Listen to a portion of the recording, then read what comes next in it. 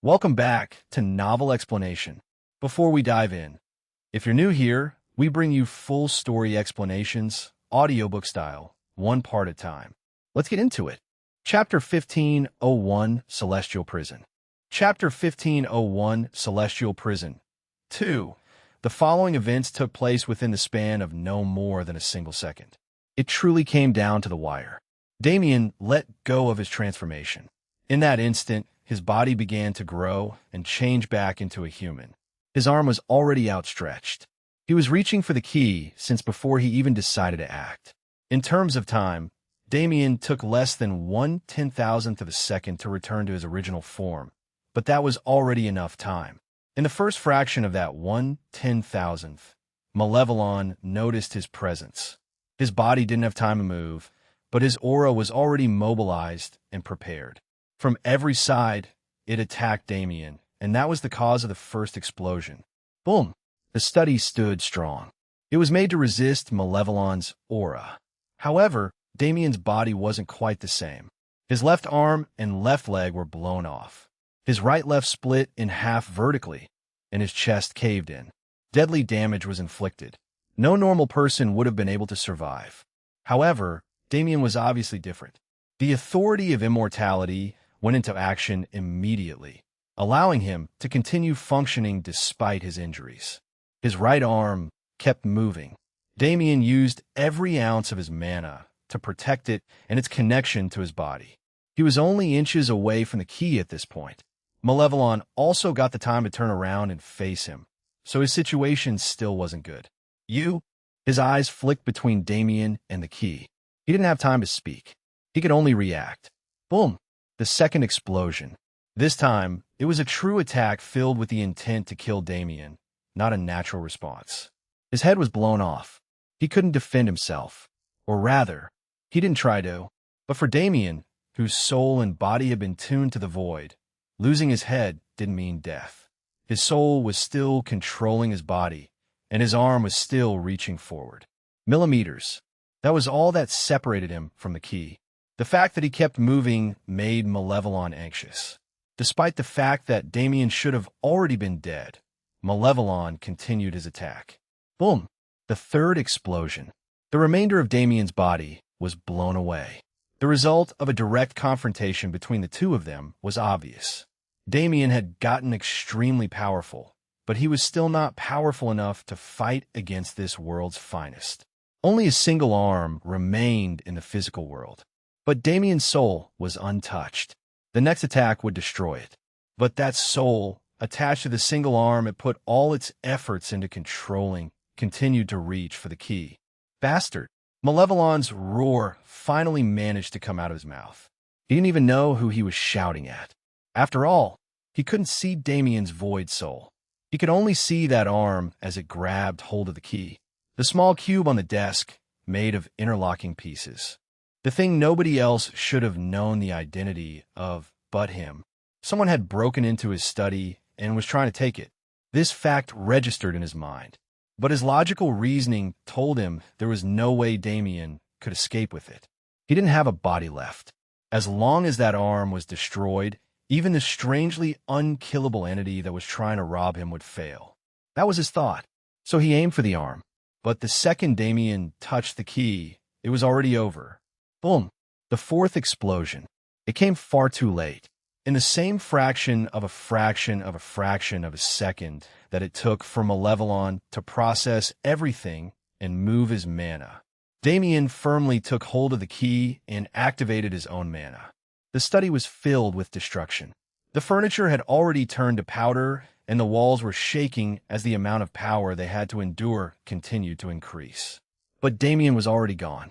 1 second passed right then and there, and by the time it was over, Malevolon was once again alone in his study. Only this time, the key he'd been keeping close for countless years was gone, along with the one who stole it. A lot of seconds passed after that one.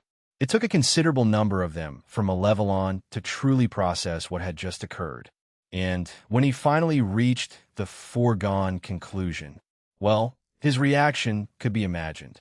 Damien thought he went to the sanctuary. That was his original intent. No matter how strong his enemies became, They could never reach a level where they could sense the existence of an entirely different cosmos, because that was what the sanctuary had grown to become. It was the perfect place to hide away when the need arose. In an operation where Damien needed to steal something and return to the palace as fast as possible, the sanctuary was quite literally perfect. However, that was not where he found himself when he escaped that room. The first thing he noticed was that he couldn't sense anything. His soul form didn't have that ability, and since his body was practically non-existent, he couldn't use physical senses to support his ethereal ones. It took a while for his perception to return to normal.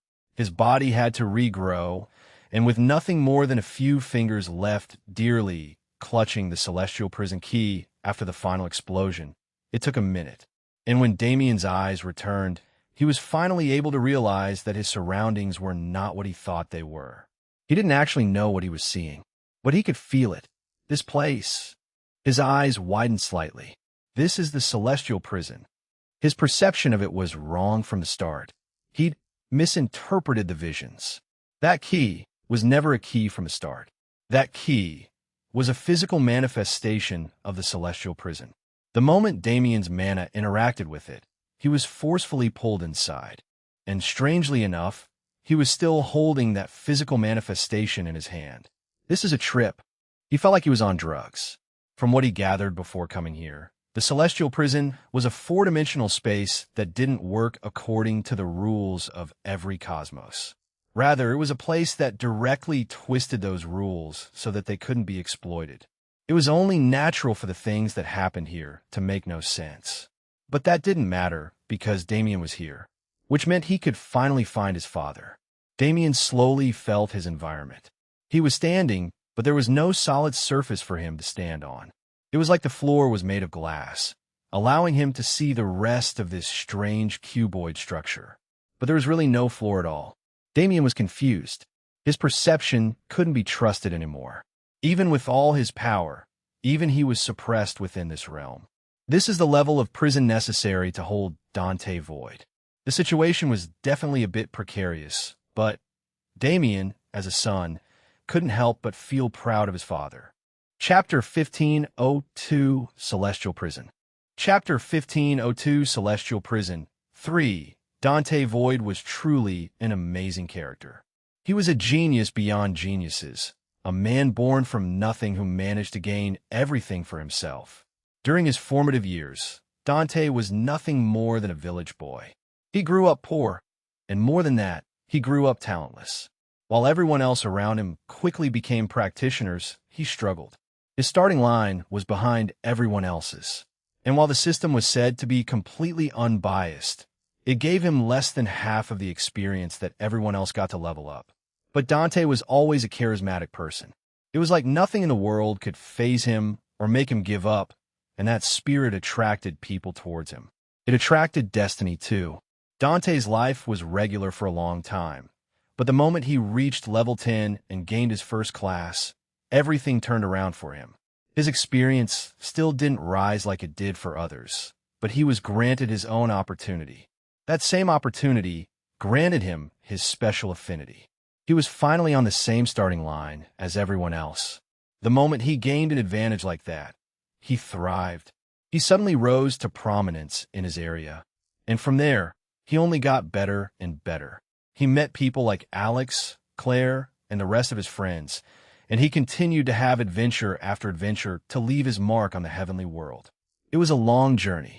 Dante never stopped rushing throughout it. He knew what it was like to be without talent, and because of that, he did everything he could to make sure he'd never be powerless again. Perhaps it was that drive that allowed him to do what he did. There was a reason Malevolon Stria and his foreign race allies needed to create something like the Celestial Prison to hold him. This place not only eradicated space and time, it also made sure no other laws could exist in the vicinity. If they did, they'd be distorted out of proportion so they could never be accessed or used properly. This wasn't a prison made for someone who controlled space. Something like that was far easier to create, while the Celestial Prison's existence was bordering on the realm of impossibility. Quite literally, the only person whose power seemed capable of bringing the celestial prison to life was none other than the dark god of the foreign races. Why did they need to go to such lengths? It was because Dante was an anomaly. His only affinity was space. That never changed. No matter how strong he got, Dante was always singularly focused on his element, ignoring all else. However, exactly because of that, he was able to achieve a feat greater than anyone else. He was able to reach an understanding of existence itself through space. That was precisely what made Dante the most powerful person in the heavenly world. His spatial law was so convoluted that others described it as miraculous. It looked to them more like he was controlling the fabric of reality than space, but they couldn't doubt the mana fluctuations they sensed. In that sense, Dante could be considered even more of a genius than his son, because he was able to reach a similar height with far less of an advantage. Of course, that didn't discount Damien's genius. He knew very well how talented he was. But seeing the celestial prison, sensing how intentionally it tried to suppress and eradicate his aura of existence, he felt so impressed by his father that he couldn't put it into words. Really, Damien was the only one who could possibly understand just how monumental his father's achievements were. And at the same time, he realized it really was a shame that he couldn't spend his childhood with such an amazing father. It's not like it was his fault, though. Any ill will Damien had towards Dante was gone at this point. When he learned that his father didn't leave him, but was forced away, when he learned that his father didn't choose to stay gone, but was trapped in a place he could never leave, how was Damien supposed to feel wronged? He wasn't the one wronged. Their entire family was wronged. The target of Damien's negative feelings changed to another person a long time ago, but the celestial prison truly cemented his thoughts. There's usually a whole story behind things like these. Just like the Saint Emperor, others probably had their own reasons for being the villain. But Damien and the Saint Emperor were only enemies because they disagreed on how things should be done. If they were born on the same side, perhaps things would have been different. The Dark God was different. That person had tried to ruin Damien's family on multiple occasions. He was the reason Void Palace was targeted in the first place. And his pursuit was the reason for Dante leaving Damien alone and everything that came after. That was a real enemy. That was a person Damien had no interest in getting to know.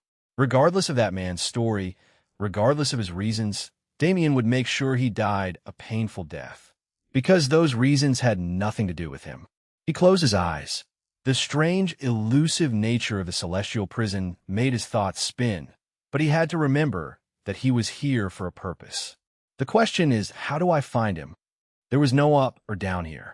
There wasn't really anywhere to go, but at the same time, the prison expanded infinitely. Perhaps Damien allowed his mana to flow outwardly. He tried to connect to the fabric of this place, but it was difficult without a foundation of space-time. Is it mirrored? Damien tried walking in every direction, testing the waters.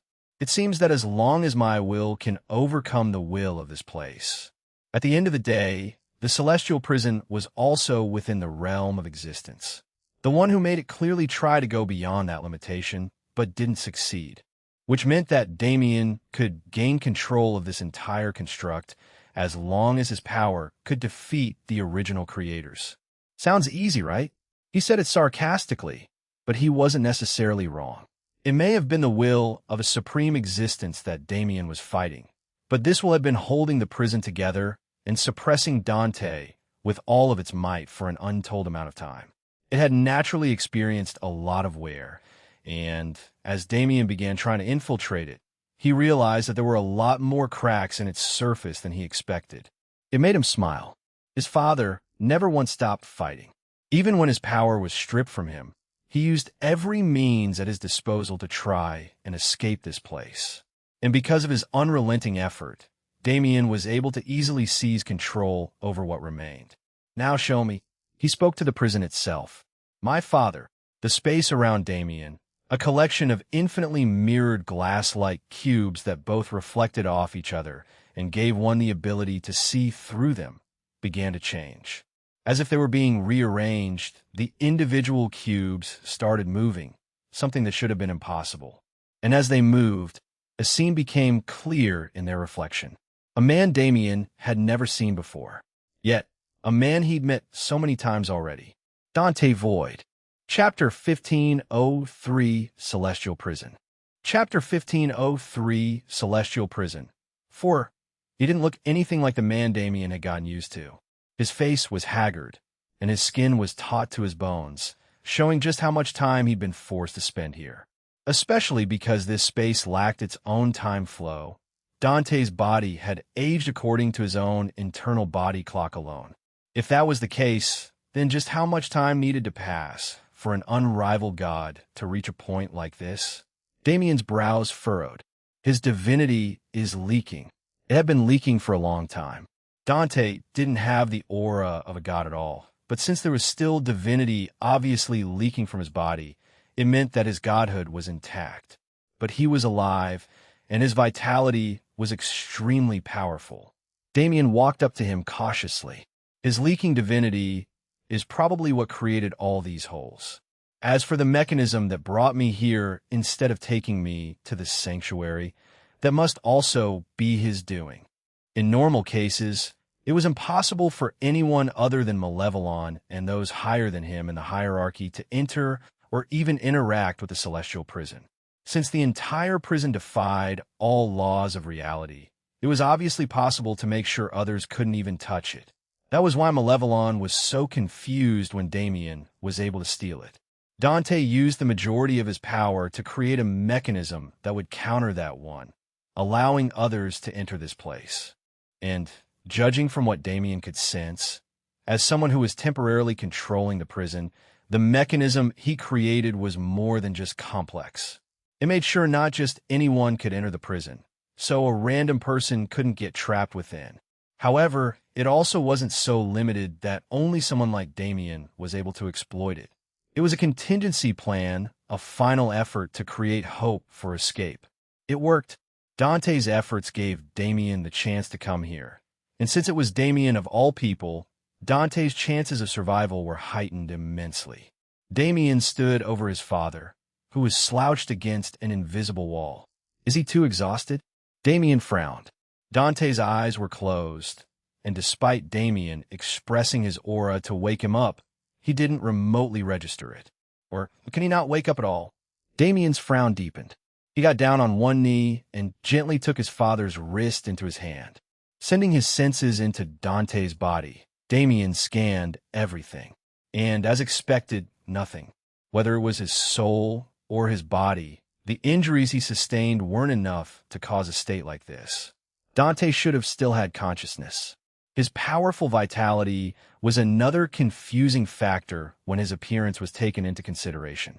Either he willingly put himself into a stasis-like state to survive and sustain himself for as long as possible, or they did this to him. Damien's eyes narrowed. He didn't have a way to find out which one was the truth. The only way to learn that information, and Damien's entire purpose from the start, was to save Dante Void and hear it from the man himself. First things first, I need to save his divinity. On the bright side, it won't be too difficult. If there was one positive in this bleak situation, it was that the celestial prison was an entirely contained space. The energy trapped within wouldn't just disappear. It lingered.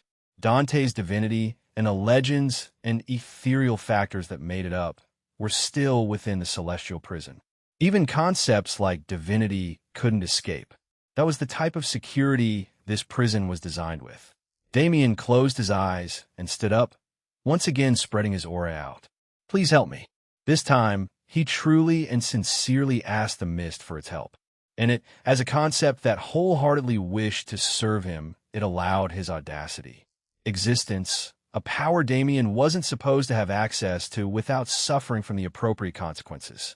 In a space where the laws of reality weren't real, it was a force he could utilize without restriction. Damien held his hand out, watching his mana become physical. Its presence in the world was defined by a lustrous blue glow. As that glow got stronger and stronger, as it spread past the borders of what seemed material, a golden energy was trapped within. The energy gathered in Damien's palm, endlessly compressing to form a ball. With more and more energy joining the ball, it got bigger and bigger before slamming back into the size of a pearl, its aura multiplying by several times. By the end of it, Damien almost couldn't believe what he was holding. It was still that same golden pearl. But the energy it contained, this is energy beyond anything I've ever felt from a single individual. That included monster-infested. That included every single existence Damien had seen or met, both through memories and life experiences. Dante truly was the most powerful person he'd ever seen. Wasn't it amazing that such a man was his father? Damien smiled wryly and shook his head, refocusing on the situation at hand. Now, what to do with this? This energy was Dante's to begin with, so if Damien fed it to him, it wouldn't act aggressively. But with the current state of Dante's body, even the gentle version of this enemy could cause him to collapse. His vessel is still broken. Damien knelt down again and touched his father's chest. Bloom. He gave a command, and the world responded. A pure white lotus flower bloomed within Dante's chest and connected to his mind, body, and soul. That'll protect him in the short term, and as long as it lasts for a while, it'll heal him completely. The lotus was a condensed essence created from Damien's authority of immortality. Even if Dante was the most powerful god, it could still heal him. In a moment like this, Damien truly felt thankful for all the work he put in.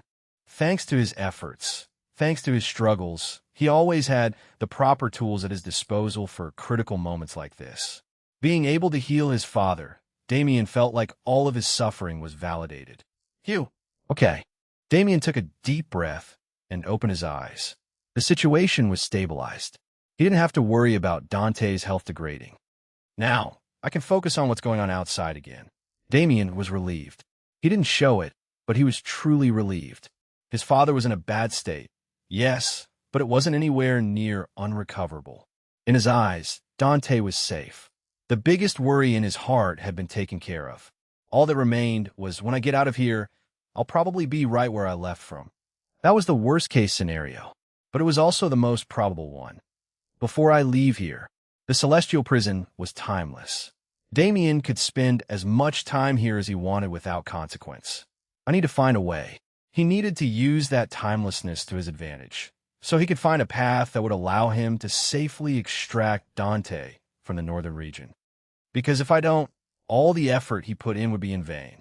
He would die, as would Dante, and everything would end there. With Damien being the man he was, there was no way he could allow that, right? Chapter 1504 Escape. Chapter 1504 Escape. 1U. Damien took a deep breath. Realistically speaking, this is going to go badly, isn't it? He had been in the celestial prison for a decent amount of time now. This space was great for sitting alone and thinking, and as Damien spent more time here, he realized that it had more benefits than he expected. In normal cases, this prison was meant to absolutely rob any and every one of their abilities. No matter how they tried to escape, they'd find their mana and strength unable to do anything. Even if their minds were amazing enough to devise strategies to escape, they wouldn't have the appropriate means to actually test those theories. Dante was trapped here for an unknown amount of time because he wasn't enough to break the prison's mechanisms. Still, Dante was able to influence them slightly. And Damien was Dante's greatest creation. He was everything Dante was and more. In this place where laws were obliterated and mana was devalued, Damien found himself able to perceive the world completely differently. It was actually a great place for him to isolate himself and train. Unfortunately, even though time was frozen within the prison, it was still flowing outside. Damien had to leave this place and escape the northern region. He had a plan. The problem was that his plan was quite reckless. It's just that there's no way to do this without being reckless. Plus, Damien was never one to shirk away from recklessness. He found a viable strategy. At least, it was viable for the most part. There isn't any better path. Monster-infested and his goons are not people Damien could escape just because he wanted to, since he would be forced to confront them anyway. Let's just do our best. Damien's eyes narrowed. He glanced around, making sure that there wasn't anything left in this place that he needed to see or do. I'll be back later. Until then, it's time to work. Hugh. Damien took another deep breath, and as he activated his mana, he focused on the physical manifestation of the celestial prison, which he currently had in his hands. Boom! A huge fluctuation of energy burst forth from the construct. Space and time began to twist around Damien, dragging him out of the celestial prison with a suction force that nobody could resist. Up until this point, everything was normal. Damien would have had to undergo these processes to escape regardless of when or how he tried to do it. The most important part came in the next few seconds. Damien's mind was utterly focused on the task. The second he found himself in the spatial corridor leading back to the heavenly world, he began to act. Vumum, vumum, vumum. Every few deciseconds, Damien released a pulse of mana filled with the laws of space and time. The blackness around him, which stirred and swirled with the movements of the spatial layers, was expanded away from him and pushed in all different directions. The only thing Damien could do now was control his direction of escape. If he did nothing at all, he'd end up exactly where he left off, facing Malevolon in his study. However, as he continued to manipulate and stretch the spatial corridor he used to return, his exit point was continuously changing. Even he didn't know where he'd land. All he knew was that as long as he continued to throw this corridor into chaos, I'll at least land further away from Malevolon. Boom! The spatial corridor trembled. A light appeared at the end of the tunnel. Whatever Damien had done, it was all he'd be able to do because his time in the corridor was coming to an end. He focused his attention on the light, his eyes narrowed, and his mana ready to be thrown into use as soon as he needed it. And that was it. That was all the time Damien had to effect his return. So when he finally reached that light and made it out of the other side, boom, the world instantly exploded. Damien swept his arm through the air, using his mana to create a massive shield that isolated him from the world. Rumble. The shield was struck by copious amounts of mana with 4 different unique signatures. The 4 laws used to attack coalesced into one as they attacked the barrier, doing everything in their power to destroy it. And eventually, they did. Bang! The barrier directly shattered into 1,000,000 pieces, and another slew of attacks hit the point it was protecting. Unfortunately for the attackers, Damien was already gone. Shit! He stood in the air, concealed, and cursed his luck. I won't be able to hide, for boom! They'd already found him. The attacks flying towards him right now didn't have any precision ingrained in them. They were just being thrown with the assumption that he'd die if they hit him. After all, they were thrown with the power of gods, with the power of edicts. Damien gritted his teeth. I can't even see my enemies. He dodged and weaved through the air, teleporting in every possible direction to add a sense of chaos to his movements. It was somewhat working. The attacks that were aimed at him rarely got close, and when they did, he was able to barely avoid being struck by them. However, the problem wasn't with the enemy. I can't maneuver my mana properly. The second he left the celestial prison, he felt it. So this was also an effect. In case someone actually managed to escape the prison and make it back to the heavenly world, they'd be unable to escape. There was a certain energy within their bodies, something otherworldly. That energy absolutely disagreed with the laws of the heavenly world. So when someone left the prison and found themselves back in reality, they'd also find themselves crippled, unable to use any strength at all. Damien was obviously not completely crippled, but the energy in his body was also disagreeing with whatever had entered his soul while he was unaware. He could get rid of it. He had to. If he had some peace and quiet, he'd be able to do it in a heartbeat. But of course, boom, he didn't have that kind of peace and quiet in the slightest. To fight while fixing myself, to escape this fight without encountering Malevolon. Fuck, Damien cursed to himself. This would be more annoying than trying to get into the celestial prison in the first place. And the worst part? Damien finally got a glimpse of his enemies while he was figuring out his own problems. A woman, tall and unreasonably skinny, with scales of green covering her entire body. A man who looked more like a tiger than a human, covered in a massive bloody red aura. Another man, this one closer in figure to the first woman, but with just as much strength pulsing from his body. And lastly, another woman. She had a devilish beauty about her, accompanied by a strange pink fog that clouded one's mind and controlled them. These four, while they were extremely different in every way, had one thing in common: an absolute loyalty to the Stria clan. These were none other than the four evils. Other than Malevolon Stria, right now, they were the last people Damien wanted to see. Chapter 1505 Escape. Chapter 1505 Escape 2. The Four Evils. They were titled as such for obvious reasons. Actually, they were the ones who chose such a title before anyone ever called them by it. They were born and bred by evil. They grew up in the lawless zone, surrounded by people who had no concept of morality. And the people they became because of that environment were something they were proud of. At the end of the day, they survived. They conquered evil by becoming the epitome of it. And as people who were chosen to serve the great Malevolon Stria, they were truly deserving of their title. Their names have been lost with time. Now, they were only known by the names given to them by the public: envy, wrath, gluttony, and lust. 4 of the 7 deadly sins. They become perfect representations of their namesakes. And while Damien didn't have too much knowledge on the 4 evils themselves, he was more than aware of their power. I can do this. It sucked that he had to face them. They were definitely weaker than Malevolon, but they were gods among gods, people whom even other gods feared and worshipped. Damien couldn't easily get past them. Even if he couldn't do it quietly. If I want to escape properly, I need to kill at least one. Boom! Boom! Boom! Boom! The explosions kept coming. Mana kept wildly populating the atmosphere, leaving Damien with less and less space to maneuver through unharmed. They're all attacking, but it's really only Wrath. The explosive power all came from him. Lust's abilities were more mental, while envy and gluttony didn't have explosive power. Wrath had extreme physical strength, along with a terrifying ability to weaponize force itself.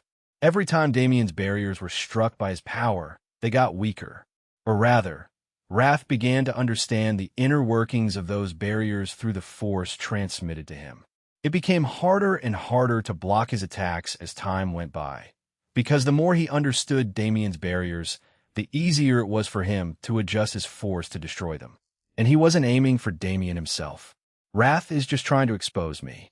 I think in normal cases, the second Lust mana touches an enemy, they win. Damien had met and fought a lot of people with mind control and mental manipulation powers before. Actually, they used to be his most hated kind of people because they would take away the freedom of those they influenced, including himself. Lust was on a different level compared to them. She was one of the rare few who managed to establish godhood with mental manipulation alone. Her power was truly something terrifying. Even gods found it difficult to resist her, let alone a demigod like Damien. I should be fine. Thinking about it realistically, Damien didn't think he'd be affected by her power. But others, his eyes narrowed. To start a war with Stria, the 4 evils needed to die. And for the 4 evils to meet their end, Lust had to die first. Okay, Envy was an assassin type. Her main speciality, however, was the ability to copy other people's abilities. As for Gluttony, nobody had a real understanding of his power, but from Damien's experience with the deadly sins, Gluttony was definitely the most dangerous. I have to be careful of them. Damien was still rapidly moving through the air. The 4 evils below had stopped their brainless attacks, probably out of boredom. They would approach Damien soon enough so he could no longer avoid confrontation. But that was fine, because Damien was also of the mind to fight head-on. He immediately teleported to the ground before they could act. His leg raised up in the air before slamming down with immense force. Boom! A massive shockwave spread from his body, throwing up clouds of dust. The 4 evils were strong people. Just this much wasn't enough to faze them. Damien knew that too. In fact, his dust clouds gave Envy the opportunity she was waiting for. To copy someone's ability, she first needed to have physical contact with them. Seeing how Damien couldn't see her, she hid her presence and snuck around, approaching him from the back. At the same time, Wrath charged from the front, both distracting him and trying to steal Envy's kill. Boom! Boom! Two bursts rang out as both Wrath and Envy attacked. But the target they struck was not a target at all. In the few milliseconds that Wrath's fist was flying through the air, Damien narrowly avoided it and danced on the tips of his toes, slipping past him. Envy was standing behind them. She should have seen Damien's movements, but her eyes seemed to skew for a moment. It was like an illusion or an afterimage. Damien's body blurred and moved, but at the same time, it stood still, as if he had no idea they were trying to kill him. She misjudged the enemy because of his apparent strength, and because of that, boom, boom, two attacks hit nothing but air, and Damien had already made his way to Lust. She was his target, and she seemed to be aware of that too. It wasn't rare for them to meet an enemy who underestimated Lust's control abilities. If they were fighting as a group, the enemies usually attacked her or Gluttony first. But that was a mistake. There was a reason they hung back, and it wasn't because they were weak. Sensing Damien's approach, Lust controlled her pinkish fog to cloud the atmosphere, enveloping several meters of the area around her. If he wanted to attack, he'd have to fall into her realm of control, and if he decided to go for Gluttony either, Lust grinned. Once again, the prize is mine. The four evils were on good terms with each other, but they were also each other's greatest rivals. Lust knew she'd get this kill, which meant she'd be the one who gained Malevolon's praise and reward. The thoughts of that moment clouded her mind. She was already too assured of her victory to pay attention to Damien before he was under her control. Was she stupid? No, she was just unaware. Because Damien was already behind her, wasn't he?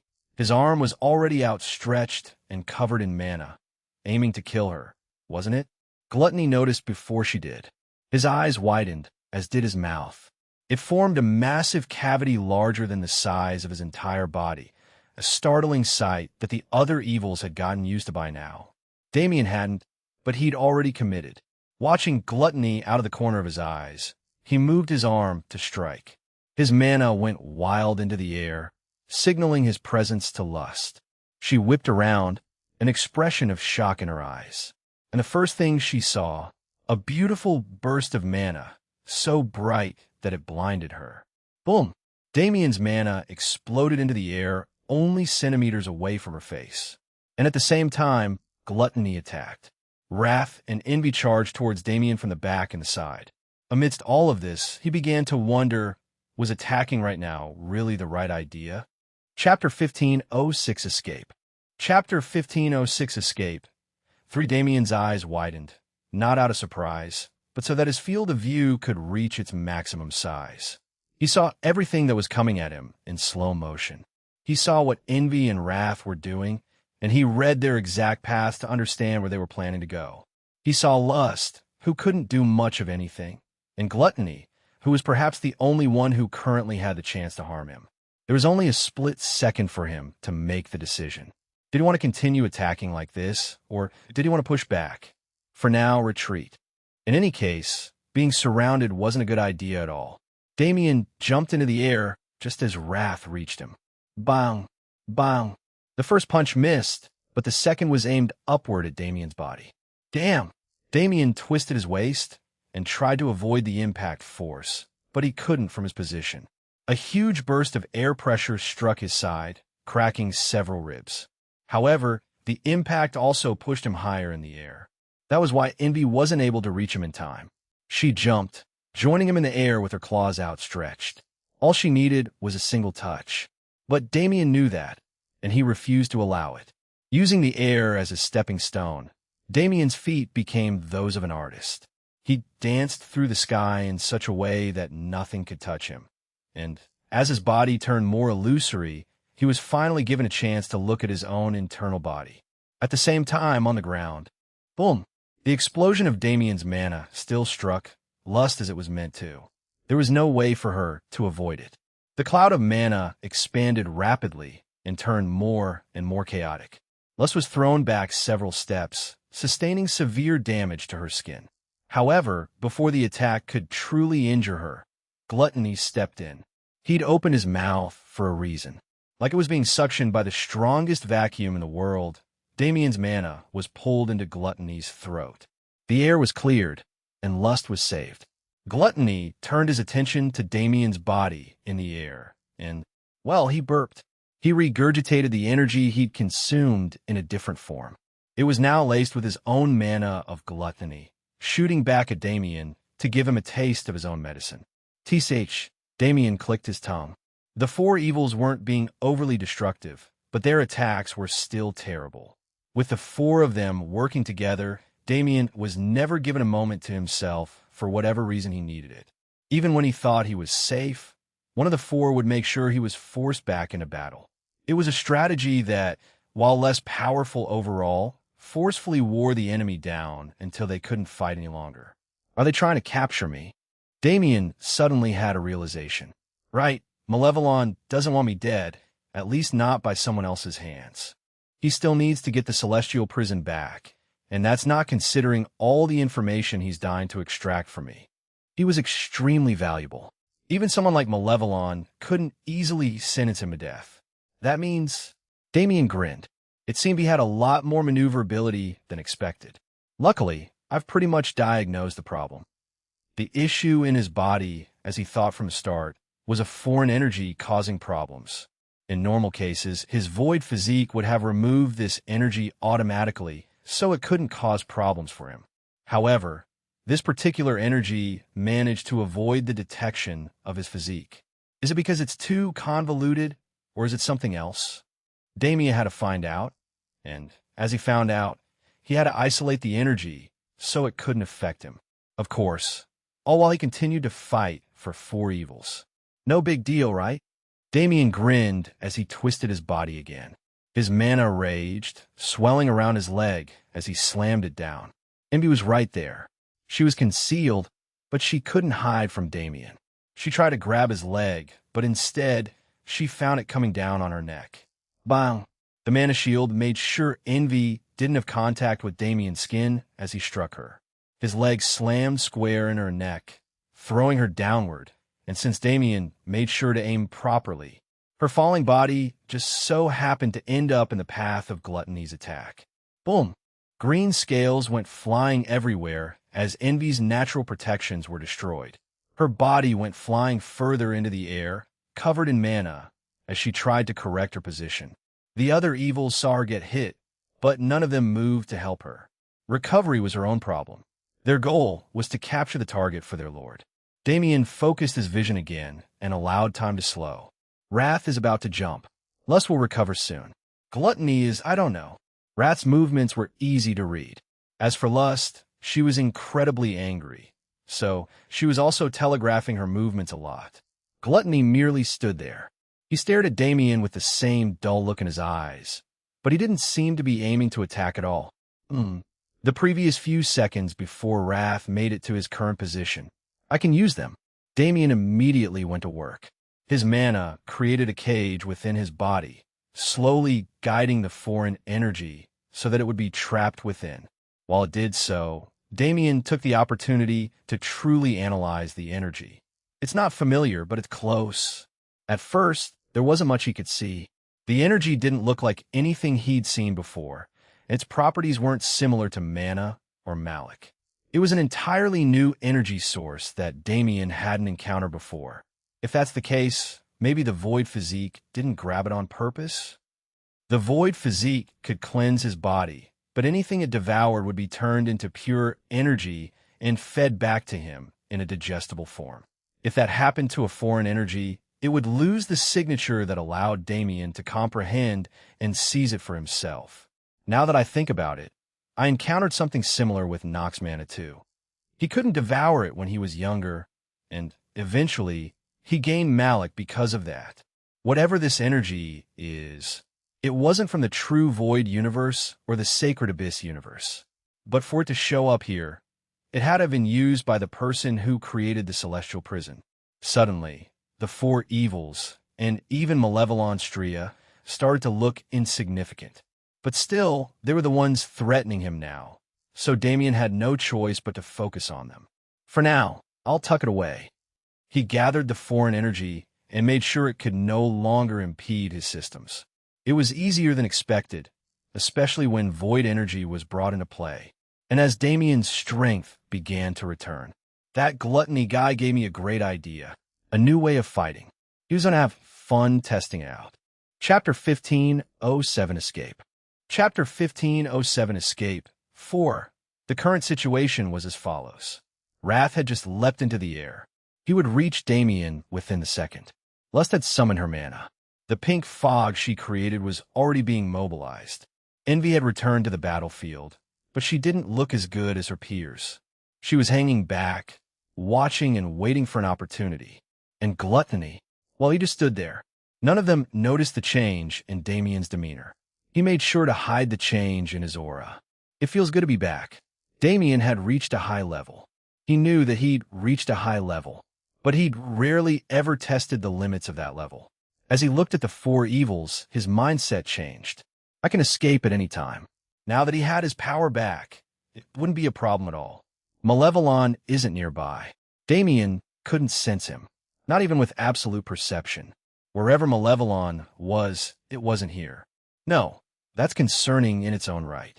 Malevolon's location was something he absolutely needed to know. So, basically, he could test himself, but he couldn't play around too much. Okay. Damien closed his eyes. Reality began to flow as normal. Boom! The shockwave caused by Wrath's launch was finally allowed to spread. The tiger-like man appeared before Damien like a flash of light. His fist was outstretched, and a mana filled with the aura of war swarmed around it fiercely. That's interesting.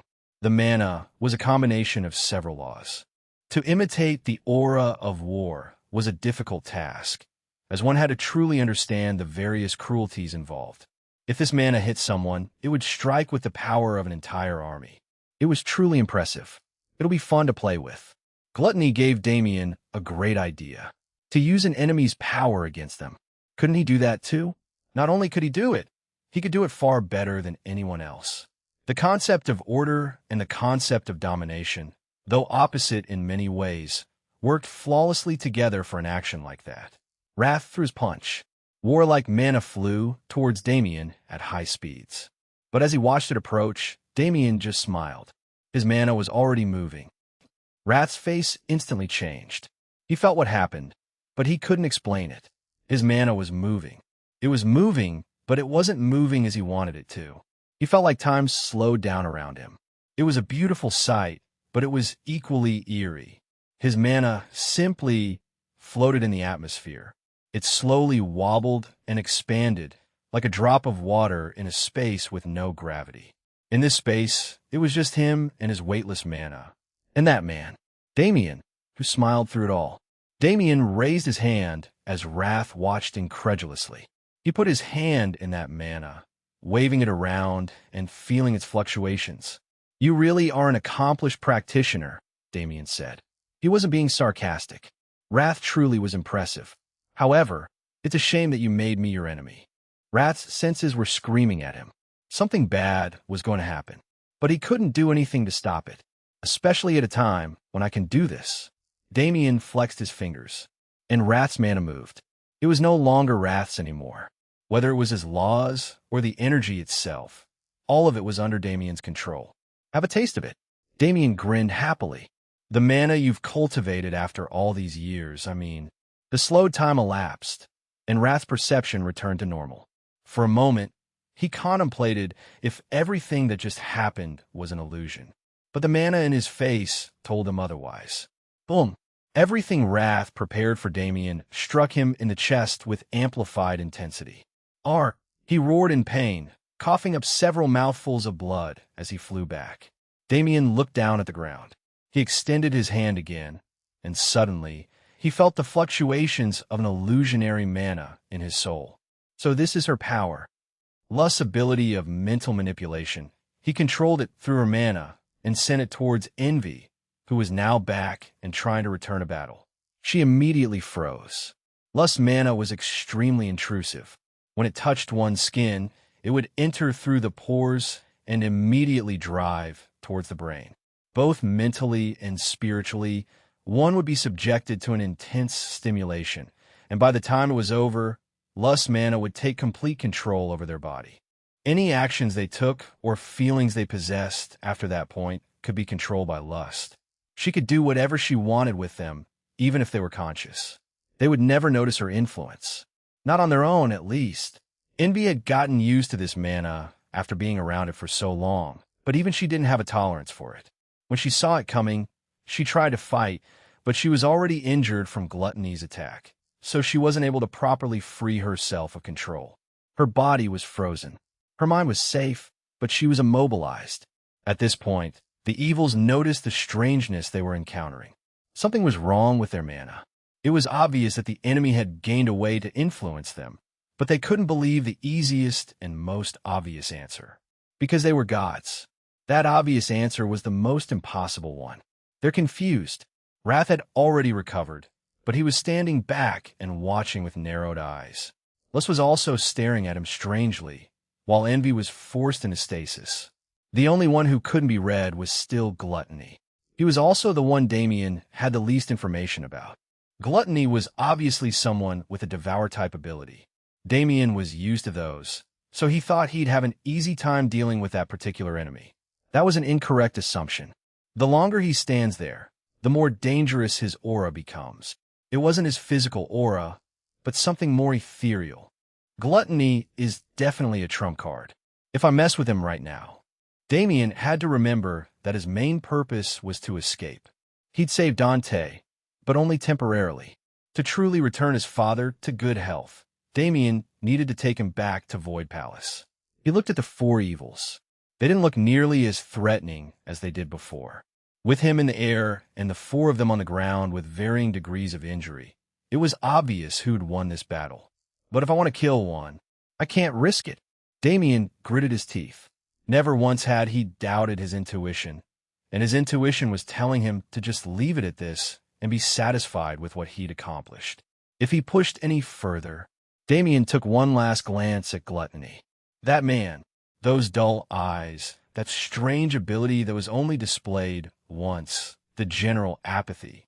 Gluttony was an unnerving presence in every way. Preparation.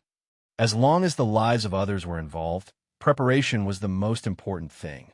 So, while Damien had the energy and desire to continue this fight, TCH, he clicked his tongue.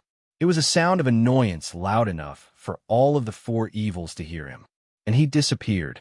His aura and presence completely vanished from the vicinity, and soon enough from the entirety of the northern region. Damien's decision was a confusing one in the moment. But if one stayed on the scene for just a tad bit longer, just a few more seconds after he left, one would soon come to realize just how wise of a decision it was. Chapter 1508 Return. Chapter 1508 Return 1 WHOSH. It was a huge wind, indicative of the speed the one who caused it had traveled to reach this place. Where? One word. When the four evils heard it, their bodies froze. That voice. That was the voice of a person they never wished to meet in their lives. Where? It was repeated, this time in a far sterner tone. They were frozen, but they had no choice but to respond. He escaped. Lust spoke for the group. Escaped. The man looked between them. There was no emotion in his gaze. From all of you, he observed their states. Gluttony was unharmed, and wounds on the rest of them were no more than surface-level injuries. But what was he sensing from them? Was that fear? Disappointing? Only one word again. It was like the man didn't believe they were worthy enough to converse with. It didn't matter how the battle went or what happened with the enemy. All that mattered was that the person the Lord wanted was gone. The man closed his eyes and sensed his surroundings. His awareness spread across the entire northern region without halting. And when he sensed no sign of the man he was looking for, TCH, he clicked his tongue. I will report this to the Lord. Do not think your pitiful performances will go unnoticed. The man didn't stop to look at the disgraces known as the four evils any longer. He only came here for one purpose, and as it had become impossible to achieve, he would return to his Lord and report exactly what he'd seen. The four evils could say nothing. They didn't try to stop him from leaving. After all, they truly did show a pitiful performance. Damien didn't have to work hard to escape. No, once he confused them and made them wary, Rather than escaping, he just left. He absolutely could have continued the fight there, and though they didn't want to admit it, they didn't think they'd win if he did. That strange power he showed at the end was an ability unlike anything they'd ever seen. The second he started using it, Wrath, the most sturdy of them, was forced to cough blood and focus on recovery. They were fighting an unknown enemy. If they wanted to capture him, they needed to do a lot more to understand his strength before even trying. Yet, they didn't get anything close to an opportunity to do so. It was all over after just a few clashes. This was the most demoralizing battle they'd ever fought. It didn't even feel like a battle, more like an encounter against someone who didn't have any interest in fighting them from the start. That, of course, was a correct assumption, as Damien really didn't have any plans to fight them. But for it to be felt meant that he truly wasn't putting any worth in their existences. It made them feel a plethora of hostile emotions, but those were all squashed the moment that person arrived. They couldn't focus their hatred on one man anymore. They had to show results befitting of their position as soon as possible against the enemies of the Stria clan, causing as much damage as possible. Because as long as that man said even a single word, they would die. He was Malevolon's true right hand. He was the person under one and above all others in the Stria clan. He, Malefic's Stria, was Malevolon's blood-related younger brother and the strongest and most loyal person under his control. Malefice practiced a law nobody else understood or even knew the identity of. That law could kill anyone as long as Malefice wanted them dead. There was no way to escape it. He was someone who could kill Damien with a single glance, even with his new comprehensions about existence. Just like Malevolon, he was someone Damien absolutely couldn't mess with right now, especially if he wanted to save his father. He was lucky he left when he did. But his departure was the worst thing that could possibly happen to the Four Evils. This failure was the biggest mistake they'd ever made, and with their positions and lives at stake. They had gone insane with the desire to live, a primal urge that came from the deepest depths of their souls. There was a dark place. It was far removed from any sort of society, located in the exact center point of the Sacred Abyss universe. Here, there was a darkness beyond darkness. A supermassive black hole that was slowly consuming everything around it. But it was not a black hole. Rather, it was the latent energy subconsciously released by the being in the center of that mass. He never moved from that place. Many people hardly even knew of his existence. However, they all knew his name. He was the owner of this cosmos, the supreme being that controlled any and all things within it.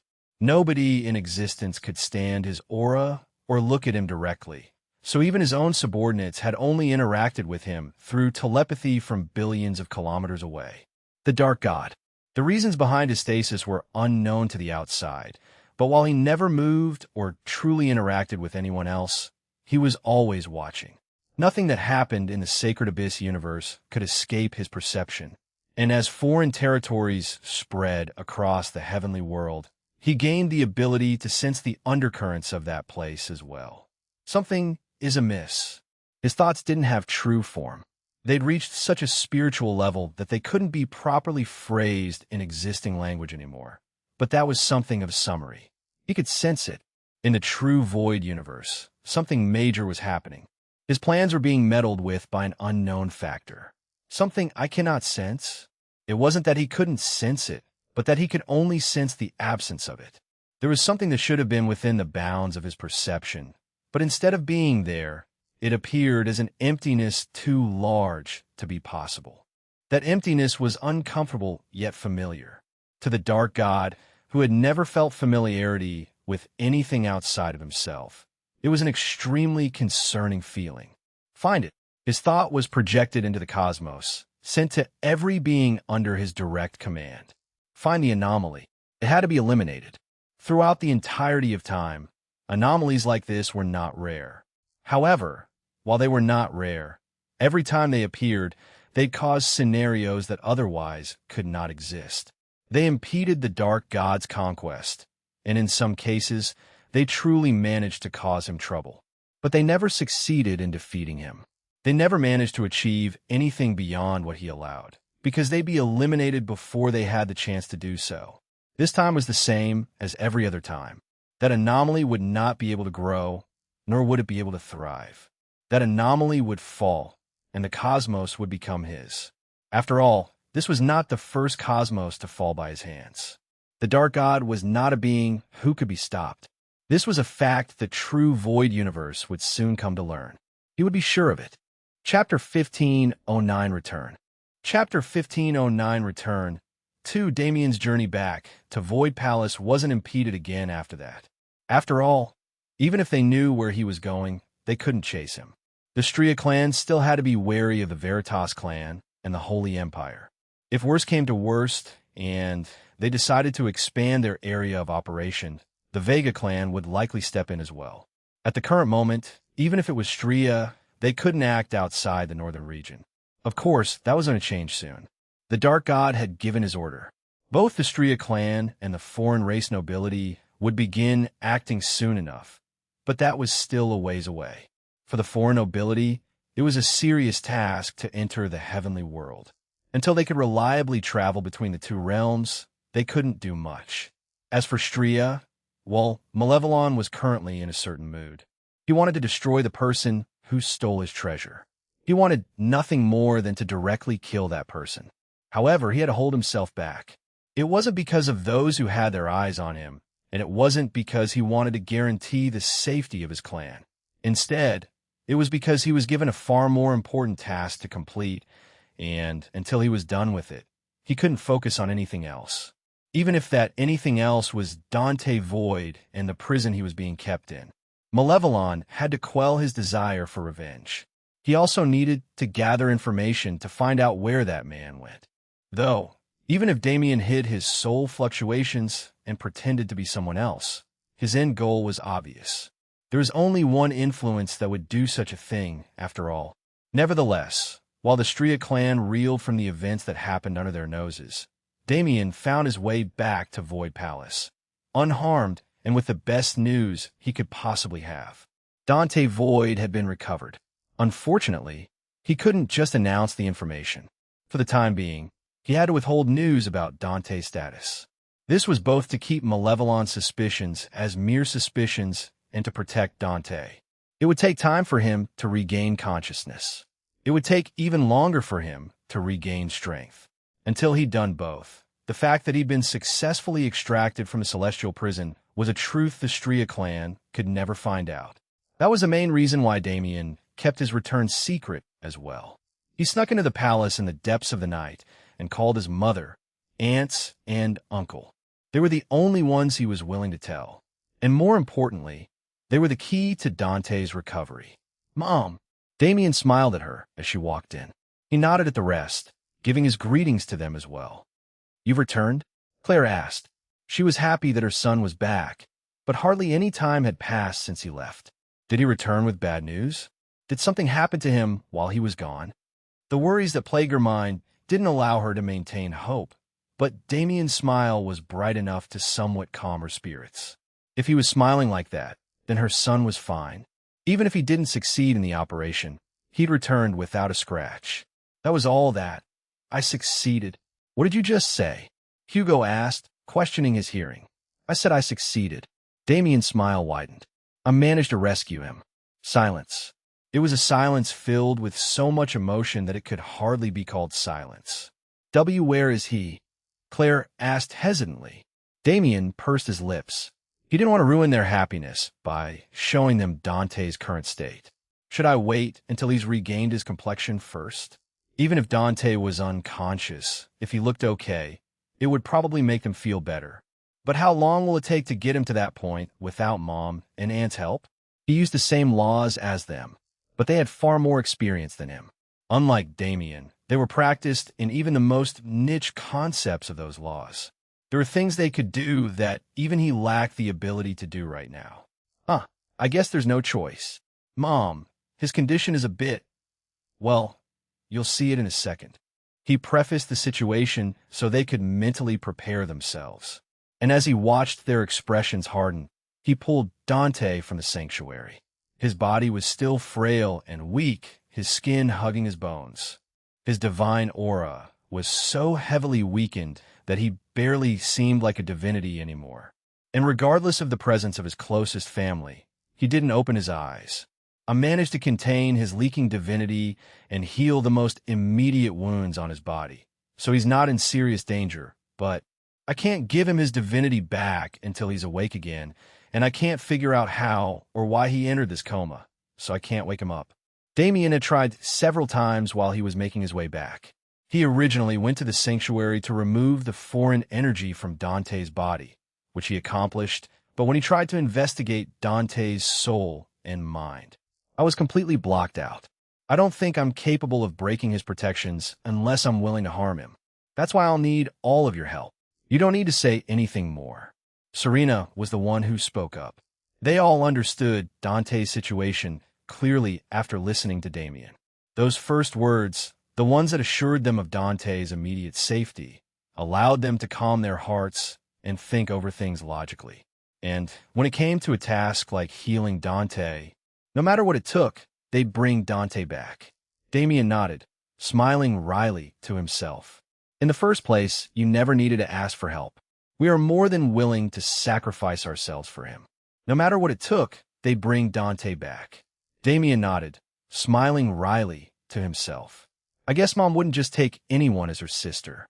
Serena was also someone Dante held dear, and she had the same commitment to him as Claire did. Then, I'll take my leave. Damien knew his aunts and uncle needed some time alone with his father. And after seeing how deep the feelings Claire and the rest had for Dante were, he suddenly had the urge to go find his own people. Yes, this was his family. Hugo, Persia, Claire, Serena, and everyone else at Void Palace were people he held in his heart. But they weren't his only family. Damien had another family, one he'd found himself as he made his arduous journey to the heavenly world. And right now, he was missing them more than anything. Not just his wives, but everyone. Long Chun, Su Run, and all the other friends he'd made along the way. Tian Yang, Malcolm, and the many mentors who'd become his most trusted confidants. Damien had been too involved with the heavenly world's matters ever since he got here. Now that the war was in full swing, he didn't have to take a frontline position as often. So he finally had time to spend with them. I guess this is the perfect time. Damien's demeanor softened. Let's take our first real break since coming to this world. Chapter 15:10 Desperation. Chapter 15:10 Desperation. 1. A lot happened in the coming months. Damien returned to his daily life in the young lord's residence. With the most important task completed, he had time to spend on the back line, overseeing everything. But mainly, he used this time to spend with his family. It had been a long time since he'd had quality time with his wives. It wasn't just because he was busy outside, but because they'd been fully immersed in training. The heavenly world was a dangerous place, especially for the weak. They were powerful back when they were in Grand Heaven's boundary, but unlike Damien, they experienced what it was really like for an ascender. Adapting to the laws of this world was difficult.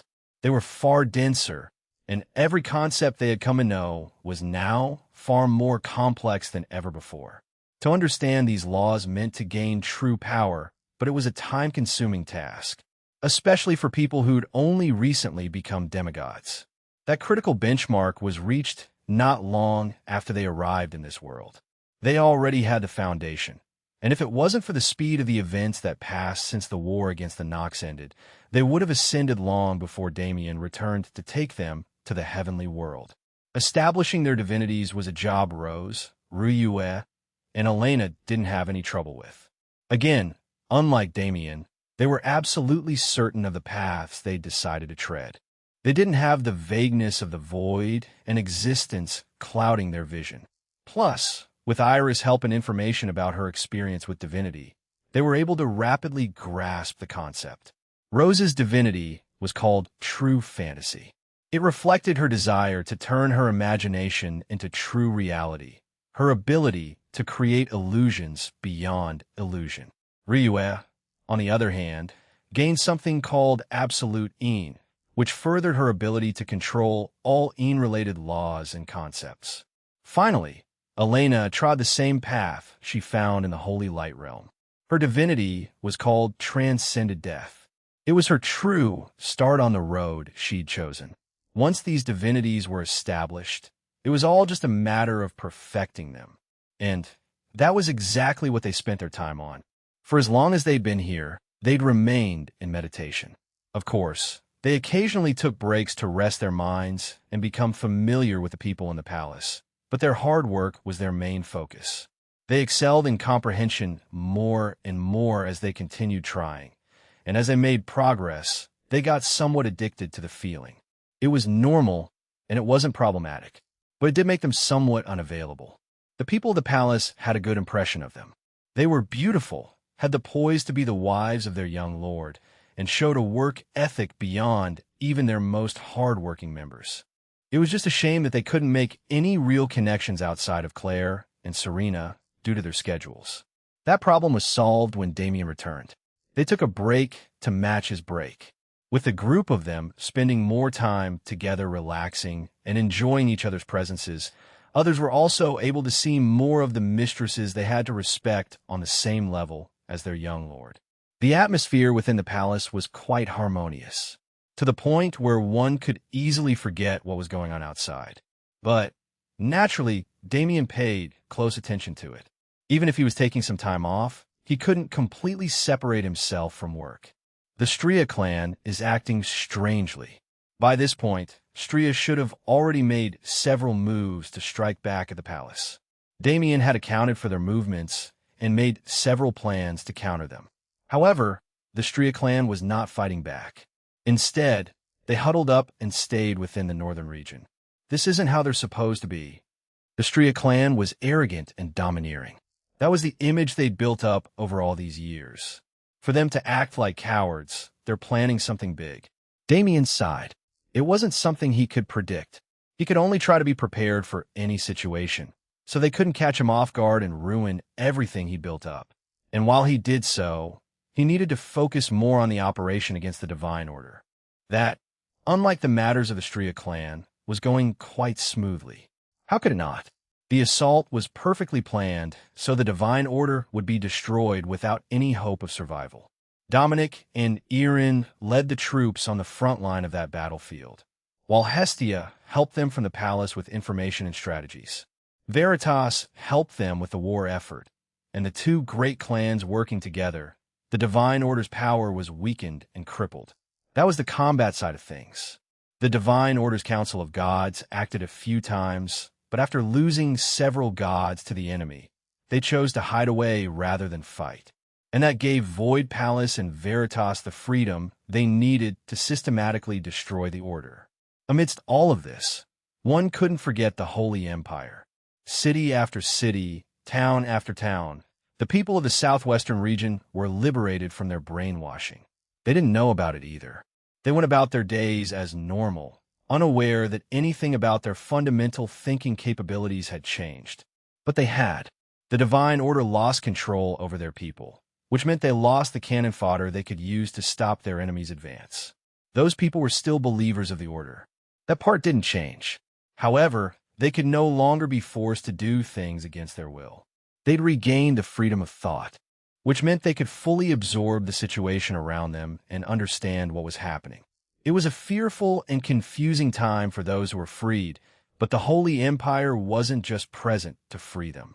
They provided aid and care to make the transition as smooth as possible. And because the Holy Empire itself was a religious order, they were able to use the faith those people held to help them. It was a perfect operation in every way. And because of that, the Divine Order was forced into an extreme position. If they wanted to survive through this, they had to find a way to escape the southwestern region, they being the highest level of the Order. The rest had been abandoned. And since the rest had been abandoned, naturally, they had to be used. Damien forgot about one thing. When an insane enemy was forced into a corner, nobody could judge what they do next, especially when it was the Divine Order, an influence that was always forced to be suppressed and controlled by those greater than it. The Council of Gods held one more meeting. It wasn't much of a meeting at all. It was merely a time for them to make sure they were all on the same page. They would make it out of this mess alive, even if they had to bring the world down to do so. Chapter 15:11 Desperation. Chapter 15:11 Desperation 2. The passing months were still ongoing. The siege against the Divine Order continued, and nothing else really changed. The Vega clan started paying more attention to the conflict as their information network was able to uncover more about what was actually happening. Meanwhile, the Dragon clan was silent. They were notorious for their uninterest in worldly matters, so it wasn't a surprise. The Western region was a gathering place for all dragons. It was a place where they could be surrounded by their own kind and live without concern for other races. As such, the Dragon clan's borders were almost always closed off to the outside world. When the Holy Empire's forces made their way through Dragon clan territory, they were forced to gain permission from the Dragon God himself. And even then, they were only allowed to move through a specific route that didn't allow them to interact with the inhabitants of the Western region. The Dragon clan was a huge object of interest for a lot of people, but in the current state of the world, their attractiveness had died down. All eyes were on the ongoing war, and as the war raged on, the foregone conclusion became obvious for everyone. The Divine Order would no longer exist after this. Even those within the Order realized this. Yulia Veritas herself was leading their army, and while the Holy Emperor didn't appear, he sent 6 archangels, a force with impossible strength. 7 of the 12 gods in the council were killed in battle. It wasn't just them either. The majority of the high-level members of the Order were gone. Some died in battle, others were assassinated, another group died while trying to flee, and some even ended their own lives. The main headquarters of the Order was already surrounded by all 3 armies. It was hard for them to maintain hope. It didn't look like defectors and those willing to surrender would be spared. Nobody knew whether to admire or condemn those who chose to die. They were too busy considering something else to even think about it. In this situation, what could the Divine Order even accomplish? Was there a way out? There had never been a situation where the great clans formed an alliance to deal with one of their own. Nobody had ever seen the strength of multiple great clans at once before. But it was here in the world now, and it was absolutely terrifying. With all eyes focused on them, the 5 remaining gods who represented the Order had to cement themselves in the path they chose. They didn't really have names. The 5 of them were unknown in the world. They were gods in their own right, sure, and they definitely had their places in the council, but they were never the real decision-makers. They were the ones who stayed in the back and went along with the majority, quietly maintaining their status and luxury. The reason they survived wasn't because they were strong. It was because they were willing to do whatever it took to survive, even if that meant betraying any and everyone. This time, they were planning to do just as they always did. To secure their own escape, they would risk everything. The current situation wasn't complex. Void Palace was to the south, Veritas was to the east, and the Holy Empire was to the north. The west was open water. It wasn't much of an escape route, but it could still be used. However, it was easy for gods to chase gods if it just came to flying. For the 5 of them to get out of this mess, they needed to provide a distraction that would force the other side to let them go. What could they use? What could possibly force all 3 of these great clans to allow them to pass? That wasn't even a question. While they may have lost control over the public in terms of brainwashing, they hadn't lost their ability to use the general public against their enemies. When it came to dealing with the righteous, hostages were always the right option.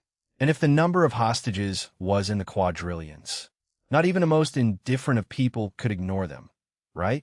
Dominic and Erin sat in their tent on their side of the line. Yulia and 2 archangels were with them, while the other 4 archangels were watching the line on the Veritas and Holy Empire side. They were currently trying to figure out what the best method to siege the headquarters was. Or at least, that was what they'd been attempting to do until a moment ago. But at this time, something surprising happened. A man appeared in the air above the headquarters. He wasn't someone anyone recognized, and from his aura, he most certainly wasn't one of the remaining gods. I am speaking for the Great Order. His voice was filled with terror. Every word shook, but against his will, every word was projected across the lands to anyone willing to listen. Void Palace, Veritas, Holy Empire. He yelled, "Your people wish for the destruction of mine. However, I cannot allow it." The man paused for a second. His body began to shake uncontrollably. He looked in a certain direction, unwilling to say any more. But he was not allowed that luxury. Bang! His foot exploded into a shower of blood. Aya! He roared in pain. Tears streamed out of his eyes, which soon widened.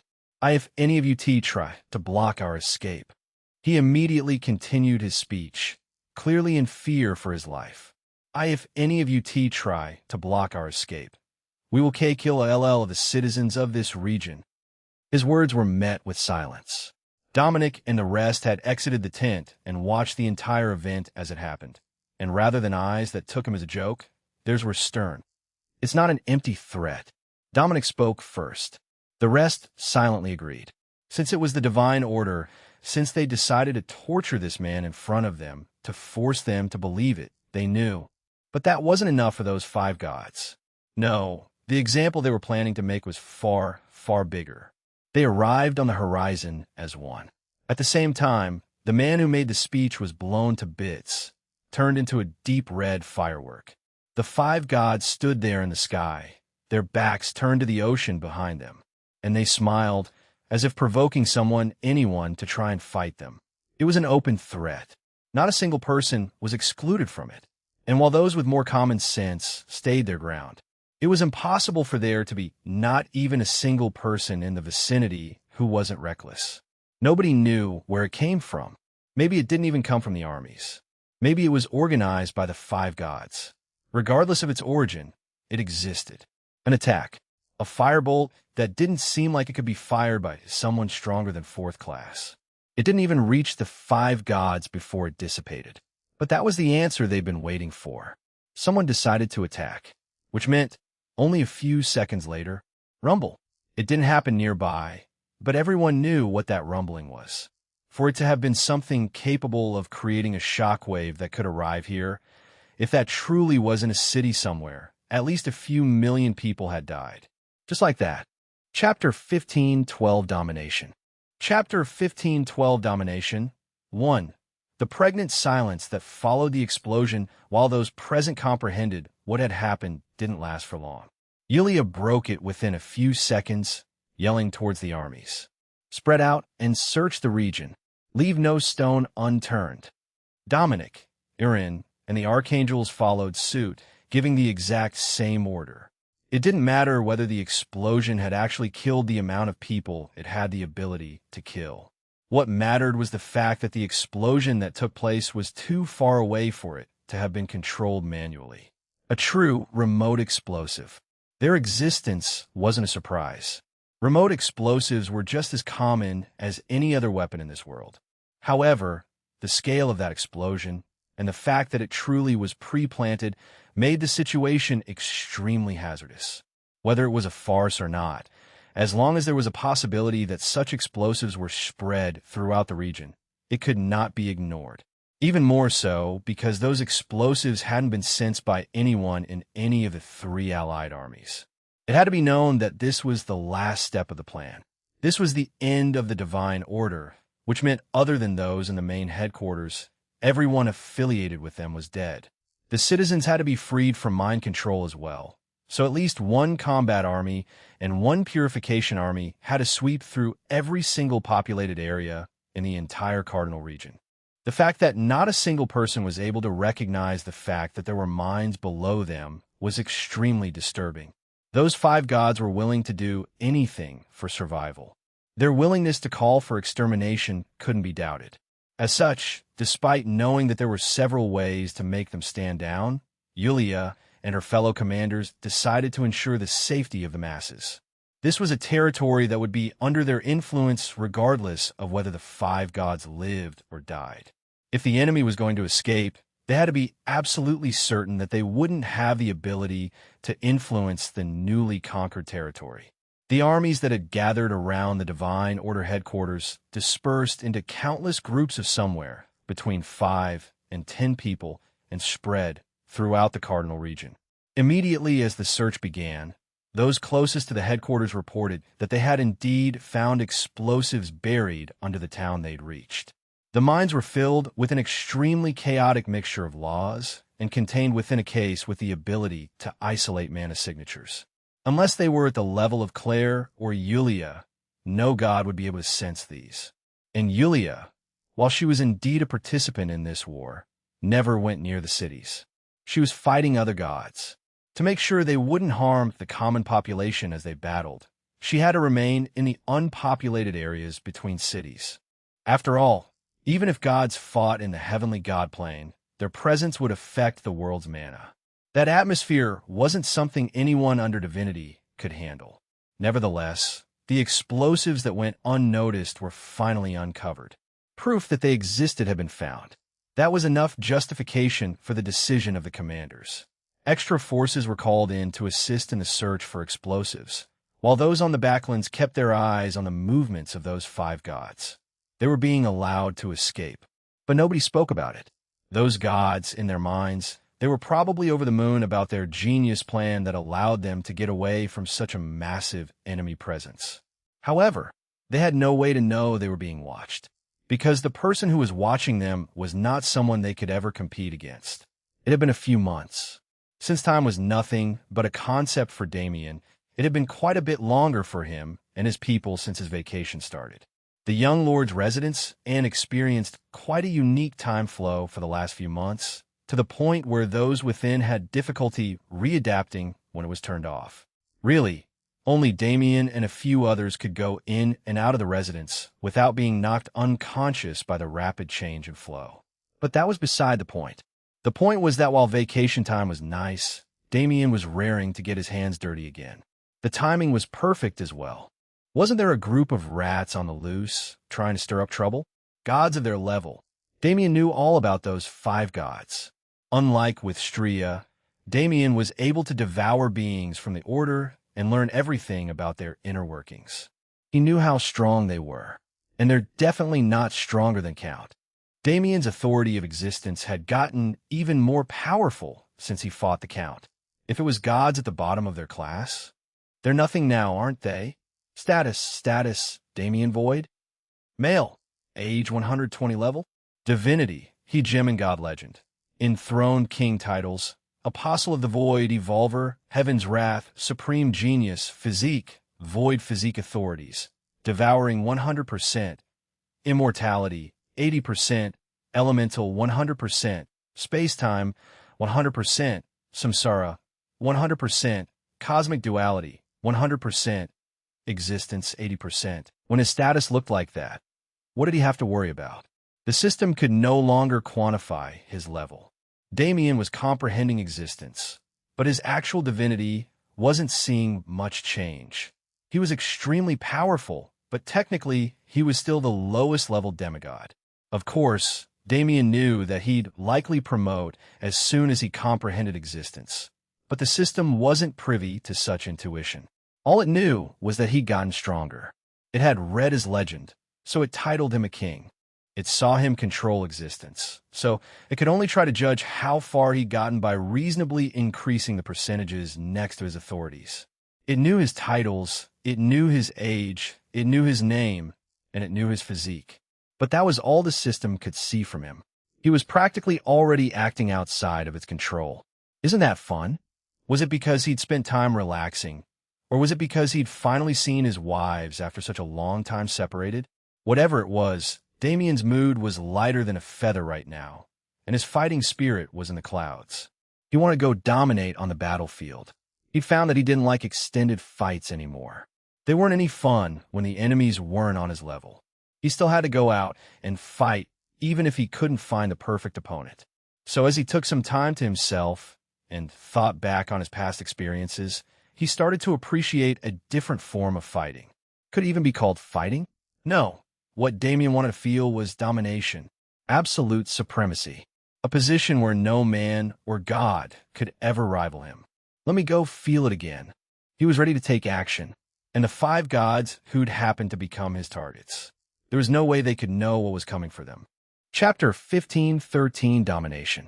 Chapter 15:13 Domination. 2. Damien had 2 faces. He was a man who liked using disguises and concealment. These abilities allowed him to act as he wanted to without facing consequences. But he didn't use disguises because he was trying to be secretive. Not in the slightest. Damien was a man who liked concealment and used it frequently. However, he He was also a man who always fought his enemies face to face. The enemies he'd met in the heavenly world had generally only seen one of those faces. Even when he caused a stir, it was always in such a way that Void Palace wouldn't be brought into the mess. His face was too recognizable, after all. This time, he didn't try to hide. He went out with the appearance he'd held since birth, and he used his abilities without restriction. Flash. There was only one flash. It happened when Damien left Void Palace. By the time he reappeared, not even a few seconds had passed, yet he was already in the southwestern region. Their last known position it was somewhere above the ocean.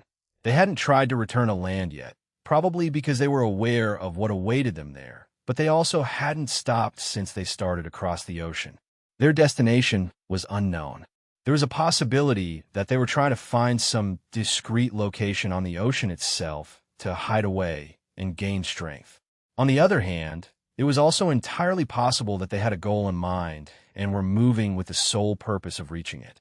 Damien didn't really care. He could find out from their corpses. What mattered was the fact that they were somewhere with no witnesses, a place where Damien could truly exert his dominion. It was difficult to travel across the heavenly world. Because of its scale and the strangeness of its land borders, it was hard to tell which areas were safe and which ones were dangerous. Even if they were all dangerous, the amount of time one would have to spend, no matter what means of transportation they used, was great. Damien was able to teleport people unreasonable distances within unreasonable time spans since long ago. He'd managed to send messengers to the northwestern region in a mere month, hadn't he?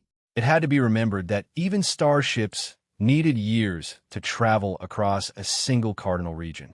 The absolute perception ability Damien possessed allowed him to expand his teleportation range infinitely after he adapted to the heavenly world's dense spatial layers. Now, not only could he move from Void Palace to the oceanic region behind the Divine Order headquarters in seconds, he could even move from this place to the Stria clan in the same amount of time. Travel was no longer a problem for him. The same, however, couldn't be said about his enemies. Gods had a great deal of advantages in this world. Their speed and movement capabilities were some of them. In most cases, gods could travel faster on foot than by any other means of transportation. The five gods had managed to cross an impressive stretch of water in the time it took for the Allied armies to find traces of explosives underground. Unfortunately for them, there was nowhere in this world they could go to avoid Damien. He was already above them. He'd been watching them for a bit, but he waited before attacking to see whether the threats they made were legitimate or not. Since he was now aware, "Don't go anywhere." He didn't say it out loud, but the five gods responded as if they heard him. They stopped in place. They couldn't move. Isolate this space. Domination. Through this concept, the space in the surrounding 100 kilometers was isolated from reality and turned into its own dimension, entirely under Damien's control. Do you guys know what you've done? Damien walked through the sky and approached them. The five gods didn't have the power to respond. They didn't even have the power to tremble as they feared for their lives. Just what kind of being had approached them? The second his presence appeared in their perception, they lost all movement capability. Not only that, but they also felt their divine energy lock up. It refused to flow as it usually did, and if they tried to control it, it backfired and injured them instead. Those words Damien spoke were the most terrifying words they'd ever heard, especially when they finally saw the face of the one who spoke. "Do you recognize me?" The five gods couldn't answer, but the emotions in their eyes still changed according to their thoughts. Incredulity, confusion, and fear. Everything else was drowned out by these three emotions. Damien Void. If they didn't know his face by now, they'd be idiots. He was a boy who'd only recently ascended to the heavenly world, yet somehow he'd become Void Palace's young lord, the man destined to lead it in the future. They tried to assassinate him many times already, but none of those attempts succeeded. Rather, none of them were able to get close to him at all. The assassins sent by them and all others who tried to kill Damien when he first ascended to the throne died mysteriously the moment they stepped into the main palace's vicinity. It was like sorcery, even to these ancient beings who'd seen godhood itself with their own eyes. Those attempts stopped without gaining much traction. For the most part, people assumed that the 12 swords were watching the borders like eagles.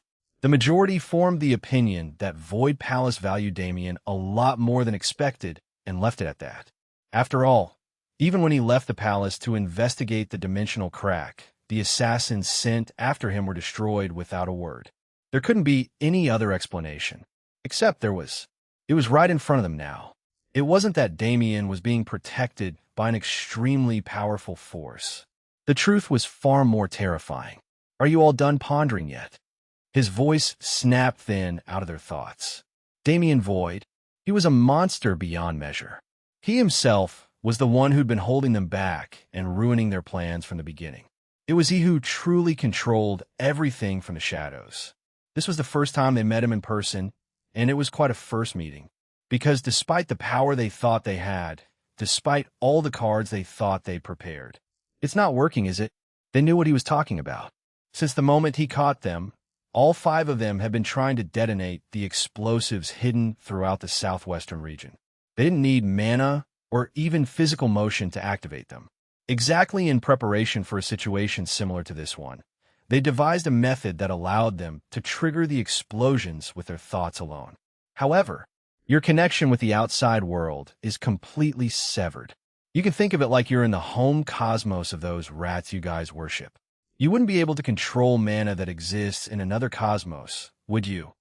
Damien was kind enough to explain all the details to them. It wasn't a bad thing to satisfy their curiosity. They'd been dead since the moment Damien caught them. Their heads were already severed from their bodies. Their bodies had already been devoured. Their souls no longer existed in this world. Only their egos were eternally trapped in this illusion, seeing Damien speak to them and feeling the terror that seemed to originate from their souls. In reality, they were already gone. They were already drenched in non-existence. Damien came to dominate, and that was exactly what he did. Whether in mind, body, or soul, they wouldn't forget his terrifying dominance.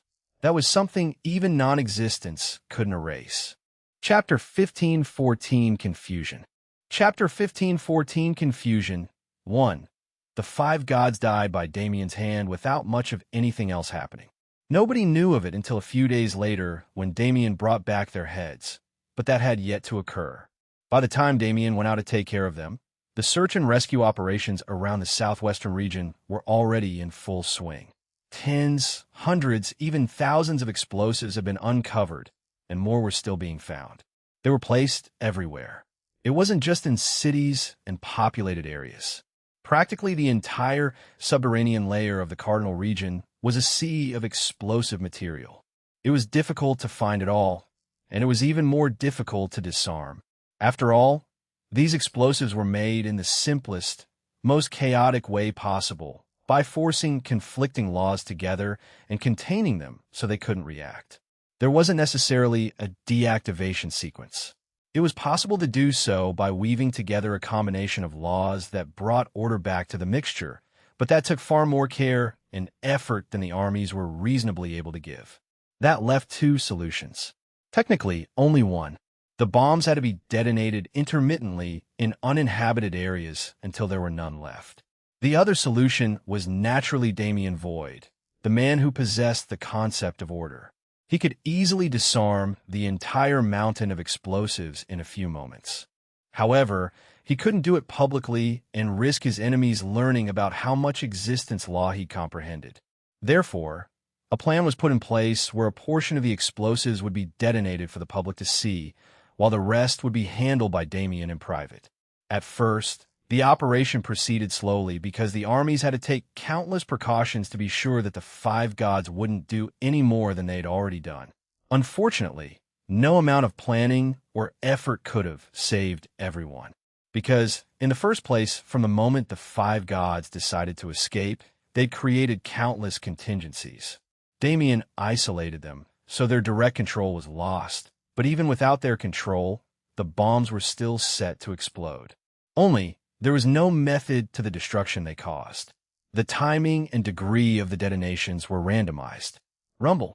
It was a sound and feeling everyone had gotten used to after some weeks. No matter what they tried, they couldn't save everyone. The randomized bombings took untold millions of lives, lives of people who had nothing but faith in the order that governed them. It was as if the people of the order wanted everyone to know that it didn't matter if they'd been defeated and destroyed. Even if they were all dead, they could still terrorize the world. If there was one good thing, it was the fact that a lot of the randomized detonations happened within the group of explosives already removed from their original positions. Just as millions died, millions were saved. And when the news got out that the five gods were no more, the race to remove all threats from the southwestern region became fierce. People moved with more purpose and energy. Without the threat of conscious control always nagging them in the back of their minds, they could calmly and systematically take care of everything else. Minimizing damage was the most important thing. Sure, not everyone could be saved, but that didn't mean that those present wouldn't try to save as many of them as possible. That mentality was what led to the armies spreading thinly around the entire southwestern region. It was good for the efforts they were making, but there was something they hadn't considered. It was a coincidence, really. The first person to find themselves back in this general vicinity was Dominic Void.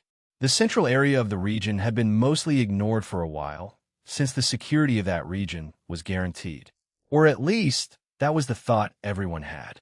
Until now, what Dominic saw was, it's gone a hole. When it appeared was unknown. How it was done was also unknown. After he found it, he immediately informed those on Backlands. Investigations started as soon as the news was transmitted, but no clues were found as to the cause. This hole, it wasn't always a hole. Rather, this was a location they'd been at only recently. It was at some point the Divine Order's main headquarters. But that tall, sky-piercing collection of buildings that seemed larger than life was already gone. All that remained in its place was a crater roughly 100 kilometers wide and a few thousand kilometers deep. The absence of any kind of information from the crater was concerning, but that very pregnant absence was telling in its own way.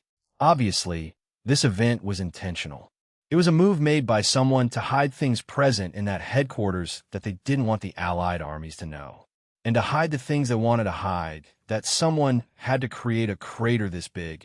Honestly, this amount of information could be gathered by anyone, but it didn't really amount to anything. They could guess that the Stria clan was involved, since that was the most obvious conclusion, and they could guess that something was going on in this place, but they'd have no way of ever knowing what that something was. This time, Damien wasn't the only special person to take into consideration to solve this problem. Of course, Damien already had the answer. He devoured the five gods' existences, so he knew more than he'd ever possibly need to know about what was happening in that place. But there was someone who'd been able to deduce the same things he'd learned, without taking the easy route. Hestia Void. She was never a fighter, so Damien didn't train her to fight. He made sure she'd receive an education beyond any other. He allowed her to gain practical experience and grow her mind in every way she so wished. And as a result, Hestia had gained a talent of deduction far beyond what reality should have allowed. Logic began to follow her, rather than the other way around. And precisely because of that, she could infer about the things that were hidden by the destruction of the Divine Order's main facilities. That, however, was a topic for another time. Many people were killed, but overall, the matters of the southwestern region were handled properly. The territory had fallen into Void Palace's hands, but nobody outside the great clans was aware of that. To them, the war taking place was practically imaginary. It was over before they realized what was happening, and the most important battles happened in places where nobody could bear witness. Nevertheless, the world was lulled into a silence. Almost unnaturally so. It was something subtle that not many people had realized. Among those on his side, Damien was part of only a handful who noticed the strangeness. It wasn't just time and space. It was reality. Reality itself was subtly flexing. The degree of this warping was increasing by the day. At first, it was barely anything at all, but by the time the war with the Divine Order ended, everyone was asking themselves the same question. How do we get here? Chapter 15:15 Confusion. Chapter 15:15 Confusion. Damien noticed at first, but even for him, it took months. How many months? He genuinely wasn't sure. The law of time has changed. It's not stable anymore. Months, days, weeks, it was hard to tell which one was passing when the day and night cycle ended. Months had passed since Damien returned to the celestial prison. That much was for certain. But how did these months pass? He wasn't quite sure. It all happened so fast that it was hard to take reality as reality. Damien's mind immediately began to race. At this point, he was still above the western ocean of the Divine Order's territory. He'd only recently sent news back of the Five Gods' death, and he was already receiving news back about the things that happened afterwards. But wasn't it only a few moments ago that they died? How was time able to move in such a way that the southwestern region could be cleared and left for him to take over? At first, Damien thought it was just him. He'd just left the celestial prison, after all. He'd been subjected to a space unlike any other he'd been to. So if reality warped around him when he left, it made sense. If it was solely his problem, it was easy to solve. The source of the issue could only be one of few options. So if Damien isolated and took care of them one by one, he'd find himself back in a stable reality. But it wasn't only his problem. Others had experienced similar things, though not to the same extent as him.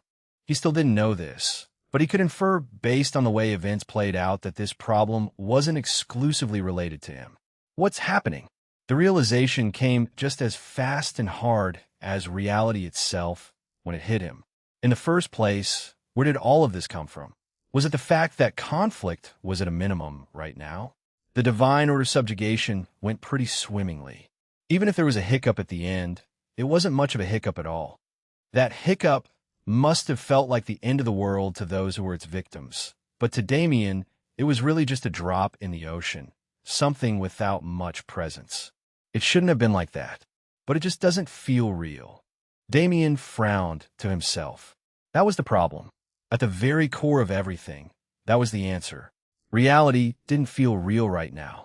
No, reality was really collapsing, wasn't it? I have to check. Damien didn't waste time returning to the palace.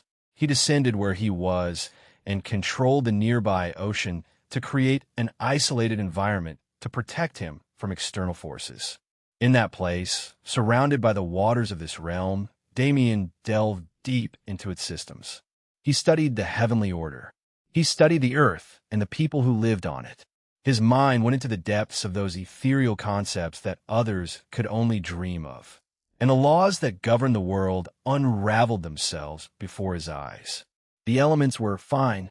There's nothing wrong with the most base elements like fire and water.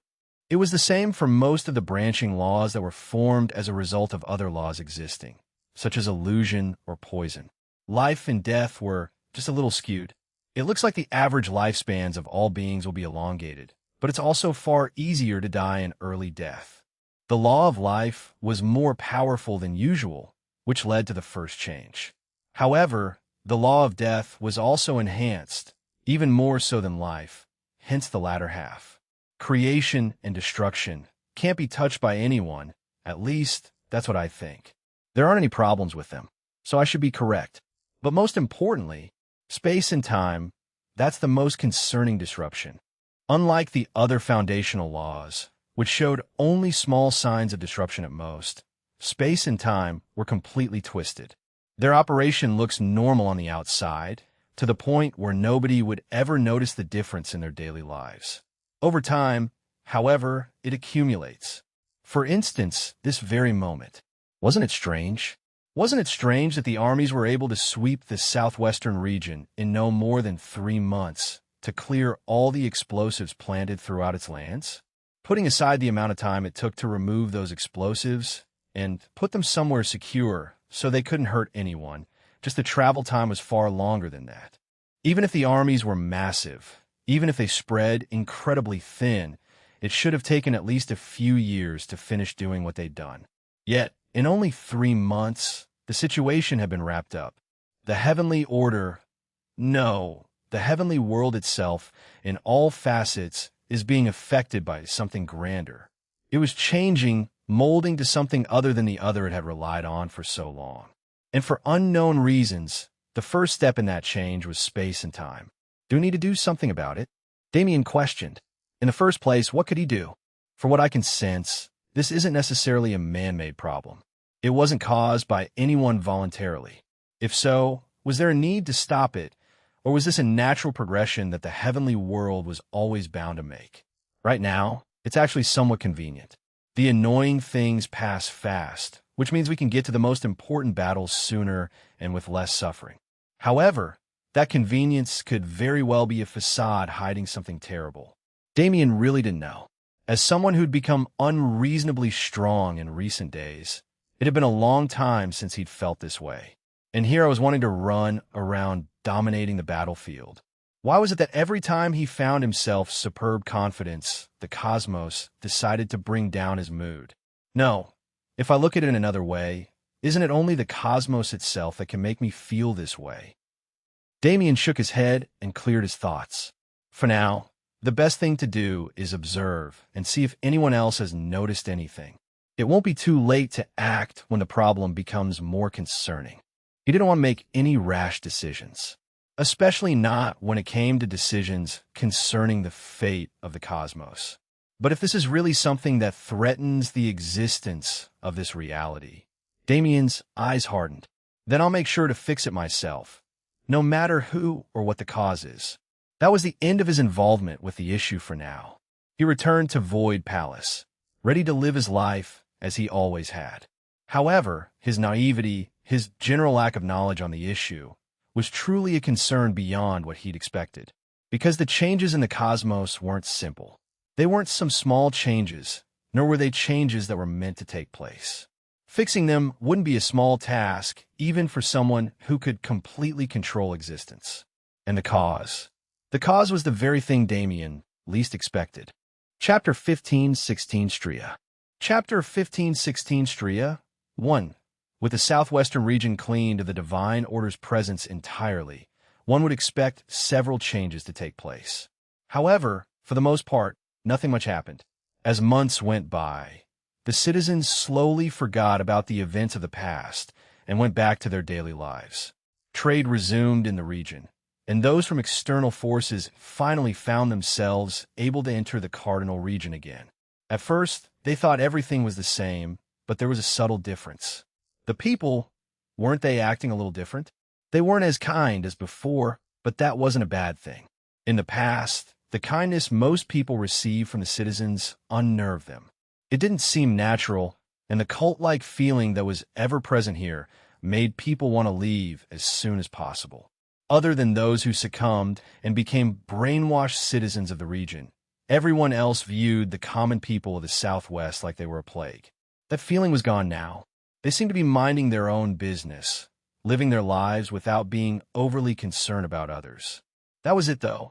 After the Divine Order was destroyed, everyone expected there to be a new influence controlling the southwestern region, but that was a flawed assumption. The Divine Order still existed. Even its old headquarters were rebuilt, leaving the territory looking like nothing happened at all. But the people weren't the same. That was the key difference. The Veritas clan didn't have to do much after the war ended, other than an envoy party that went to Void Palace.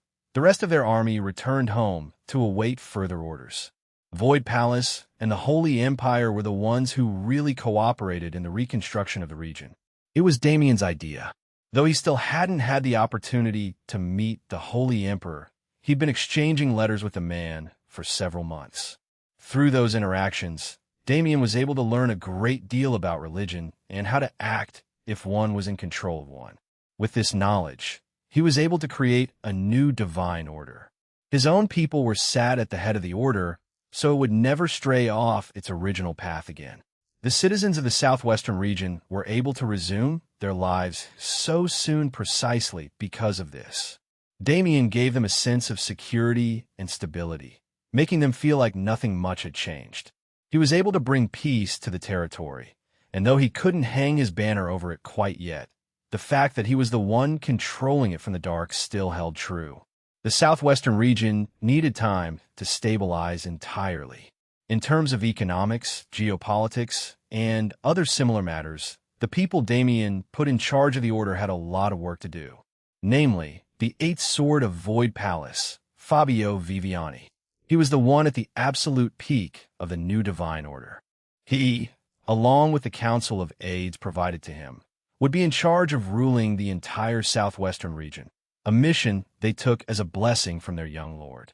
The Holy Empire didn't care about artificially expanding its territory, so it didn't interfere much with what happened afterwards, only offering help where help was needed.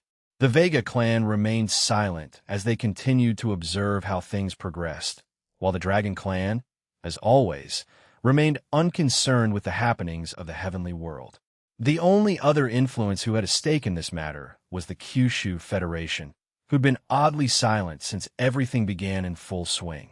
Matthias Quincy promised Damien non-aggression, and that was exactly what he provided. He, like the leaders of Vega, decided that watching and being entertained was the best course of action for the current moment. However, he did have a promise with Damien, and Damien had shown him exactly what he promised to. The Divine Order was gone, leaving only the Stria clan.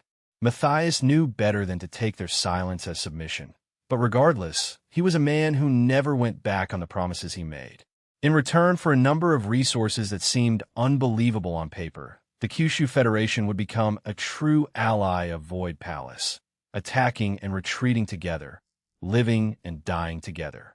As he looked over the tens of reports telling him about everything taking place in the outside world, he had a wry smile on his face. He saw it when they first met. That was the only reason he entertained the young boy who had ambitions beyond his station.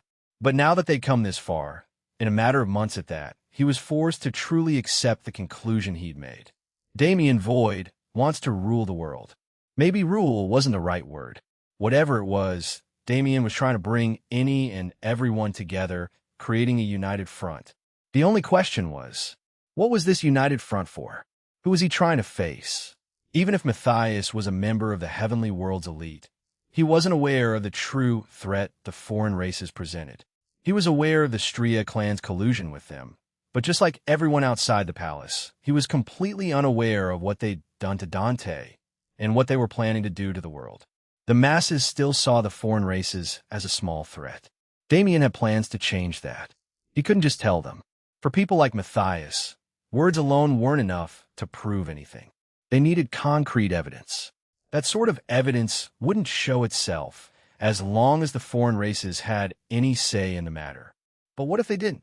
What if they couldn't continue being underestimated anymore, no matter how hard they tried? Well, they'd find out soon enough. With the war against the Divine Order over, most people assumed that the palace was too focused on internal stabilization and the handover process to care about anything else. They were wrong. Void Palace didn't need to put much effort into those things. Their internal situation was at the best it had ever been. And when it came to the southwestern region, they didn't have to do much work at all because of Damien's pre-planning. The majority of their forces were free and ready. After all, they knew that they weren't done yet. Their young lord had led them to victory against one of their enemies, but there was still one left. And while they were all still in the mood to wage war and conquer, Damien couldn't betray their expectations. Could he? He had no plans of doing that at all. Even for him, the feeling was the same. The Stria clan had been quiet for long enough. Whatever they were doing, Damien wasn't going to give them more time to do it in peace. War was tedious and tiring, but it was also incredibly rewarding. So until everything was over, Damien refused to stop. The Divine Order was gone. The Stria clan was next. Until Void Palace hit the absolute peak of all worlds. Well, nothing more needed to be said. Chapter 15-17 Stria. Chapter 15-17 Stria 2. The Stria clan. Not much was known about it to the outside world. It had been mentioned before, but despite the grandiosity of their existence, the Stria clan somehow managed to keep their internal structure hidden from the masses. They weren't exclusive in this. Void Palace was also quite mysterious to others. Their disjointed, dimensional monstrosity of a palace made it difficult for anyone to get anywhere they weren't supposed to be. On top of that, with how close-knit the people of the palace were, it was difficult to gain information from within. However, since the palace was active in the world and openly showed its strength here and there, people were somewhat aware of its structure. For instance, the 12 swords were known in both name and appearance. The Stria clan also had their equivalent of the 12 swords, but nobody knew who they were. They were headed by Malefice Stria and serve Malevolon directly. They'd never appeared in the outside world before, at least not in ways that other people could see them. But that didn't mean they'd never appeared at all. The Stria clan was actually quite simple. It was an authoritarian clan, even internally. Malevolon held all the power, so there was really no need for a complicated structure. But that didn't mean there was none. After all, Malevolon himself wasn't going to do all the work necessary to run a clan. Maleficus was in charge of these types of matters, and the ones who worked under him were the closest thing Stria had to leaders outside Malevolon. Other than them, everyone was equal. The geniuses were lauded, as all geniuses were, but even they didn't have much status. It was confusing. Why would a genius bother to stay in the Stria clan with the kind of treatment they received? They were used and abused. They were treated like trash, demeaned, and taught to become dogs rather than individuals. This treatment started from childhood, because again, the Stria clan didn't need young geniuses. It needed pawns who could carry out orders. Geniuses would be systematically groomed, so they would be mindless in all matters that didn't relate to the clan. This education had never failed.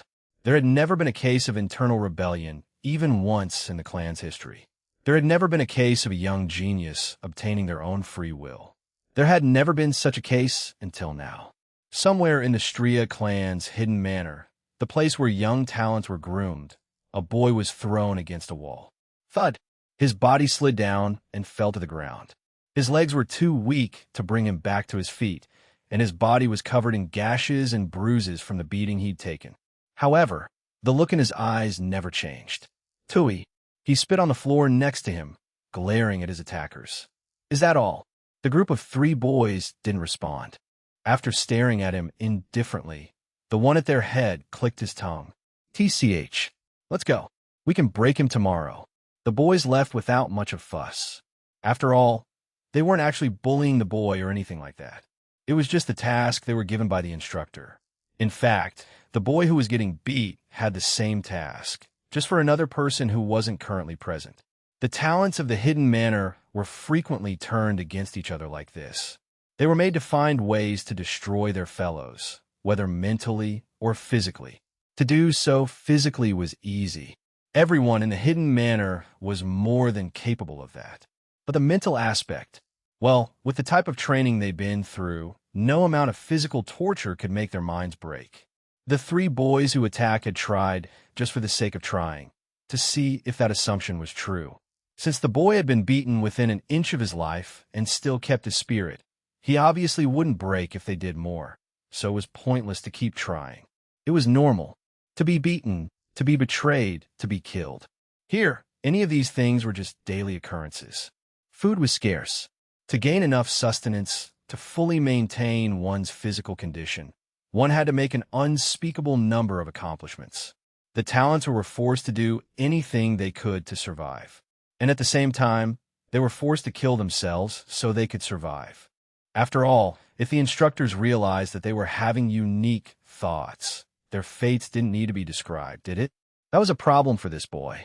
The boy who unfortunately donned the name of Stria. Fuck. He couldn't say anything out loud. He stood up, brushed himself off, and ripped off the clothes on his back to bandage his wounds. By the time he was done, he wasn't wearing anything more than a rag. He walked through the halls in that state, but nobody looked at him strangely. It's normal, after all. There was no medical center here. If one succumbed to one's injuries, it was nobody else's fault. I hate this fucking place. It was quite strange, wasn't it?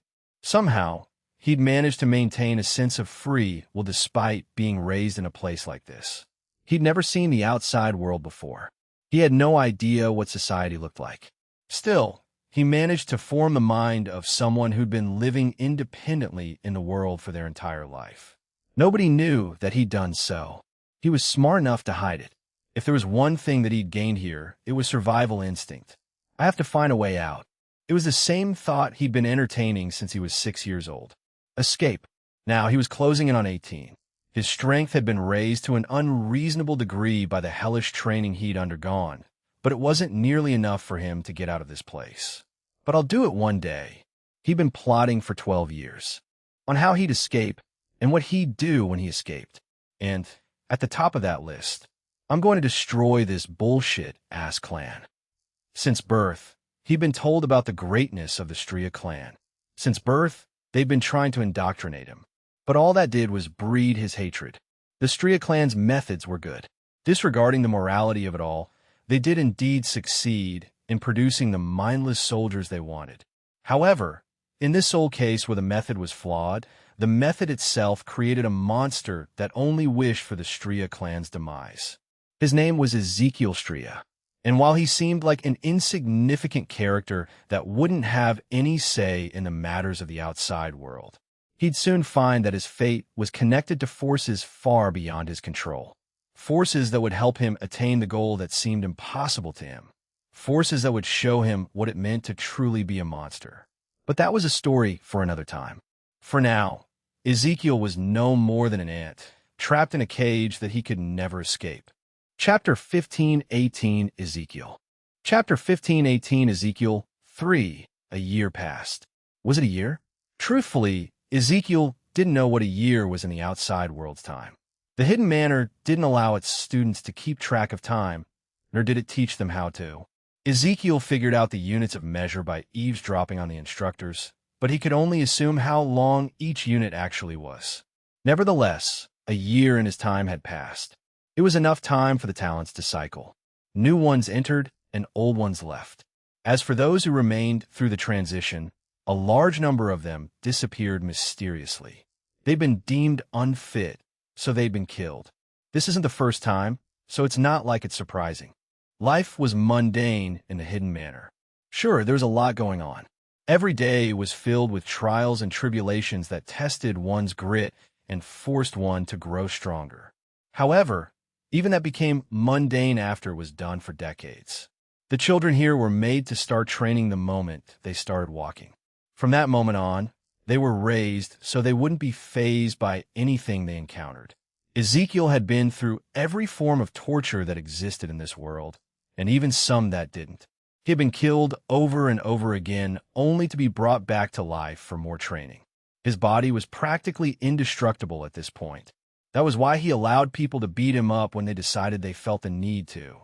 He'd heal from any wounds with just a night of sleep, and if he really got pissed off, it didn't take much to kill his peers. It's mostly just annoying because I have to hide. He had to hide his strength. He had to hide his ability to think and process information freely, and he had to hide his emotions and capability to learn. Ezekiel was a talent beyond talent. He'd mastered the skills others were being taught with only a single glance. But if he wanted to survive in this place that raised talents, he ironically had no choice but to hide his own. He didn't feel burdened by his life. Despite his independent mind, the teachings of the Stria clan were quite effective. Those kinds of negative emotions couldn't affect his mental state. It was just tiresome. When can I escape? He'd schemed all he needed to, but he needed both an opportunity and a whole lot of luck if he wanted to pull anything off. But I think I can do it now. The past year made me stronger than the instructors, didn't it? Their skills, their movements, their experience. He'd copied it all. In a case where he happened to make it to the outside world, he truly did have the capability to become the bane of the Stria clan. But it's pointless to think about it. There was nothing he could do. Life was bleak. He was stronger than the instructors, but he'd learned about the clan that was waiting for him outside. No matter whether he escaped or not, wouldn't he still die at the hands of those stronger experts of the clan? I'm not enough by myself, and it's not like I can convince these mindless rats to help me. Even he didn't know how he'd managed to develop a brain like his. Everyone around him was without a brain at all, only able to act on orders they'd been given. Hell, even the boys who usually came to beat him up were the same. They acted like they had personalities. To someone unaware, they would seem like regular stuck-up children from a major clan. But it was all an act in the end. The behaviors they showcased were learned and mimicked, never internalized. It's boring. That was the conclusion Ezekiel came to.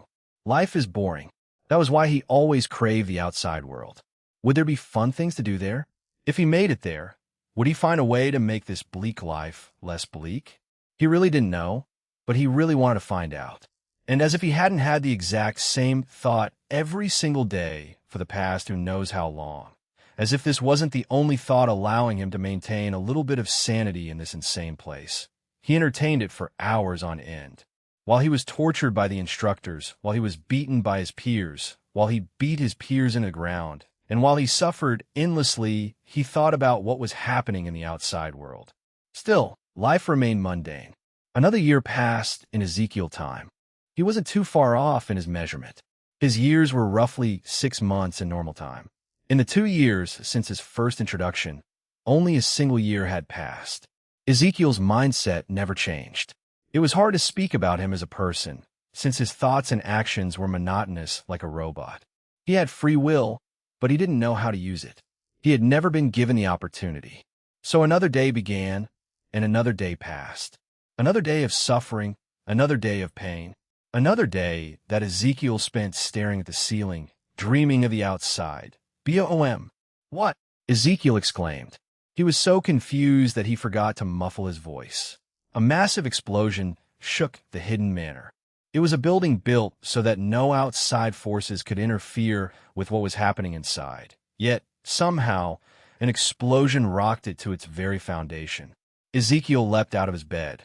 Well, he did the best he could considering that his bed was just a wooden floor, and rushed out of his room. The other talents had done the same. There was chaos in the hidden manor, but the instructors were moving through the halls and making sure everyone retained order. They were being raised as tools. They were not allowed to be surprised by a surprise attack. Ezekiel gritted his teeth. Something big is happening. He didn't know what it was. But there was one thing he gathered from that single explosion alone. This might be my chance. The outside world was being shaken by an immense force. The hidden manor was shaken in kind, with the instructors busy trying to control the young talents they were in charge of. I can find an opening. It was the exact thing he'd been trained to do for so long. Observe the enemy. Find an opening. Exploit it and accomplish the given mission in the least amount of time and effort possible. The current mission, escape this hellhole. It locked into Ezekiel's mind. The instincts he'd trained throughout his life roared to life. His feet pressed into the ground, and he made a run for it. This perfect opportunity wouldn't be allowed to slide. This time he would finally... Boom! Arg! Another explosion rocked the hidden manor, ripping an entire outer wall to shreds. Ezekiel was thrown back by the force.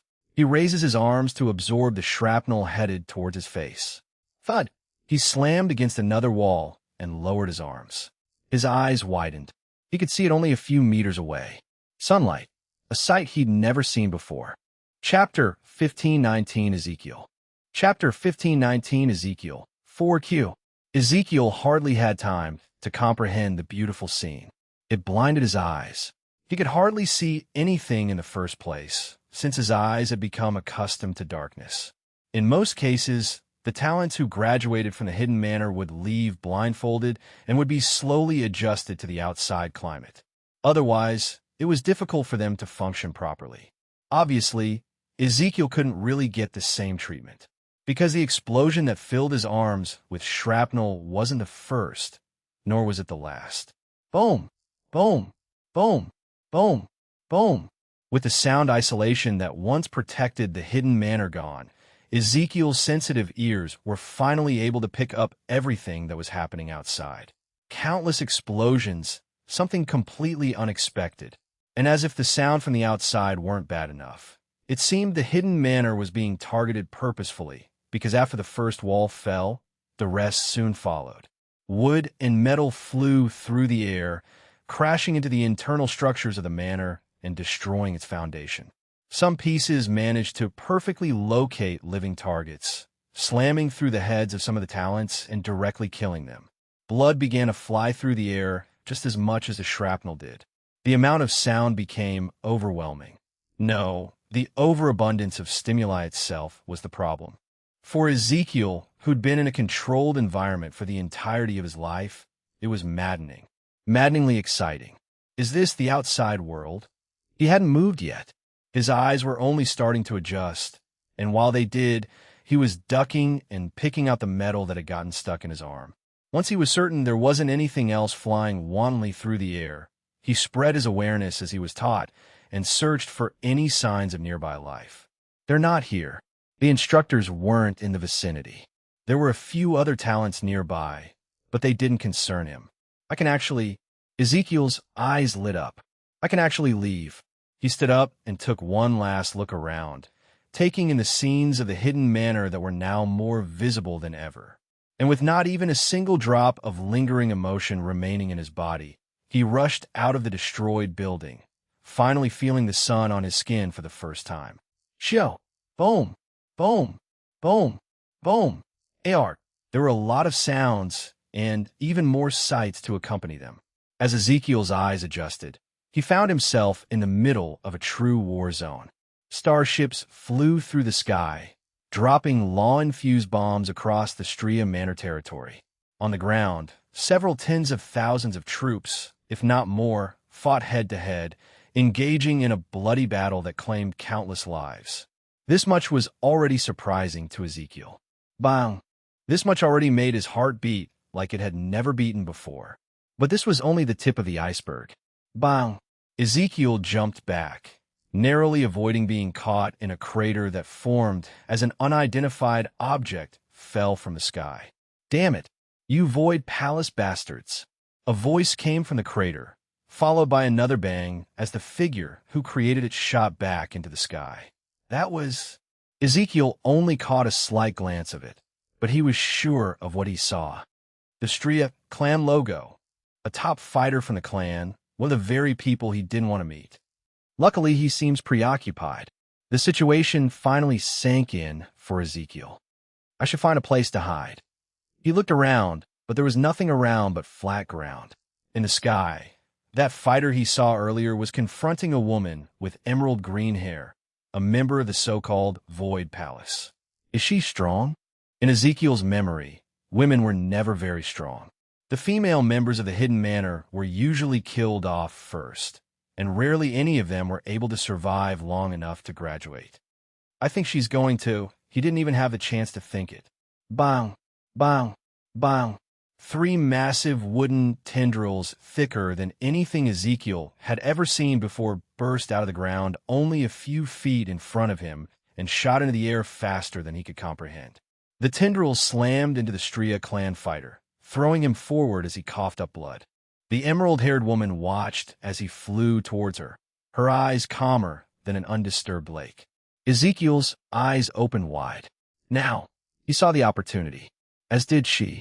Her hand sliced forward, jutting through the Stria fighter's body and coming out the other side. He's done. Ezekiel raised his brow in admiration. The outside world is really special. He didn't think there were other people capable of making an attack like that, but it seemed he was more ordinary than he expected. As his gaze moved across the horizon, he saw many other scenes that wowed him in the same way. He saw the strength of Stria. Those fighters were not soft permissions. Their attacks made the sky shake and the earth tremble, striking genuine fear into Ezekiel's heart. But fear translated to excitement for him, and that excitement only grew as he watched how those amazing fighters were killed one by their enemies. He didn't know what was happening. All he knew was that there was a lot of battle going on. And Stria, is the Stria clan actually weak? Was obviously on the losing side. The chaotic situation was no place for someone like Ezekiel, who had no practical experience. However, he was tempted beyond belief by the mayhem. He wanted to join in. His body involuntarily moved, taking him closer and closer to the warring masses. I want to kill. His instincts roared. This was what he'd been trained for. But rather than the enemy, the entire brunt of his bloodlust was directed at those who had the Stria clan's insignia displayed on their bodies. The outside world. Is it fun? His thoughts were inconsequential. They flowed for no purpose other than flowing. They voiced his inner desires in the form of questions that he already knew the answers to. Was it fun? Of course it was. Would he enjoy it to its fullest? Of course he would. His walk turned into a run, and his run turned into a sprint. His steps gained more and more weight, yet they became lighter, pushing him forward with extreme speed. I'm going to kill. I can finally kill. I will, huh? What's a boy like you doing in a place like this? Before Ezekiel knew what was happening, he'd been caught by the collar. He looked back, only to see the emerald-haired woman from earlier standing behind him with a curious look on her face. This is no good. She interrupted him before he could explain himself. Rhea, are you there? I am here, Empress. Another woman appeared from the shadows and kneeled to the emerald-haired woman. Take him back to the palace and get him some fresh clothes. If he wants it, let him join the armies or the staff. If not, let him leave to live his life freely. Yes, Empress. Ezekiel was handed off just like that. The environment became a blur as he was hastily transported according to the given instructions. The whole while, he was trying to process what was happening to him. Ashul, he stammered internally. Before he could have any fun, before he could kill even a single person, it was over just like that. It was, at least for now. But Ezekiel had no way of really knowing, did he? This interaction, this sudden kidnapping, that took him away from the battlefield. For him, this would turn out to be the opportunity of a lifetime. If you're enjoying this story, don't forget to like the video and subscribe. It really helps this channel keep growing. All right, let's continue. Chapter 15:20 Ezekiel.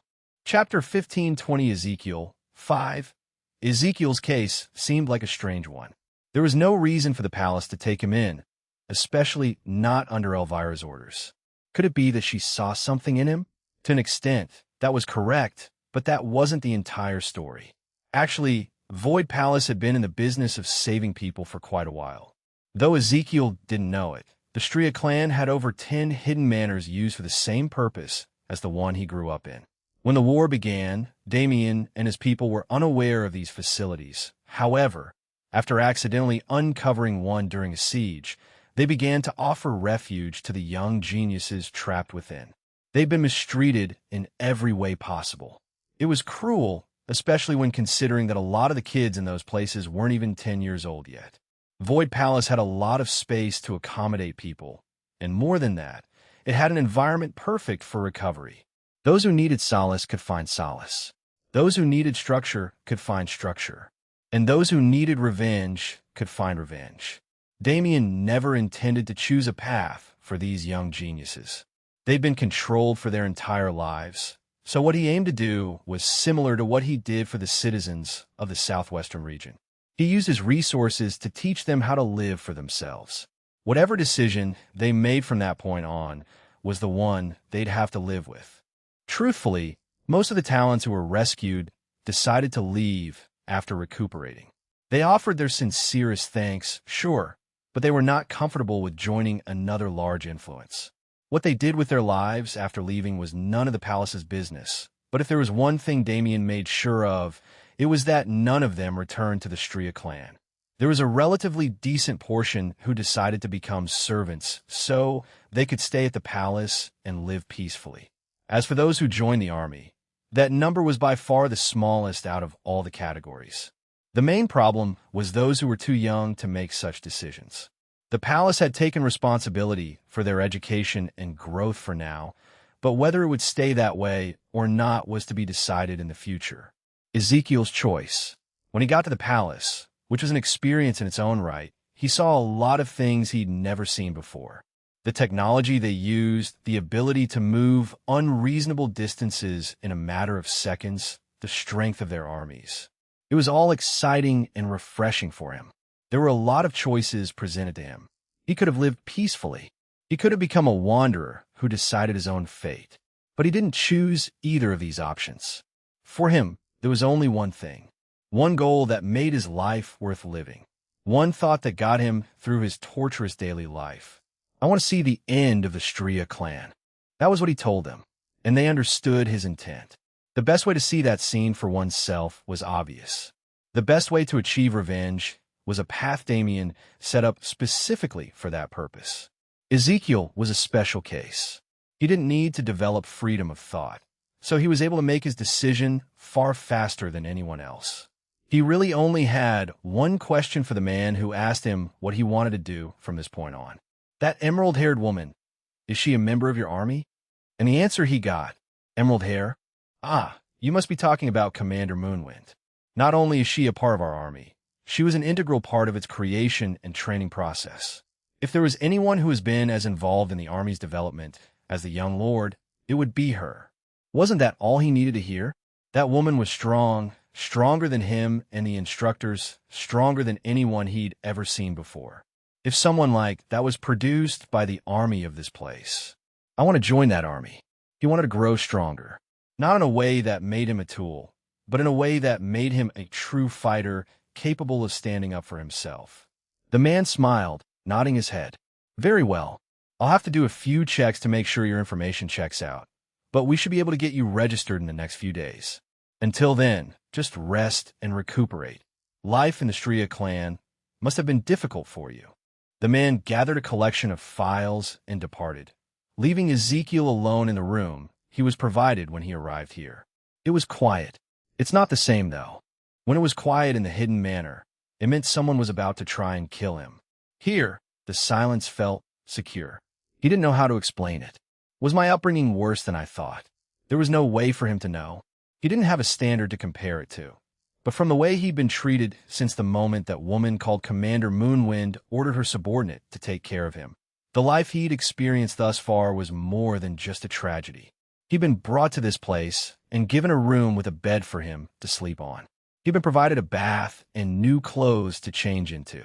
His internal injuries, though not serious due to his insane healing factor, were completely removed through a variety of treatments. Wasn't he practically being treated like royalty? There must be a reason they're doing all this.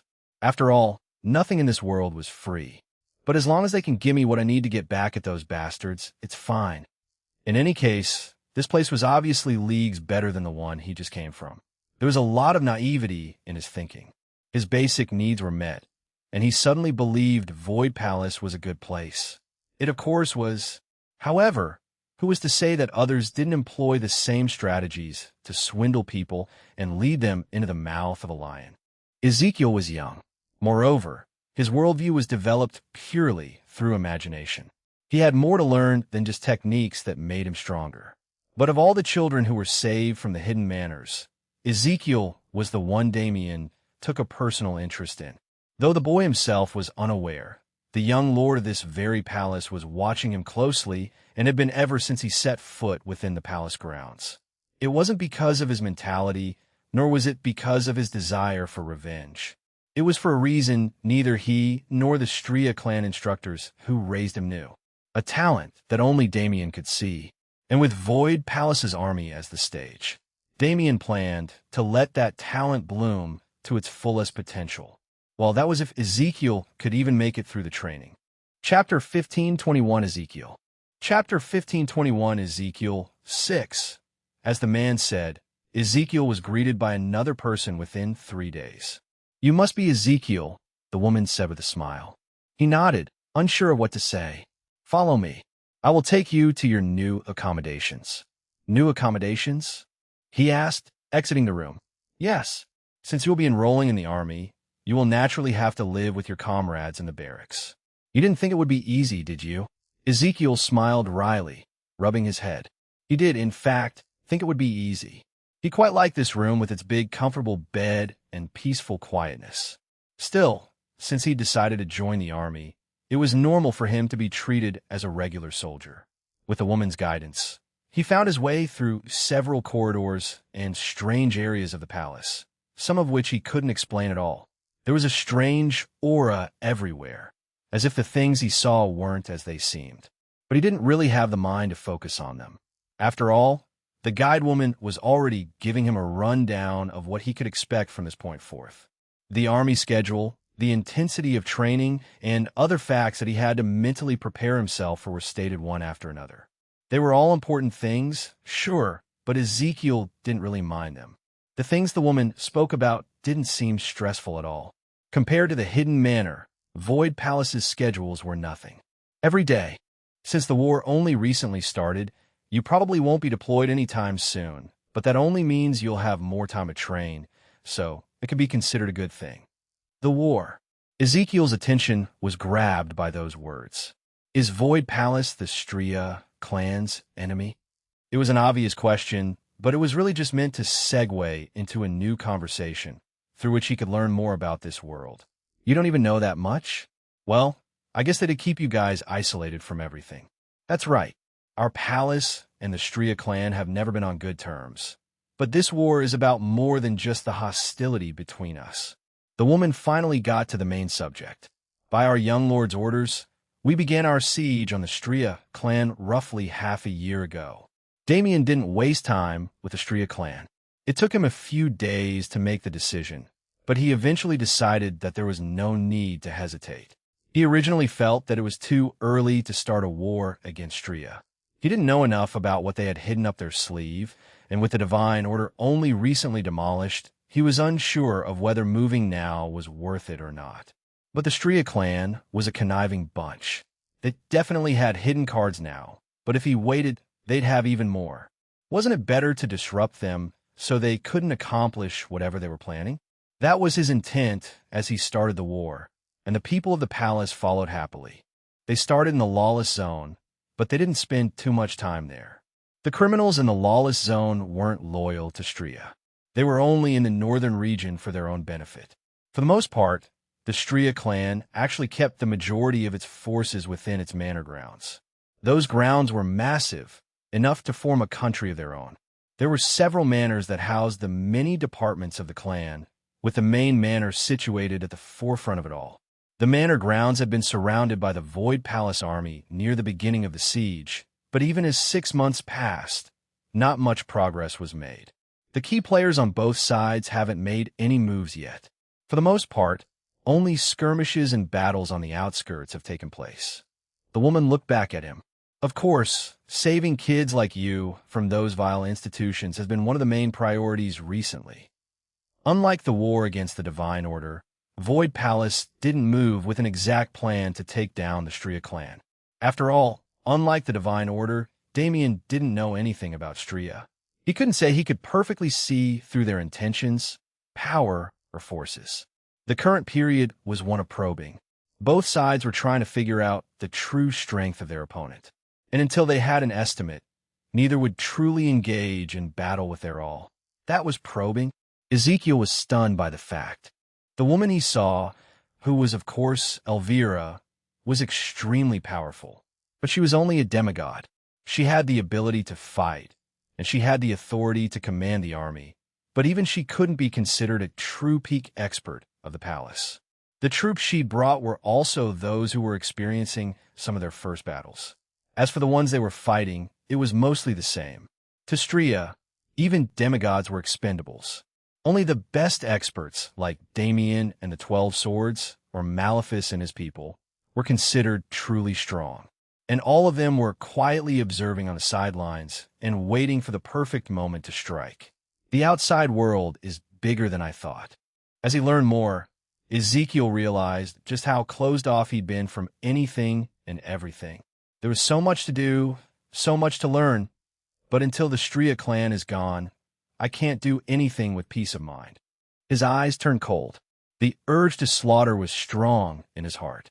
It had been cultivated well.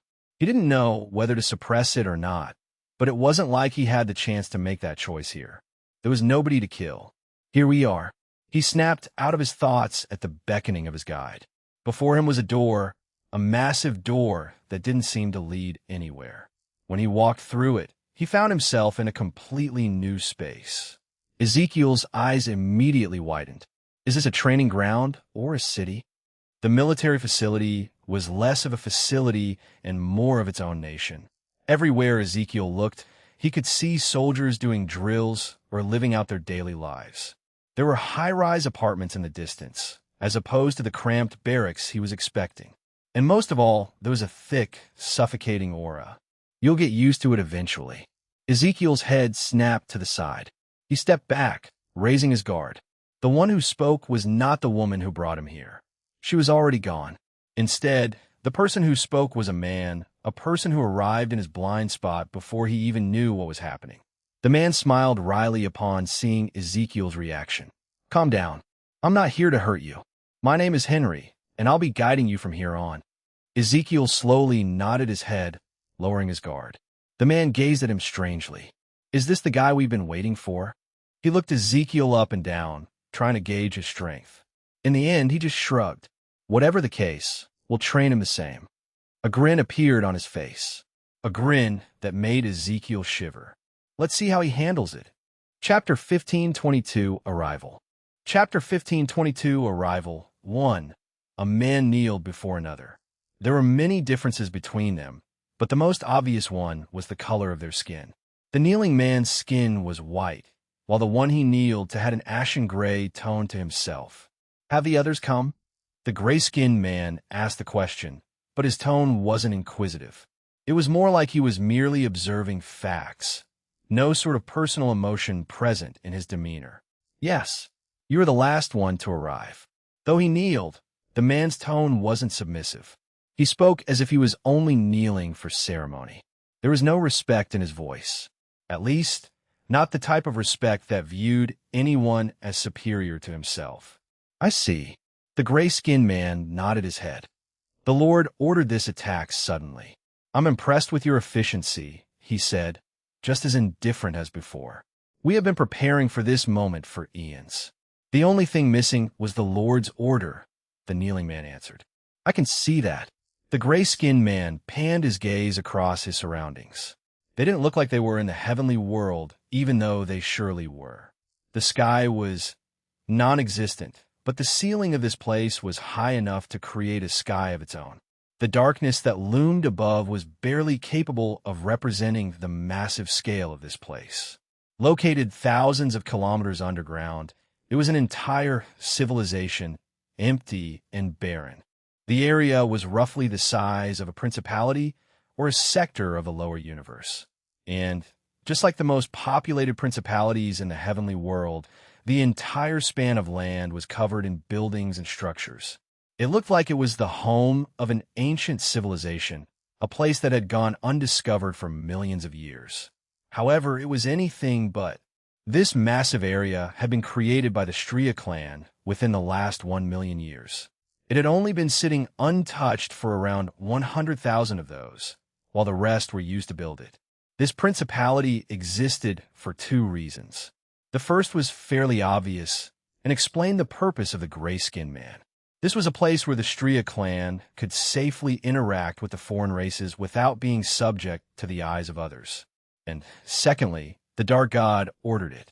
Nobody else could know his purpose other than him. But as it stood now, this place was a den of corruption. Isolated from the perception of those on the surface by extremely advanced technology lining the entire ceiling of the cave, this pseudo-principality was entirely corrupted, a true foreign territory. Though it didn't appear on the surface due to the sheer distance, this territory was spreading its corruption throughout the heavenly world.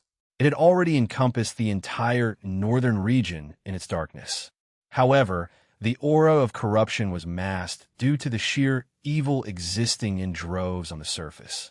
The lawless zone itself was the Stria clan's creation, made to hide the presence of this very place. And currently, it was being inhabited by 243 beings. There were meant to be 244 of them, but a certain member of their ranks had been eliminated a bit ago, leaving them with this strange number. It was a number that felt misfortunate, so perhaps it was more worthy of them. After all, they were a true plague. The gray-skinned man who just arrived, the man whom even Malevolon Stria had to kneel to out of courtesy, made them whole. "Call the rest," he ordered. Malevolon nodded his head and sent a wave of mana through the pseudo-principality. Immediately, multiple waves of dark energy returned his welcome. Those waves of energy turned into auras, which then morphed into the shape of a crowd of men and women as they grew closer. This was the entirety of the foreign race nobility. The 243 of them were the ones who served the Dark God, people who stood behind him as he turned the sacred abyss universe into his toy.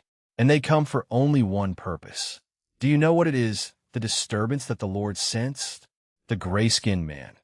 No, now that his peers had arrived, perhaps it was better to address him by his position. Grand Duke Famas looked down at Malevolon and asked him about that thing. They did not know its identity yet, nor did Malevolon. The trace that the Lord sensed was too vague for any of them to comprehend its true nature. That was the reason they came together, even though they didn't all plan to show themselves to the public eye yet. Malevolon furrowed his brows. When he made his contract with the foreign races, he did not swear loyalty to them. He swore loyalty to only one man, the Dark God. The people around him now were his peers. When it came to the Grand Dukes, that wasn't just an expression, but a courtesy, but a truth about their power levels. Malevolon's eyes flitted between them. He wasn't accustomed to having peers, nor did he particularly enjoy the feeling. But for now, he had to cooperate with them. I do not know what the Lord sensed. However, I am aware of the most unique beings and events in this world. Therefore, it should not take too much effort to find it. The Stria clan was made partially for this exact purpose. It wasn't a unique situation. Every time the Dark God's forces made contact with a new cosmos, they made sure to do the same thing. They created or subjugated a force large enough to cover the entire world. In the case that an anomaly appeared in the Dark God's plan, with the influence of their chosen force, they could find the cause instantly and crush it without resistance. Malevolon welcomed the war that was taking place on the surface. The aura of blood and slaughter created by it allowed him to bring the entirety of the foreign race nobility into the heavenly world without complications. And now that they'd arrived, it wouldn't be long before this war was brought to an end. After all, what could Void Palace do against such a force? What could anyone do against such a force? Malevolon's mentality wasn't a new one. It had been seen amongst countless people in Grand Heaven's boundary. He'd given up. He'd submitted to the absolute power he saw when he saw the Dark God. In Malevolon's eyes, the subjugation of the heavenly world was a foregone conclusion. So, in order to hold power in that subjugated world, to rule it, to be part of the conquerors instead of the conquered, he joined the Dark God's side. When this world was submerged in darkness, he would be its ruler. Even if he was always under the rule of one man, he would absolutely stand above everyone else. That was why he stood up, looking the foreign nobility in their eyes. I look forward to our cooperation. He was their equal for now, but he would be their superior in the future. So only for now would he show them such courtesies. Really, they should have considered themselves lucky. Chapter 1523, Arrival. Chapter 1523, Arrival 2. The Stria clan never seemed to care about worldly affairs. Anything that was unrelated to them was irrelevant, or at least that was how they treated the world. However, the Stria clan had always been watching. They didn't need to do any extra work to provide the information Malevolon spoke of. Even up to the current day, every special event in the entire heavenly world, barring a few locations like the Western region and the main palace of Void Palace, had been recorded in the Stria clan's archives. Follow me. I will take you there. Malevolon spoke to Grand Duke Famas. It was a well-known fact that he was the one who'd represent his peers. The rest would stay in the hidden principality, biding their time until their turn to act came. Grand Duke Famas accepted his role, using Malik to change his appearance.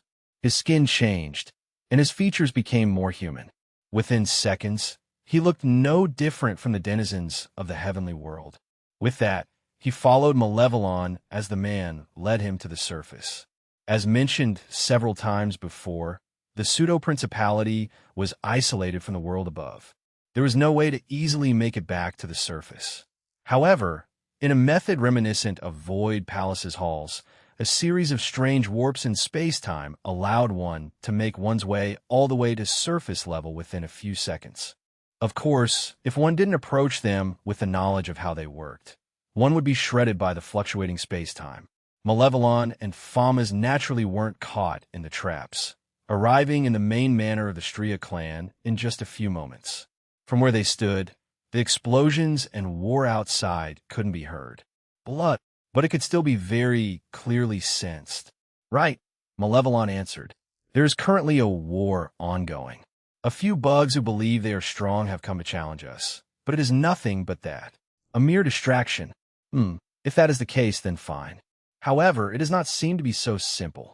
Famas commented on the situation, but Malevolon swiftly ignored it. Frankly, he hadn't been paying much attention to the situation outside. He hardly had the chance with the amount of work it took to bring the foreign nobility over. Maleficus was the one leading the war effort, but that alone was enough knowledge. As long as Maleficus was in charge, Malevolon didn't believe they would lose, especially not against Void Palace. It didn't matter if the palace had been getting stronger. They were still in the infancy of their strength. If they still needed Veritas and the Holy Empire to help them take care of the Divine Order, thinking they could take down Stria was pure arrogance. After all, even if all three came at the Stria clan together, Malevolon was still not confident in losing. He and Famas soon reached his study, where all the information was contained. The room didn't look much different from how it usually did, but there was one key thing missing, one thing making the atmosphere feel incomplete. Where is it? Famas instantly noticed the inconsistency. It is hidden, Malevolon replied without batting an eye. If there was one thing he wouldn't allow, it was for his reputation to be stained. Perhaps the celestial prison had been lost, but there was no way for anyone else to open it. Even he couldn't touch it. The only existence still alive in the current day who could unlock the celestial prison's mechanisms was none other than the Dark God. Therefore, even in the worst-case scenario where Void Palace had the prison, he was certain they wouldn't be able to do anything with it. The only thing that changed was its location. In the end, Dante Void would remain sealed for the rest of eternity, suffering in unending punishment. Famas didn't press the topic anymore. He also knew about the celestial prison's strength, so it really didn't matter where it was. Only, he had also seen the strength of the man it was created to hold. Flashbacks appeared in his mind, fragmented memories of a time he never wanted to remember. His interaction with that man was also the greatest defeat he'd ever suffered in his long history of existence. His imprisonment was the sole reason not only he, but the rest of his comrades as well, came to the heavenly world willingly. But the reason he was here this time was not that man. So for his own sake, he pushed those memories down. Malevolon handed over the data he promised, giving Famas something to use to get his mind off of it. As he flipped through them, he saw many potential objects that could have been the cause of the disturbance. Among them was a familiar name, Ezekiel Stria, a human weapon who mysteriously developed consciousness. That was the description by his name. Luckily for him, Famas didn't pay him much attention. A small, strange phenomenon like that meant nothing to his current search. And considering that the object of his search was able to alert even the Dark God's perception, most matters and individuals were considered small. Grand Duke Famas didn't know what he was expecting. He certainly didn't believe that the search would be easy. However, the sheer amount of information he was presented and the surprising amount of it that was relevant to his purpose intrigued him to an extent. The true Void universe was unique in this aspect.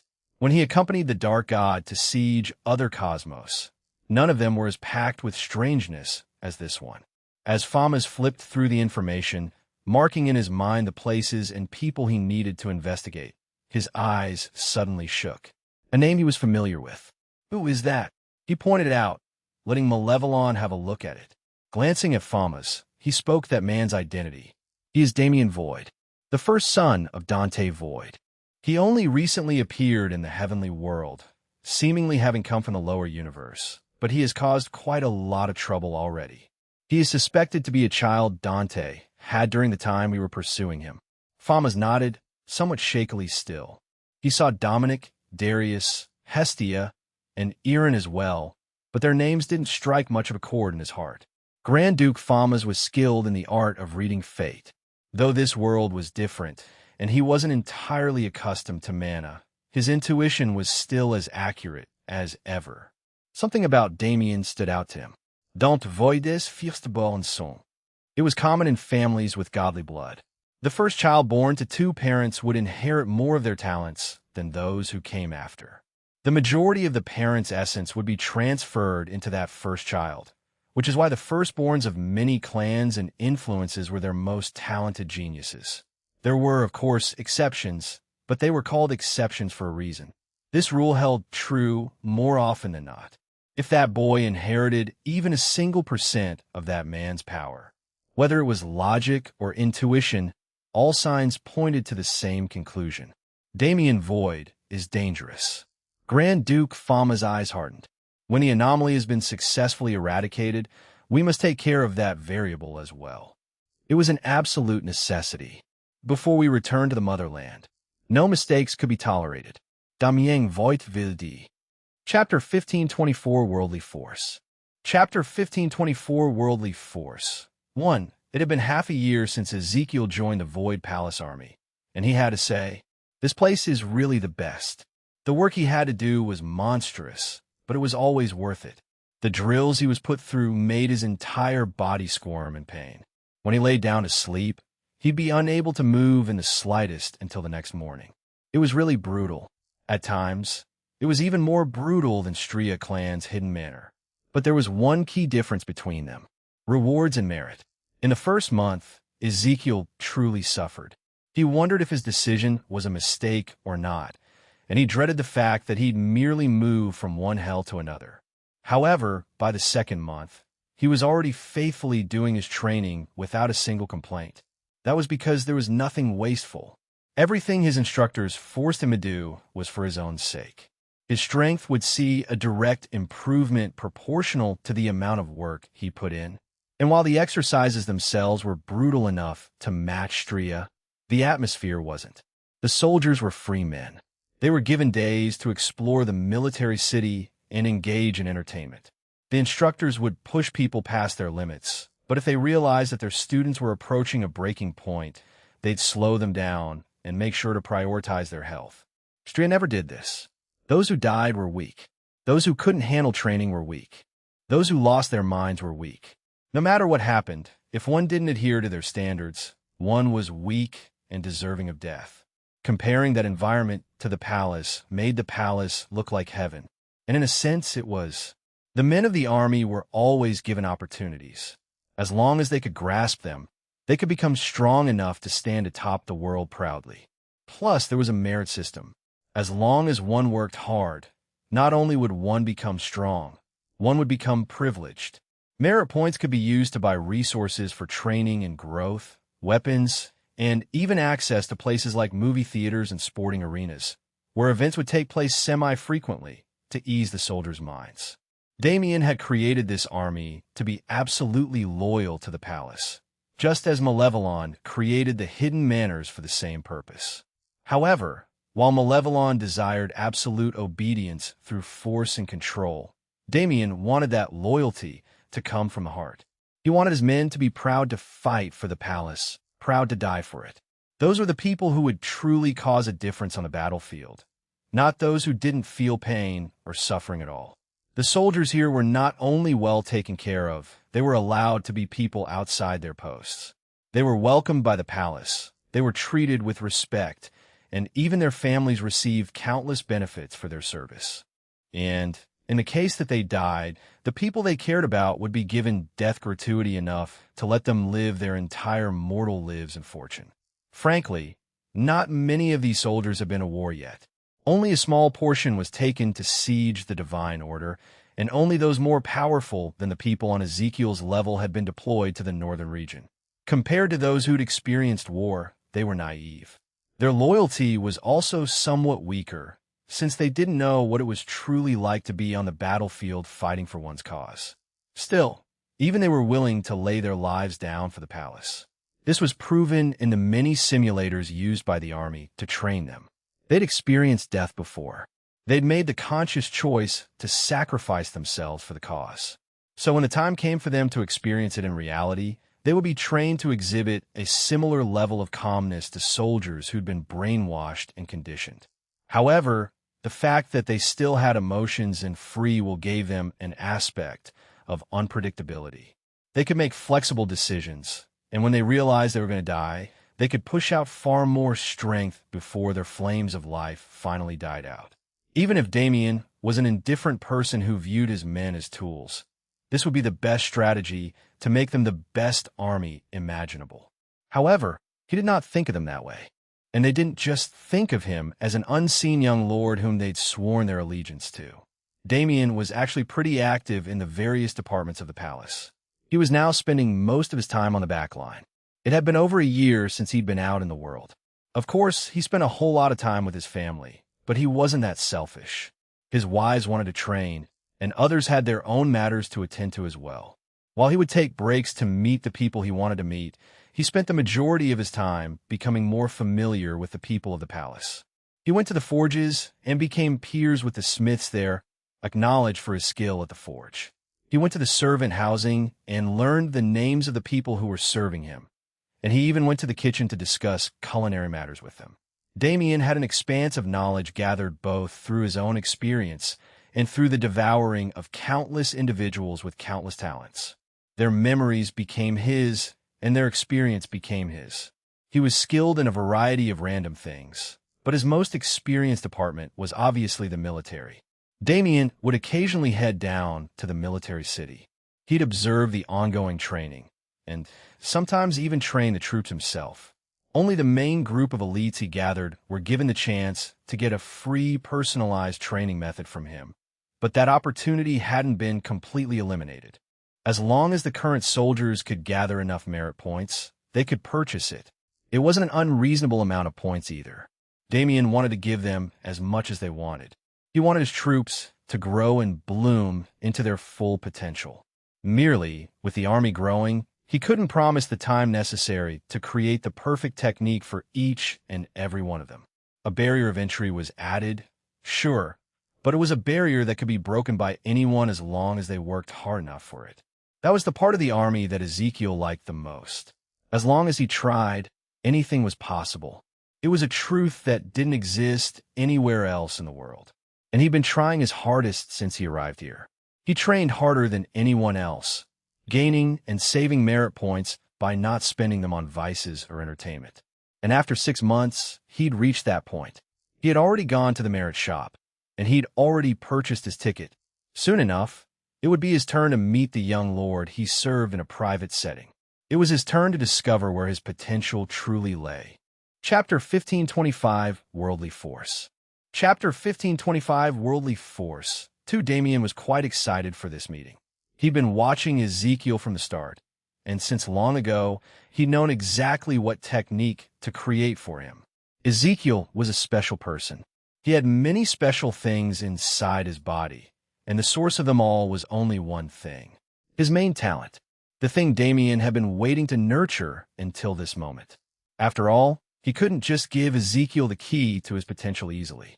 He first needed to see if the boy was worthy of such a treasure.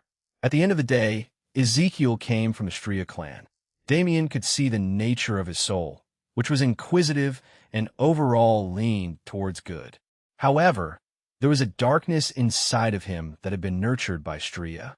He had an extreme desire to kill that he had to consciously suppress at all times. For all intents and purposes, he was a time bomb. Ezekiel's bloodlust was directed at the Stria clan, so in his normal day-to-day life, there wasn't much of a worry about him going berserk. But what if his emotions were taken to the extreme? What if, when he found himself on a real battlefield, he couldn't stop himself from killing his comrades? No matter how much of an interest he had in a genius, Damien wouldn't risk the safety of the rest of his people for their sake. That wasn't his way of doing things. Luckily, Ezekiel had shown himself to be level-headed and mostly rational. The simulation program used to train the army was personally created by Damien. It had multiple settings, the most extreme of which made the simulation feel like reality in every sense of the word. Somehow, Ezekiel learned how to control his bloodlust and utilize it only for the purpose he desired it for. Ezekiel was put into this level of the simulation, forced to face the Stria clan in an environment where he was forced to forget that everything was an illusion. And he performed perfectly. Yes, his bloodlust was heavy. When he was facing Stria, he became a demon above all other demons. However, no matter how much stress he faced, he refused to cross his bottom line and involve those who were innocent in his revenge. Somehow, Ezekiel learned how to control his bloodlust and utilize it only for the purpose he desired it for. Damien was thoroughly impressed. He wanted to meet the genius right away and see if he was worth the hype, and, conveniently enough, Ezekiel had also used his merit points for a chance to meet him. It was as if this meeting was fated. Damien was already waiting in a designated location, a small structure made with the sole purpose of housing meetings like these. Ezekiel was currently being led here. Judging by the time, He should be arriving right about now. A respectful mana fluctuation pushed through the door, a practitioner's equivalent of knocking.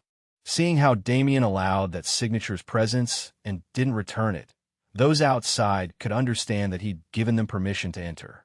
The doors swung open, and two men were revealed on the other side. One was a military instructor, a man named Brian Freeze, whom Damien had picked out from the members of Void Palace when he established the army. Brian was a subordinate of the Ninth Sword, Terra Bloodmoon. He was an experienced war veteran, and on top of that, he had prior experience being teacher. The military instructors were all great leaders. They were hand-picked talents who hadn't been able to achieve their full potential because they weren't playing the roles they were most suited for. Brian was one of the instructors Ezekiel liked most, which was why he happily accompanied him when it was time for them to leave for this meeting. "Good afternoon, young lord," Brian said, bowing his head. Meanwhile, the boy next to him curiously looked Damien up and down. The man called young lord. Seeing him in person was a different experience than what Ezekiel expected. He'd never personally seen Malevolon Stria, but he'd seen the kind of people who were in charge of Stria. When comparing Damien to them, he had a completely different aura. "Is this the guy who controls this entire place?"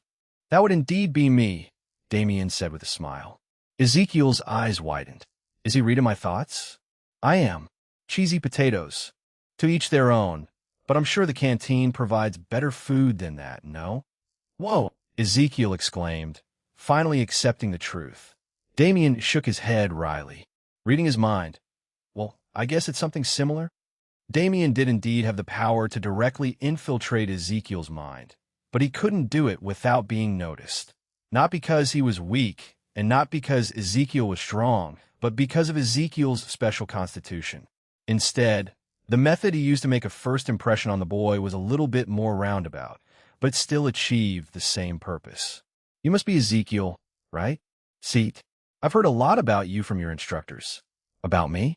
I thought they all hated me." Ezekiel made a sarcastic comment, shooting a sideways glance at Instructor Freeze. "You brat. All you know is how to act cheeky." Brian gave him a light knock on the head, shaking his head helplessly. "Young lord, I will be leaving now. Don't be afraid to discipline this boy if he decides to act out." "Hey!" Ezekiel exclaimed. Damien smiled slightly. "Go on ahead. I don't think we'll have much of a problem." As Brian left, Damien motioned Ezekiel to sit down. The boy was jittery, obviously awaiting the reveal of a perfect technique. Unfortunately, Damien had a few questions for him before that happened. "Tell me, what do you think the perfect technique for you looks like?" Ezekiel raised a brow at the unexpected question. "Me?" He fell into thought for a moment. There were many things he was skilled in. Most weapons, self-healing, defense, even pure brute strength. He excelled in anything that had to do with combat. So when asked what the perfect technique would be, he didn't know. He didn't think the right answer was as obvious as a combination of all of these things. What am I lacking? That was the key question. It wasn't about what he had, but about what he needed. Compared to everyone else, he was leagues above in physical abilities. He was leagues above in battle sense and mental acuity. The only thing others had that he didn't: laws. He didn't have an affinity. That was the only crutch keeping him from achieving perfection. Damien smiled. "That's right. The perfect technique for you is one that allows you to compete with people who have natural affinities for laws." One could say Ezekiel had a bad start. Not having a law affinity could be treacherous at higher stages of power, even if one managed to reach the pinnacle of something like the sword. In most cases, that would be a correct assumption. However, Ezekiel was not most cases. Rather, Ezekiel's lack of affinity for laws was exactly what made him so special. It was what made Damien excited to reach him. "Ezekiel," he said, drawing a piece of paper out of his storage space. "Have you perhaps ever heard the term worldly force?" Chapter 1526, Worldly Force. Chapter 1526, Worldly Force 3. Have you perhaps ever heard the term worldly force? Obviously, Ezekiel didn't. The concept of worldly force wasn't well known at all. Since this world was one that was ruled by law, other forms of energy were relatively ignored. After all, even if they were studied, they couldn't be used to the efficiency of laws, so their study was never invested in. Damien wasn't like the rest of the world, particularly in the way he had made contact with several different types of energy over the course of his life. Worldly force was something he was especially familiar with, since it was similar to a concept he used often as a Star Master in the lower universe. Ezekiel had a confused expression on his face, as if he had no idea what was happening at all. It was expected, so Damien went into an explanation of what exactly worldly force was. It could be said that laws are the foundation of the world, and that is a correct statement. Laws are indeed the creators and upholders of reality. However, they're not the only source of energy in the universe. For instance, mana is not created by law or as a product of law. Mana is a natural energy of a universe that exists simply because the universe exists. Worldly force is the same. Damien waved his hand through the air.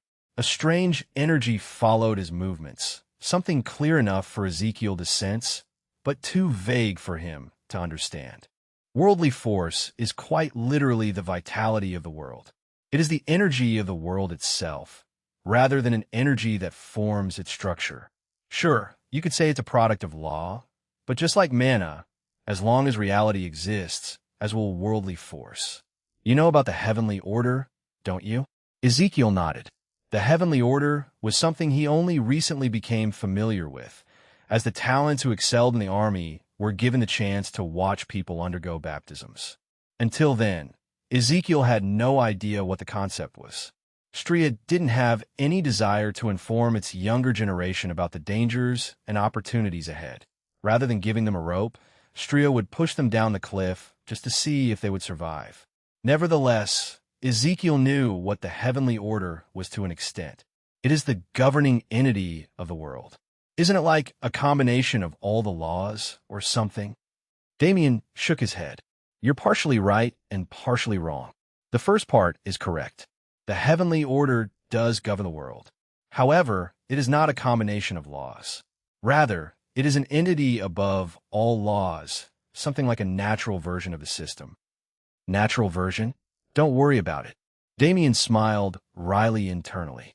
The secrets behind the system were a whole different matter that even he only had an inkling about. Someone with a worldview as narrow as Ezekiel's wouldn't be able to understand it. Anyway, the heavenly order is above laws. It has the power to govern laws purely due to its existence, and the force it uses to govern baptisms and rebirths. Worldly force. Damien nodded. That's right. At its peak, worldly force can surpass and control laws. That is why it cannot be called a product of their existence. Young Lord, are you saying that I have a talent for worldly force? Without even noticing it, Ezekiel had already accepted Damien as his lord in his heart. This explanation that opened up a whole new world for him. It was more than enough to earn his respect. However, talent would be an overstatement. Damien said it bluntly. There is no such thing as talent when it comes to using worldly force. However, you have the potential to comprehend it, which means as long as you put your heart and soul into your training, you have the chance to become a true master. And when you reach that point, Damien snapped his fingers. The small meeting room grew, morphing into a massive pagoda. The view from the outside changed until Ezekiel could gaze over the entire military city without straining his eyes. Worldly force filled the air and changed the climate entirely. The small meeting room grew, morphing into a massive pagoda. The view from the outside changed until Ezekiel could gaze over the entire military city without straining his eyes. Rumble. Dark clouds swirled through the sky, thundering with arcs of powerful black lightning, and the air itself heated up until Ezekiel felt his skin was boiling. With worldly force, power like this is nothing, Damien said, smiling mysteriously. With worldly force. Boom! The thunderclouds exploded, turning into a sea of water floating in the sky, and then transforming again into solid ground, a fiery volcanic region that somehow managed to keep itself suspended despite its weight. You can change the world itself. Damien brought his arm down. No! Ezekiel shouted. It was too late. The floating volcanic island slammed down into the ground below, sending blazing magma flying everywhere and crushing the entirety of the military city. Ezekiel fell to his knees, unable to comprehend what he'd just witnessed. "Young lord, you just—" His eyes shook in terror. But Damien merely continued smiling. "Relax." He snapped his fingers again, and everything returned to normal. The room returned to its usual mundane appearance at ground level. The military city returned as if nothing had ever happened, and the entirety of the destruction caused a moment prior was reverted. Outside the room, Ezekiel sensed the same people he'd grown familiar with living out their days. They hadn't been obliterated. Ezekiel's mind was thoroughly blown. Young lord," he said, stammering as he tried to regain his calm. "If I learn worldly force, can I do that too?" Damien shook his head. "If you want to drop a volcano on someone, you can probably reach that level after some hard training. As for what came after, well, let's just say that I used some tricks." Ezekiel nodded shakily.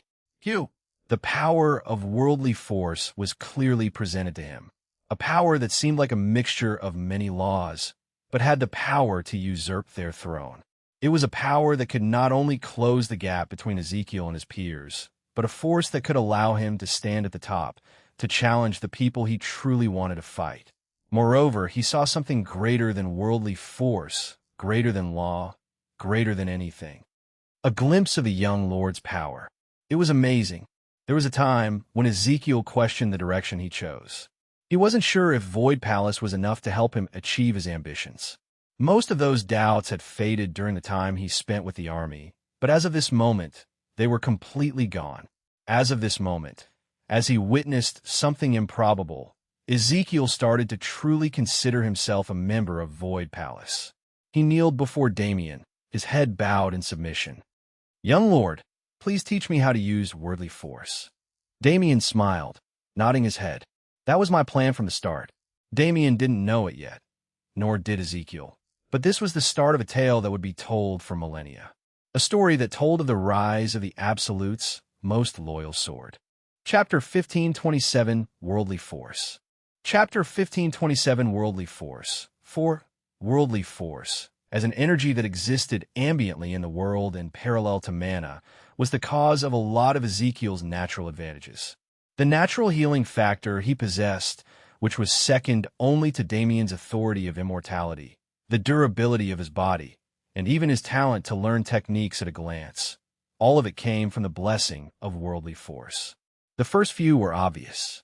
With the energy of the world nourishing him at all times, it was only natural for Ezekiel's body to become monstrous.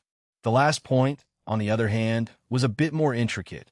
Worldly force was, as Damien said, in a similar position to the system. While the system actively recorded any and all things, worldly force did the same in a passive manner.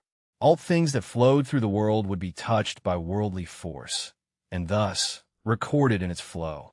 Ezekiel couldn't consciously read that flow yet, but he was inherently connected to it. Damien told the boy he wasn't especially talented only so he didn't become arrogant. In reality, there was nobody born with as unique of a body as him. His innate connection to worldly force meant that any technique recorded in its flow could eventually be comprehended by him. That included any law. "I don't think he'll be able to reach my level, but he definitely has a chance to touch existence based on potential alone." Damien gave Ezekiel his technique that day. It was the first time Ezekiel had ever seen a technique that he couldn't immediately understand. Hell, he didn't even know what those things were. He'd taken the entire night reading over it as many times as he could, but no matter what he did, the matter didn't become clearer to him. At the end of the day, this was Ezekiel's flaw. He had a lot of natural talent, but since growth had come easily to him, he didn't know how to consciously focus on practicing small things to perfection. It was a skill he would have had to learn at some point if he wanted his growth to continue smoothly, but now that it was at his doorstep, he just couldn't figure anything out. After all, he didn't know what to do. He didn't have a direction, nor did he know where to start and in what order to do the things he would eventually need to do. Hell, he didn't even know what those things were. The technique Damien gave him was extremely detailed. To any other practitioner, all the things Ezekiel lacked could be found within it. But it had to be remembered. Ezekiel had never been taught to read. nor had he been taught how to learn. He had never seen a written technique before. Ezekiel had spent his entire life learning by watching others and copying them. Thus, as time passed, he found that the task of gaining worldly force wasn't something he couldn't complete on his own. From then on, his training schedule changed. Ezekiel stopped focusing on physical drills, and he started spending the majority of his points to buy vacation days that excused him from attending training. He put a hold on everything he already knew and prepared to forget everything he thought he knew. For the moment, he put away the training manual he'd received from Damien and focused only on himself. There were only two things he knew how to do: observe and fight. And in both matters, his instinct was what gave him the biggest advantage. If that was the case, then in this situation where he didn't know what to do, he had to rely on that very instinct. Ezekiel began to coop himself up in his own room, which was also purchased with points. He sat in meditation every day, ignoring the rest of the world. He was trying to connect to his mind. In material terms, he was taking steps to prepare himself for worldly force rather than attempting to gain the power as soon as possible. A slow, thought-out process through which he could reap the most benefits. That was what he needed, because in the process of trying to learn worldly force, wouldn't he learn a great deal of other things as well? Right. There was no way Damien didn't know about his flaws. Damien was the person in the palace who knew the most about Ezekiel. Damien knew from the start that Ezekiel wouldn't be able to gain worldly force easily. He couldn't even read the manual yet. But that didn't mean he would baby the boy and feed him everything. Whether it was a basic skill like reading or something more complex like comprehension, Ezekiel needed to gain these skills on his own, not just for power, but for general education and his growth as a person. There weren't many soldiers in the army that Damien was this interested in. Even as Ezekiel started to understand his intentions, Damien watched over him, smiling the whole time. No matter what was thrown at him, Ezekiel never betrayed the expectations others had for him. Perhaps that was why he seemed so reliable despite still being in his growth phase. This kid, Damien muttered to himself. He's not too bad.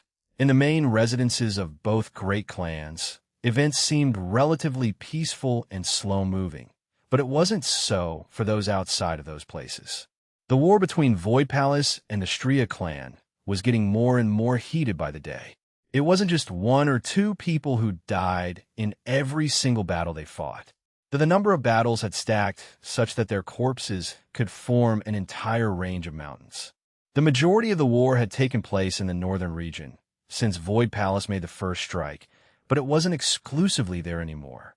The war was expanding further south into Void Palace territory, and as Maleficus continued to command his troops, the Palace army was pushed to its limits. They also had swords supporting them from the back line, but it wasn't enough. That is, until Hestia Void joined the fray. She had received permission to take full command over the army, and though she was on a probationary period at first to test her skill, her strategic mind was able to make her position final in a matter of weeks. She was able to not only recover several thousand kilometers of land that had been taken by the armies of Stria, she was able to reduce the average casualty rate of every battle by a considerable percentage.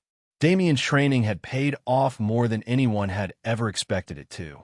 The second Hestia was given the chance to shine. She showed that this was where she was always meant to be. When it came to strategy, only Hestia could compete with Maleficus. While neither of them were on the front lines, the battle between armies soon turned into a battle between the two of them, a true showcase of the most advanced minds of the era. Regardless of what face the war was showing now, it was only background noise to the truly powerful characters of this world. The key players had yet to come out, but a storm was surely brewing on the horizon. It wouldn't be long now, within a year at the very most. The strongest forces of those two great clans would lose their patience. That was when the real war would begin. Chapter 1528, Ice Lawn Mountain. Chapter 1528, Ice Lawn Mountain 1. Ezekiel was a quick learner. He'd spent his entire childhood learning how to adapt and problem solve so he could survive. Even if the environment had changed, his behaviors didn't. Once he'd taken a step back and understood the problem, Ezekiel immediately acted to solve it. First, he worked on the more baseline problems. He spent a year learning how to read and write properly, while also focusing on comprehension, understanding the complexity that language could hold. By the time that year was over, not only had Ezekiel learned to read the manual Damien gave him, he'd also corrected many critical flaws that had formed due to his past environment. His sense of time was one of these. He was now able to follow the time flow as everyone else did, which was not only a matter of convenience, but one of vital importance. After all, for a practitioner to tell time meant reading and feeling the law of time. As Ezekiel familiarized himself with the process, something that could be done with mana and perception rather than law itself, Ezekiel finally sensed the energy for the first time. That was extremely helpful for him. Since worldly force felt somewhere in between law and mana, it gave him somewhere to start.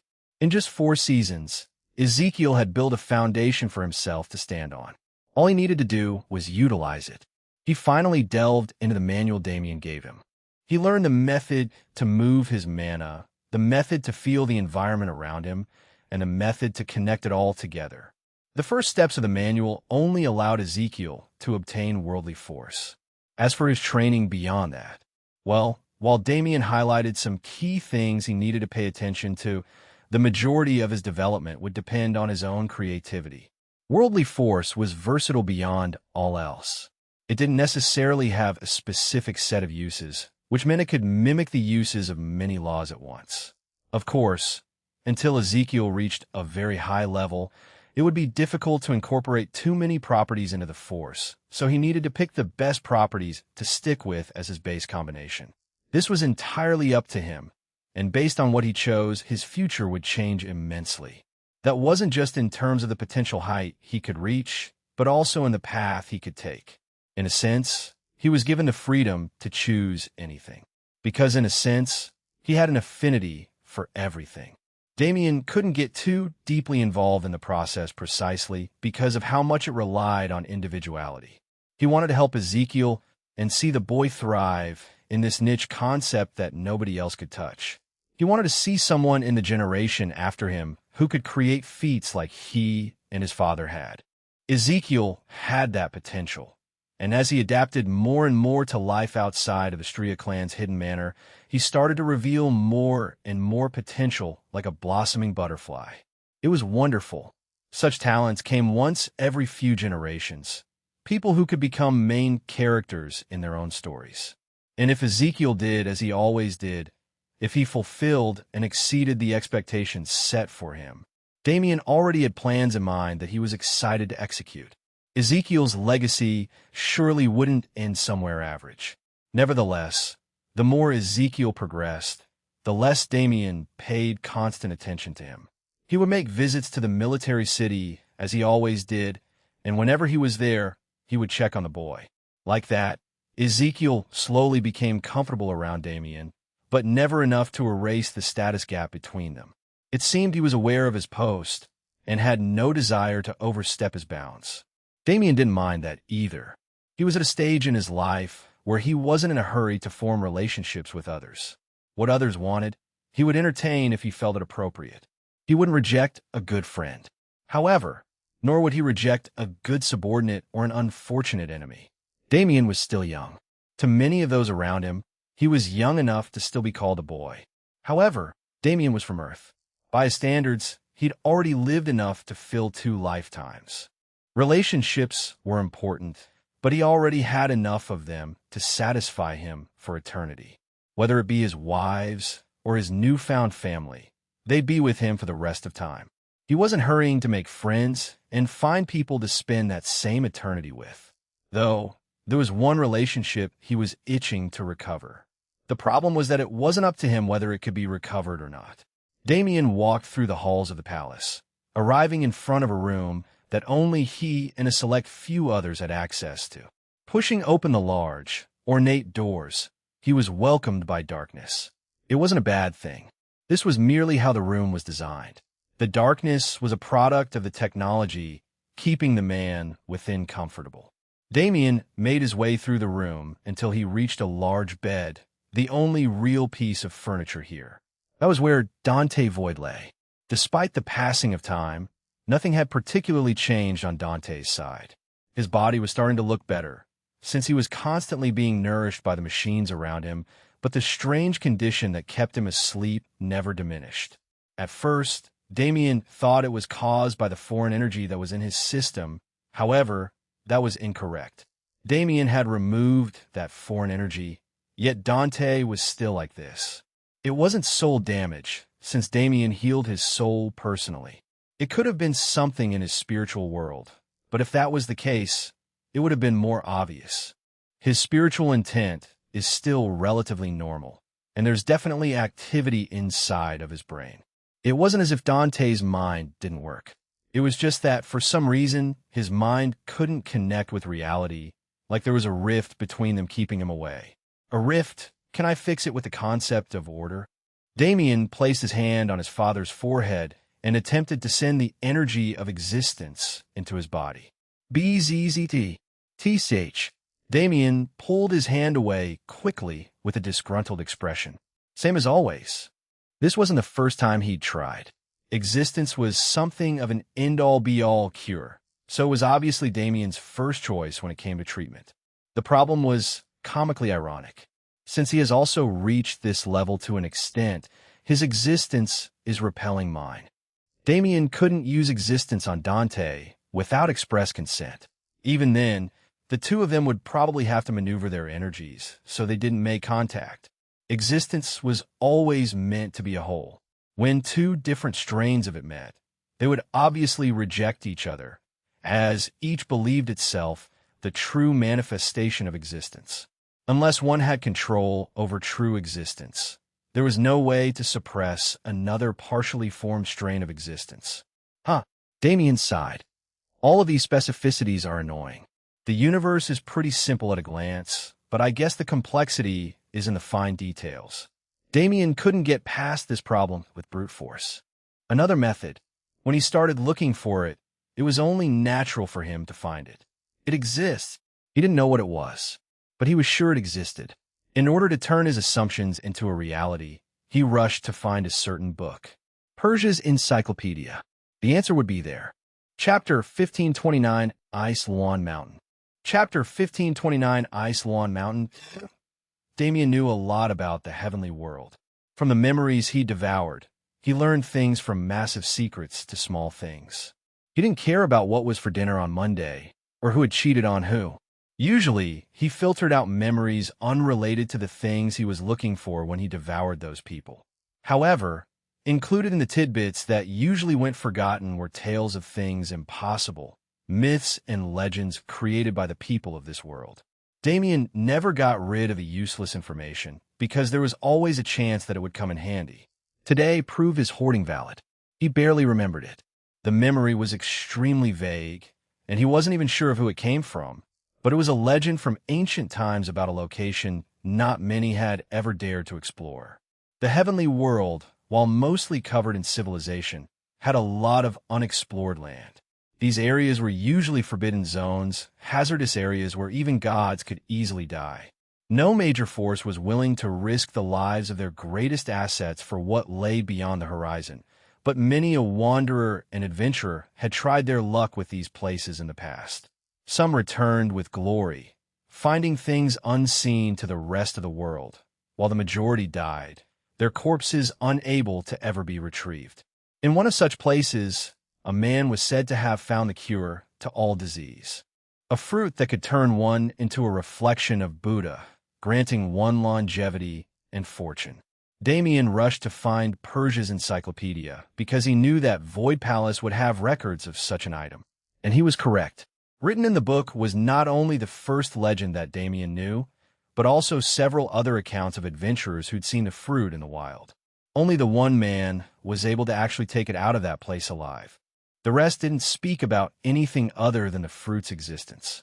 Either they were scared away from the start, or they encountered something they can't talk about. Whatever the case was, it didn't matter to Damien. Several eyewitness accounts were enough to validate his random hope. That fruit, judging by the effects that were recorded in the legend, the original man lived to be over 1,000 years old. It was said that his body never aged, his mind never dulled, and his spirituality increased by the day. It's not just a fruit containing immense vitality. If it was something like that, the man would have gone insane. There was no record of that man being a practitioner, despite him entering that dangerous place. And if 1,000 years was considered a long lifespan, then the most he could have been was third class. A mortal's mind wasn't made to last such a long time. The power that came with longevity for a practitioner allowed them to adapt to the lengthened lifespans. They had a constant goal to reach a higher level. And when they were engrossed in training and seeking out practical experience and wealth, the years passed by fast enough for change to happen on its own, unnoticed. His body never aged. His mind never dulled. His spirituality was always increasing. These three things didn't happen one by one. They were related. No, they were all caused by the same thing. The base effect of that fruit isn't something outwardly recognizable, but if I'm not wrong, it should be exactly what I'm looking for right now. It was a fruit that could bring one's mind, body, and soul into harmony. It formed an everlasting connection between them that would only fade when one's lifespan was truly at its end. This is such a reach. Damien smiled wryly. Even for him, this was too coincidental. The chance for him to remember the exact legend he needed and for that fruit to be the exact thing he needed was actually quite probable, honestly. But that didn't mean Damien could easily accept that this solution would be the solution. Still, wasn't it worth trying? Existence won't work, and if anybody else had a solution, it would have worked by now. Damien wanted his father cured sooner rather than later. It was truly his final worry. Even if it seemed like he was reaching for the clouds, making up facts to support his point, it didn't stop him from wanting to try. The location of that fruit. The tallest mountain of the Frostbound Mountain range, Ice Lawan Mountain. It had only been seen from afar by most observers, so it was named for its unique shape, like a Lawan rising from its nest in the morning. Ice Lawan Mountain was one of the tallest mountains in the entire heavenly world, and it was just as dangerous. However, Damien didn't think it was too much for him. I should set out soon. The Frostbound Mountain range is in the eastern region, so the northeastern region, so it'll take a bit longer to get there. Luckily, the territory of the Vega clan was somewhere Damien could act without worry. He had met the executives of that clan many times while he was working for Veritas. Though their relationship was with Damien Gray, not Damien Void, he was sure that they wouldn't bother him as long as he didn't do anything extreme. And as long as I'm in the Frostbound Mountain range, the extreme doesn't happen unless I destroy it and everything around it, which would never happen. He remembered his last memorable experience in a mountain range, and, well, I wasn't the one who destroyed it that time, so it should be fine. Putting aside his track record, with a plan in mind, there was nothing more for Damien to do but act. He spent the rest of the day informing others about his plans and making preparations, and by daybreak the next, he was already gone. This was the first time Damien had left the palace in over a year, and when it came to adventures like this, it had been even longer. Damien was quite excited, but he wasn't too hung up on the excitement. His first priority was the goal, so even if he had to skip the adventuring and go straight for it, he would do so without regret. Nevertheless, he arrived in the northeastern region within a day and moved towards its northernmost point, where the Frostbound Mountain range was. In fact, the mountain range was the very thing separating the Vega clan and the Stria clan. It was a natural border that even gods didn't dare to cross, so it offered a sufficient amount of protection for those like Vega and Veritas. Otherwise, how could the Vega clan remain uninvolved in a war between its neighbors? It wasn't hard for Damien to reach the mountain range, nor did he face any sorts of obstacles. But that was temporary, because while Damien was unaware of it, he was being watched by many eyes, many of whom were aiming for his throat. This trip to the Frostbound Mountain range was destined to be a turbulent one, and that wasn't just because of the threats Damien would face from those outside. Chapter 1530, Ice Lawan Mountain. Chapter 1530, Ice Lawan Mountain 3, A Land of Pure White. There was no better way to describe it. The forbidden zone that spanned the border of an entire cardinal region, the Frostbound Mountain range, was not given its name without reason. Its base elevation was already over 100 kilometers above the rest of the world. Unless one arrived at that height, One's only memory of the mountain range would be that pure white wall. However, such scenery was only the beginning. The true beauty was at the top of that wall, from which one could see the mountain range beyond. There were tens or even hundreds of mountains that spanned as far as the eye could see, no matter where on the range one was. It was so extensive that it was almost impossible to be within and see what lay outside. The pure white snow swept up hills and down valleys in the periphery of the range, but the main characters truly were the mountains. Tall, rocky, ice-covered, and full of danger. Rather than beauty, it would be better to describe them based on the terror they caused, because in no way could they be considered beautiful. They were covered in a harsh, never-ending blizzard. One couldn't observe what lived on those mountains from afar, but one could imagine how powerful those creatures had to be to make this environment their home. The closer one approached to the mountains, the less one would see aside from their massive gate. Once one had chosen a mountain to conquer, that would become one's entire life. There were hundreds of bodies on each and every mountain, some millions or hundreds of millions of years old. They could never be safely recovered, but they'd also never rot and decay, forever kept in stasis by the mountain range's chill. Damien's goal was Ice Lawn Mountain. It was quite obvious with its shape. It wasn't directly in the center of the mountain range, but it was close enough that Damien could see it from the time he first arrived at the top of the ice wall. The mountain was treacherous. Aside from the environmental challenges, it truly was inherited by a plethora of powerful beasts, namely ice lawns. Though, lawns were a relatively peaceful species as long as they weren't provoked, so they were the least of one's worries. There is a surprisingly active ecosystem here. That was Damien's first observation as he stood at the base of the mountain and scanned it with his awareness. The ecosystem wasn't only diverse, but the animals also seemed to have established some sort of societal hierarchy. This was completely unexpected from creatures that lived in these conditions. A harsh environment was a natural suppressant. Creatures who evolved to adapt to those conditions tended to be much stronger than their counterparts. However, as a result, their intelligence suffered. They would be mostly feral, unable to recognize anything other than their own instinct for survival. Comparatively, the beasts of Ice Lawn Mountain were a true anomaly. Damien hadn't met them yet, but even the hints of society they had formed were more than he could have ever expected. He wanted to explore a bit more, but of course, I should try to find that fruit first. After covering his body in a layer of existence, concealing himself from the world, Damien began teleporting up the peak. His movement ability was unmatched, and he didn't plan to waste his advantages. While others would have to arduously climb the mountain, a place where even flight was impossible due to the extreme blizzard, teleportation was a true gem to have. It allowed several weeks and months' worth of work to be done by Damien in a matter of minutes. And once he'd reached the heights he desired, it wasn't hard to find traces of what others had witnessed. A cave near the absolute peak of the mountain. It glowed with a blue halo that stood out even in the mostly blue, icy atmosphere, so it was hard to miss. Damien entered that cave curiously, dubious as to what could actually be inside. And what he found was the fruit.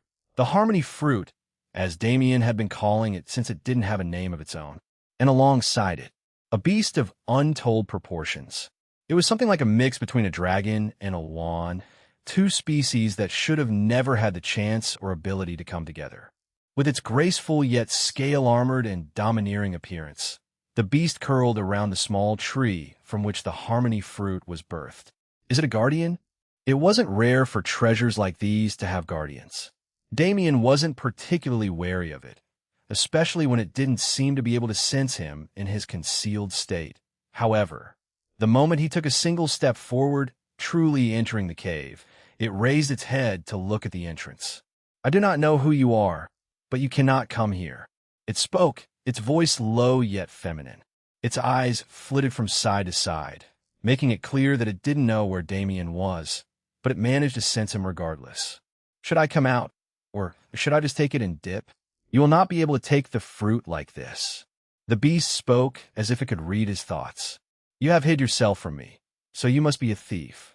However, the tree has sensed you, and unless you earn her approval, you will not be able to see the glorious effects of the fruit she bears." Damien raised his brow. So that was the case. If it was like that, then his concealment no longer mattered. This was another case like when he met the primordial undying tree. Alaric wasn't willing to give his power to just anyone. Only after a load of trials did he finally set on Damien, granting him his everything. Though the harmony fruit was nothing compared to Alaric's existence, it was the small tree's everything. Even if it could form another one after many years, that wouldn't change the sense of loss it would feel. If Damien wanted to take the fruit by force, he could try, but he didn't want to take too many risks when it came to Dante's life. He undid his concealment, appearing on Ice Lawn Mountain with his body for the first time. It's cold. For Damien to feel it, it really had to be cold.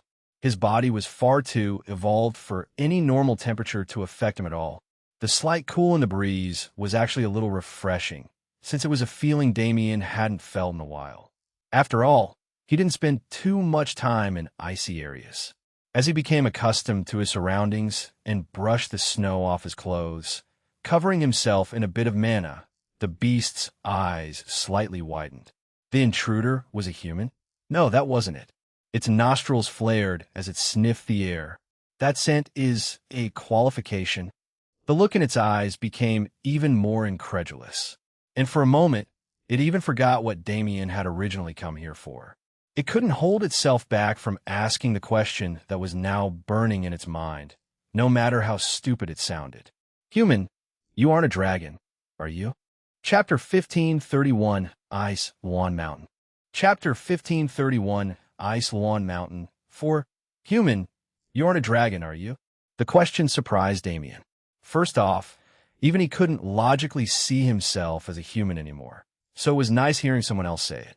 Second, though Damien did indeed have some dragon in him at some point, it had been a long time since his race had changed into something beyond existing terms. That draconic bloodline was already gone, turned into nothing more than an ability that Damien hadn't used in ages. I'm not. Why are you asking? He was genuinely curious. He took steps closer to the beast without realizing, but the beast didn't react, likely due to his blatant absence of hostility. That does not make any sense. If you're not a dragon, then what are you? The beast asked, perplexed beyond belief. Let's just say that I'm a human who's a little special. Now, then, why are you so adamant about me being a dragon? Damien pressed again. Naturally, it is because you have a qualification.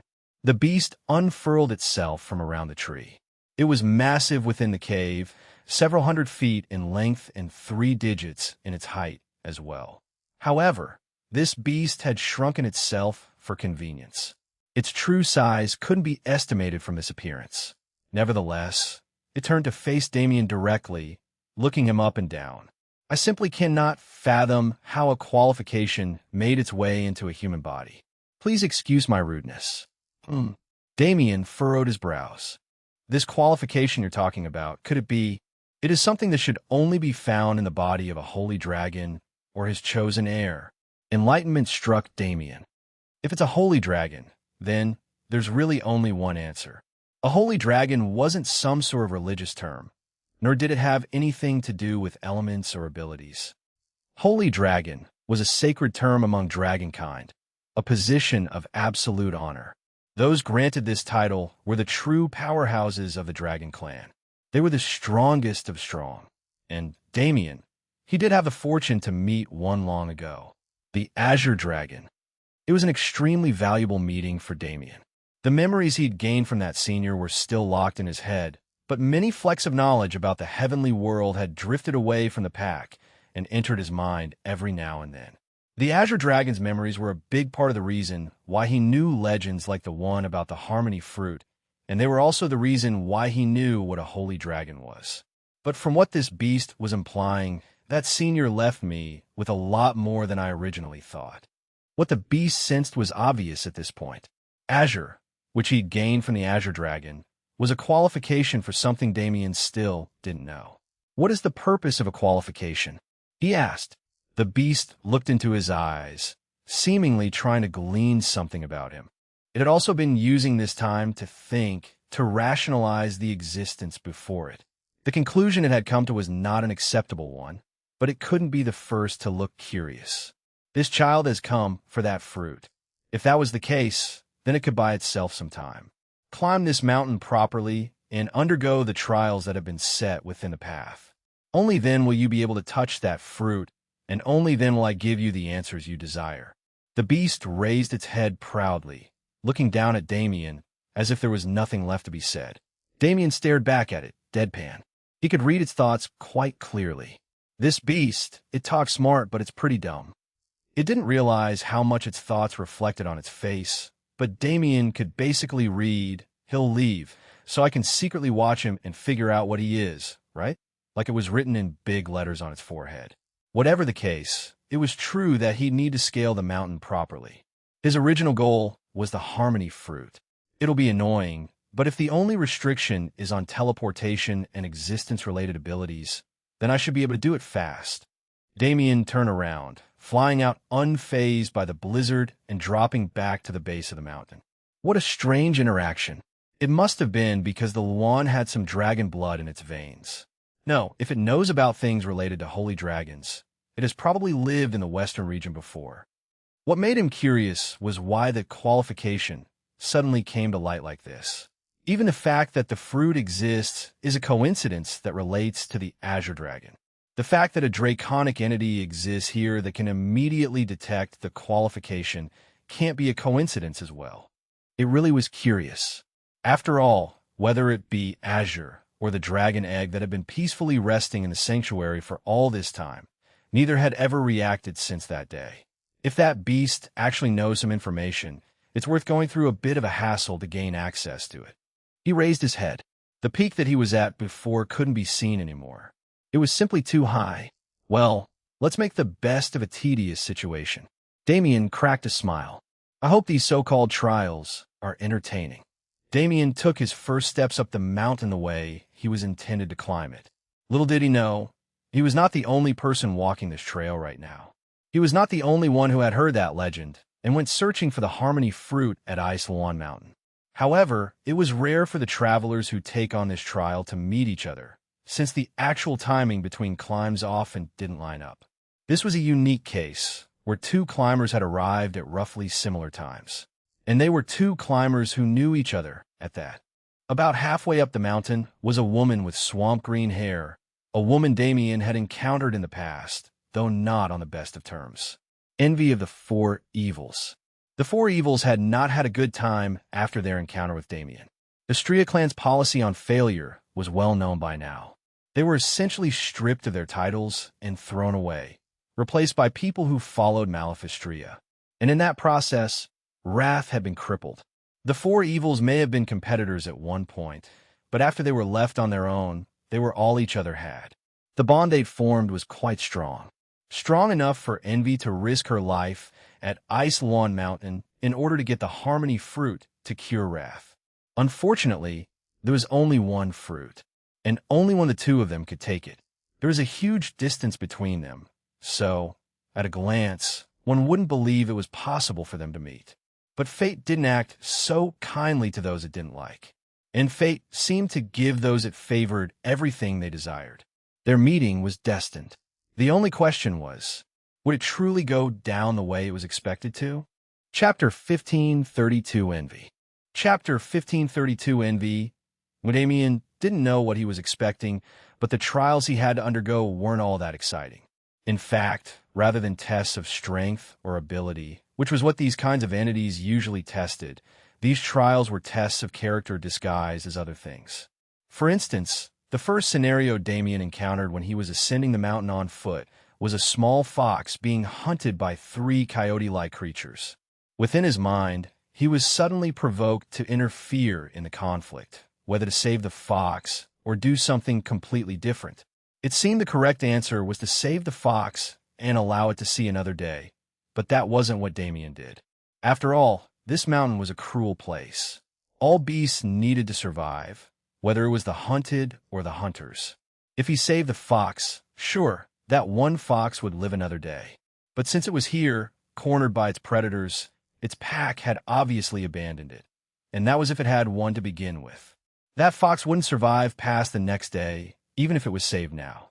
On the other hand, How many mouths would be fed by its meat once it was killed? Ecosystems existed for a reason. They were born from the natural relationships multiple species had with each other. And when they existed, they usually existed in balance. Unless an invasive species came and interrupted that balance, the ecosystem would continue to thrive and become more complex. Damien was invasive here. This wasn't his food chain to meddle in, and if the foxes were being hunted for food, it was likely they were also hunting smaller beasts in the same way. This mountain didn't have enough vegetation to support herbivores. That was certain. Nevertheless, Damien's non-intervention didn't coincide with the given scenario, so he felt a strange pulse in his mind, like something was rejecting him. What an annoying tree, he thought as he sensed it. He understood its intentions. The harmony fruit had abilities that the first person who consumed it never dreamed of. If he had been a practitioner, he would have already been one of the peak forces of the world. To create an absolute connection between the mind, body, and soul would increase one's power manifold. And since it couldn't be broken, in most situations one could be considered semi-immortal. After all, just like in Damien's case, unless all three were destroyed at the same time, they wouldn't die. Of course, the level of immortality didn't compare to Damien's, since his connection of mind, body, and soul also gave all three aspects the blessing of the void. However, especially for a divinity, and even more so for a true god, achieving this state and keeping it unbroken was deeply interconnected with their power progression. That tree didn't want the harmony fruit to end up in the hands of someone with a corrupted soul. It didn't want to create a monster that terrorized others, for, as the nature of the fruit it bore suggested, the tree was a pacifist. It produced harmony and embraced it. It simply couldn't allow the creation of a character that would plunge the world into chaos. That was all good and fine, but Damien had many other ways to prove that he wasn't such a person. For instance, he literally had the concept of harmony comprehended. If he just had an opportunity to show that to the tree, it would probably hand over its fruit without much of a fuss. The problem is that old entities like these are stubborn. Unless Damien underwent the trials in some way, shape, or form, the tree would refuse to acknowledge his sincerity. In essence, his climb right now was for courtesy purposes at most. Still, it was something he had to do, so he did it diligently. Several similar trials presented themselves as he continued his climb.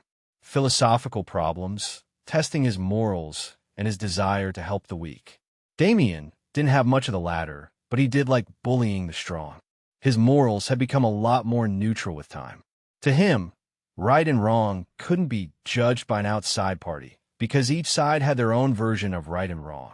Instead, he would look at the entire situation and judge based on facts alone. Like he did with the fox, he simply wouldn't judge right or wrong. Since the coyotes were justified, he let them be. Though, it wasn't like Damien didn't have his own views on what right and wrong were. If he thought something was acceptable, he'd leave it be. However, those things that he found unacceptable were different. If even Damien was forced to acknowledge that something was blatantly wrong, then that thing was not allowed to exist in the world anymore. That quality of his was also shown in the trials. It was difficult to understand Damien's thought process anymore. Things that made sense to him just made sense. If others didn't agree, then fine. If his opinion didn't fit conventions, that was fine as well. As long as he was acting in the best interests of himself and the people he was close to, as long as his heart wouldn't feel burdened, he would do as he pleased. And the world would have to accept him for what he was. Either that, or it could cope. Because he wasn't willing to put on a front for anyone or anything, even the tree that was his father's lifeline.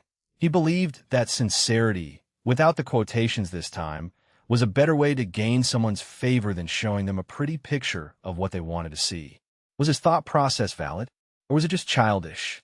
The more Damien experienced, the harder he found it to concern himself with matters outside his own. That was why he went through the trials giving mostly answers that disappointed the tree, but answers it couldn't deny. Damien's progress was fast. He moved rapidly in comparison to any other travelers who had dared to scale the mountain, and he made decisions without even an ounce of hesitation. Despite the fact that it didn't agree with Damien's moral code, it couldn't help but respect his confidence in his actions. And no matter how much it wanted to reject his opinions, it couldn't say that he was wrong. After all, it lived on this mountain and it understood the ecosystem that had formed here. It wanted Damien to be more benevolent, but at the end of the day, its beliefs still leaned towards harmony. And Damien was practically a personification of absolute harmony. Good and evil that had to exist for balance would not be touched. However, anything disrupting that balance would be destroyed. It was indeed a respectable code. But that was all in the past. What the tree wanted to see most was how Damien would react to someone teetering on the edge of that balance. He made it almost 3/4 of the way up the mountain in a matter of days. His pace allowed him to do something unthinkable to most. He'd caught up to the climber ahead of him, and now he was facing envy of the four evils, whose eyes were as wide as saucers from the moment she realized who had approached her. He'd caught up to the climber ahead of him, and now he was facing envy of the four evils, whose eyes were as wide as saucers from the moment she realized who had approached her. Was their battle inevitable? Or Chapter 1533 Envy. Chapter 1533 Envy 2. Their meeting was as coincidental as coincidence could be. Envy was currently at the top of a steep slope that was practically a cliff. Trying to climb it with nothing more than the strength of one's body was difficult, but she managed it and made it to the trial waiting for her at the top. She could already see the cave in the distance. It was still a little over 100 kilometers away, but its light blue glow illuminated the mountainside, making its location clear to all. She was still in the middle of the trial at that time. Damien made his way up the same cliff. However, his physical abilities were far superior to hers. After all, to climb this mountain as the tree wanted, one couldn't use mana to assist their movements. The only time they could use their strength was when they needed to fight. Damien's physical body was preposterous. It had evolved past what was possible with a mostly human form, but because of his void physique, all the qualities of his physical body were contained within the form he desired. As such, Damien could do things that others couldn't do without mana easily with his physique alone. That was why he scaled the mountain so fast. The weather didn't affect him, and the snow and ice didn't inhibit his speed at all. Powered by monstrous capability that genuinely couldn't be matched anywhere in the heavenly world, Damien rushed until he managed to reach the same place where Envy was. The answer was no. Their battle was short and concise, and hardly anyone got too injured. And he scaled that cliff before she could even finish making the choice presented to her. Damien's entrance wasn't quiet. He wasn't expecting to see anyone here, so he didn't really hold back. A massive amount of snow was thrown into the air, and a small avalanche tumbled down the mountainside below. He practically stood there and shouted, "Look at me." Envy turned around, and when her eyes managed to peer through the thick cloud of white, they immediately widened into saucers. It was the man that still haunted her nightmares. Did Damien really embarrass the four evils to that extent? The answer was no. Their battle was short and concise, and hardly anyone got too injured. However, Damien's casual, nonchalant behavior as he left was the start of their nightmare. The torture they'd endured after, the betrayal they felt as they were thrown away by the man they gave their loyalty to, all of it was attributed to Damien. So naturally, all four of the evils had thought about what would happen if they met him again over and over again. Wrath wanted another battle. Lust wanted to tear him apart. Gluttony was still as silent as ever, but there seemed to be a subtle change in his demeanor whenever Damien was mentioned. And Envy didn't ever want to see him again. Her power was always based on stealing power from others. That was how she managed to get so strong. Of course, she never had the chance to make physical contact with Damien, but that didn't mean she didn't glimpse the power he held. She glimpsed it, so much so that it still haunted her soul. In that moment when Damien controlled their mana, there was a tangible effect that the others seemed to miss in their shock. To Envy, it was a lot more pronounced since she'd specifically worked to train her sense of touch to the best it could be. She felt like she was being consumed by a swarm of ants. Thousands and thousands of invisible hands grasped her body and refused to let go, as if clearly telling her that they could kill her whenever they wanted to. The others didn't understand what had happened that day. Even when they talked about it afterward, none of them acknowledged that Damien truly did the most obvious thing that came to all of their minds. But Envy was different. She didn't doubt his capabilities. She knew exactly what he'd done. In that moment, all the law in the world, no, the heavenly order itself was under Damien's control. That was not something they could handle. Not then, and not now, after Damien had been given plenty of time to grow stronger. She felt genuine fear when she looked at him, but she was frozen in place. She couldn't fight, but she couldn't flee either. Not in a place like this. She just stared at him, bewildered and terrified, like a lost lamb in front of a tiger. And Damien, what was he to feel from that? The emotion in her eyes wasn't hidden at all. He recognized it before he even recognized her. And more than that, one couldn't forget that he could read her existence. Envy of the four evils. The first time Damien met her, she truly did resemble her namesake. Her heart was filled with green. Jealousy towards her peers, jealousy towards other people's talent and fortune, jealousy towards the world. It was a disgusting heap of negativity towards anything and everything. It was an envy that bordered on greed. She wanted everything others had. She wished she had it instead of them. Even though her station was so high, her authority was so vast, she still wanted more after seeing how people like Malevolonstria could live. Her name was both a reminder of her origins and a mark of shame. The envy he saw in front of him now was not the same person. It was almost miraculous how a single person had changed so much in such a short period of time. Envy's heart was no longer clouded. It seemed like she'd lost all ambition. Her desires were like her heart used to be, extremity, clouded by doubt. She didn't know what she wanted, but she didn't want to experience the things Malevolon and Malefistria forced her to experience ever again. She wanted peace. Perhaps she'd been shocked into reality, but Envy's mind now was truly something Damien couldn't believe. Even more so, since it was completely genuine. What did she have to go through to become like this? For all of her ego and confidence to be shattered, for all of her ambition and greed to be abolished. Damien moved forward. Envy stepped back, but she wasn't fast enough to do anything. Because of her chaotic mental state, she even forgot she could use mana. Damien grabbed her head. He could see how scared she was, but he wasn't planning to kill her. Instead, he delved into her memories, reading her existence. He encountered almost no resistance at all. She's been traumatized beyond belief. That much could be told from the surface alone. The woman was haggard, and despite being a powerful god, she was acting like a harmless mortal. But her external appearance, the things one could see by looking at her, could hardly alert one of the type of trauma she suffered. Damien definitely wasn't ready, because the things he saw in her existence, the things that had been mostly erased from her memories but engraved in her soul as fear. Seeing those things, even Damien had the urge to vomit. Chapter 15:34 Envy. The four evils were all different people. The way they thought about life and the way they reacted to external stimuli were different.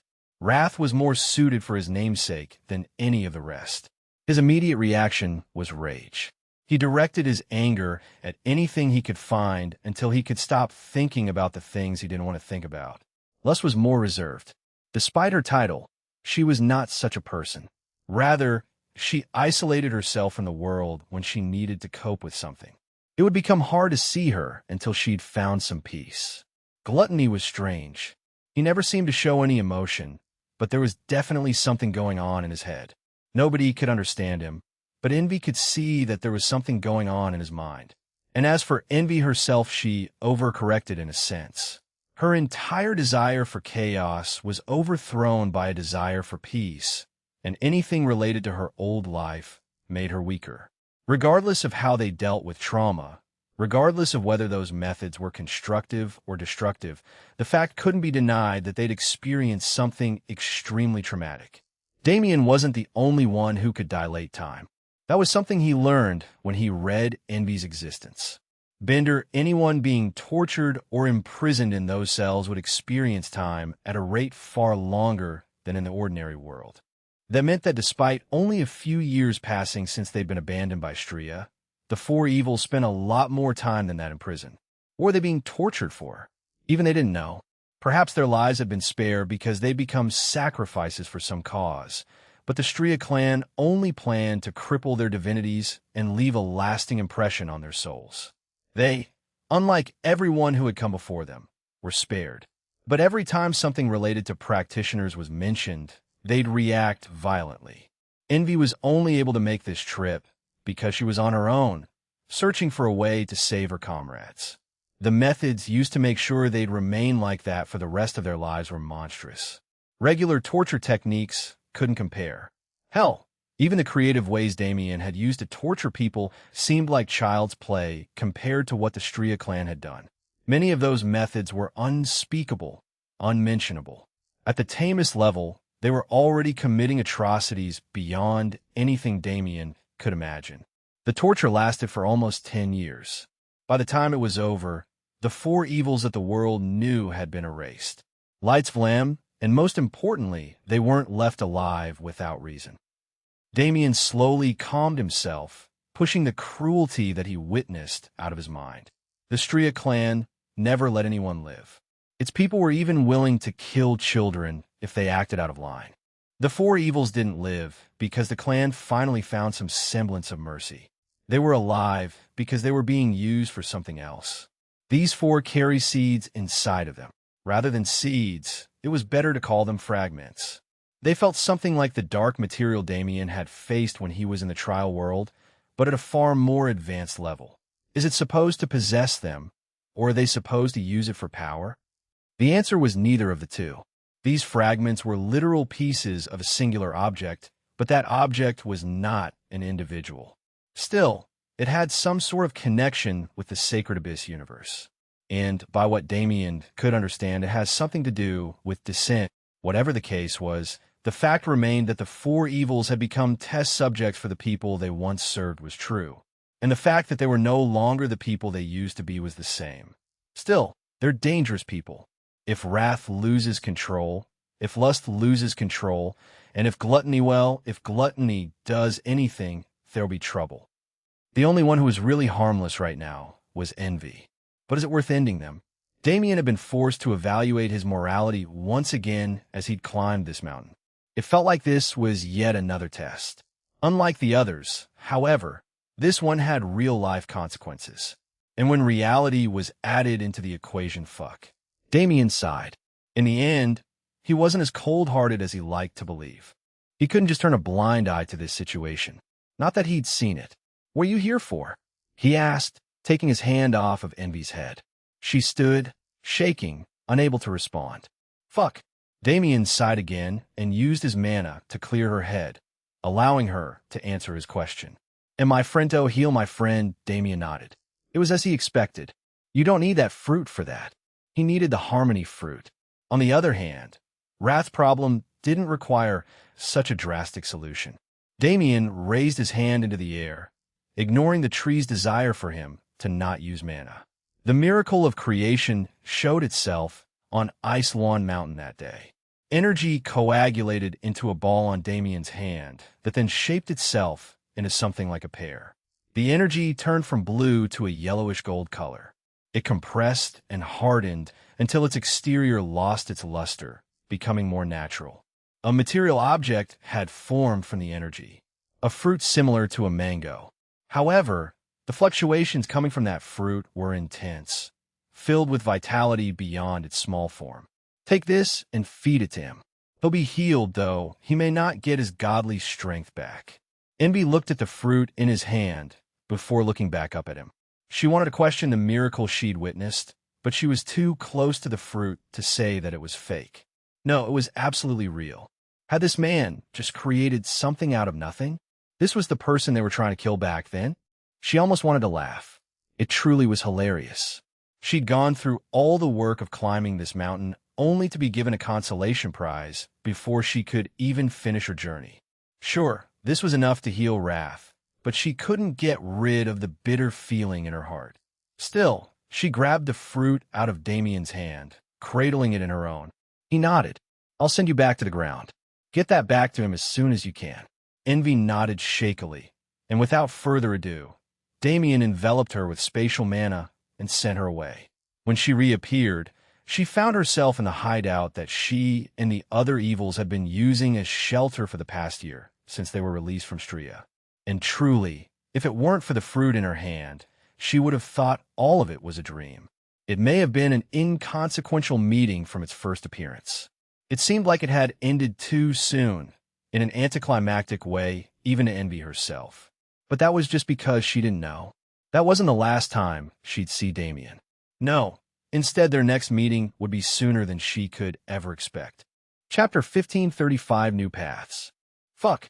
The older Damien got, the less he cursed, but he couldn't help himself in this moment. His mood was soured. He watched everything that happened to Envy through the perspective of her existence. He felt her emotions, and he thought her thoughts.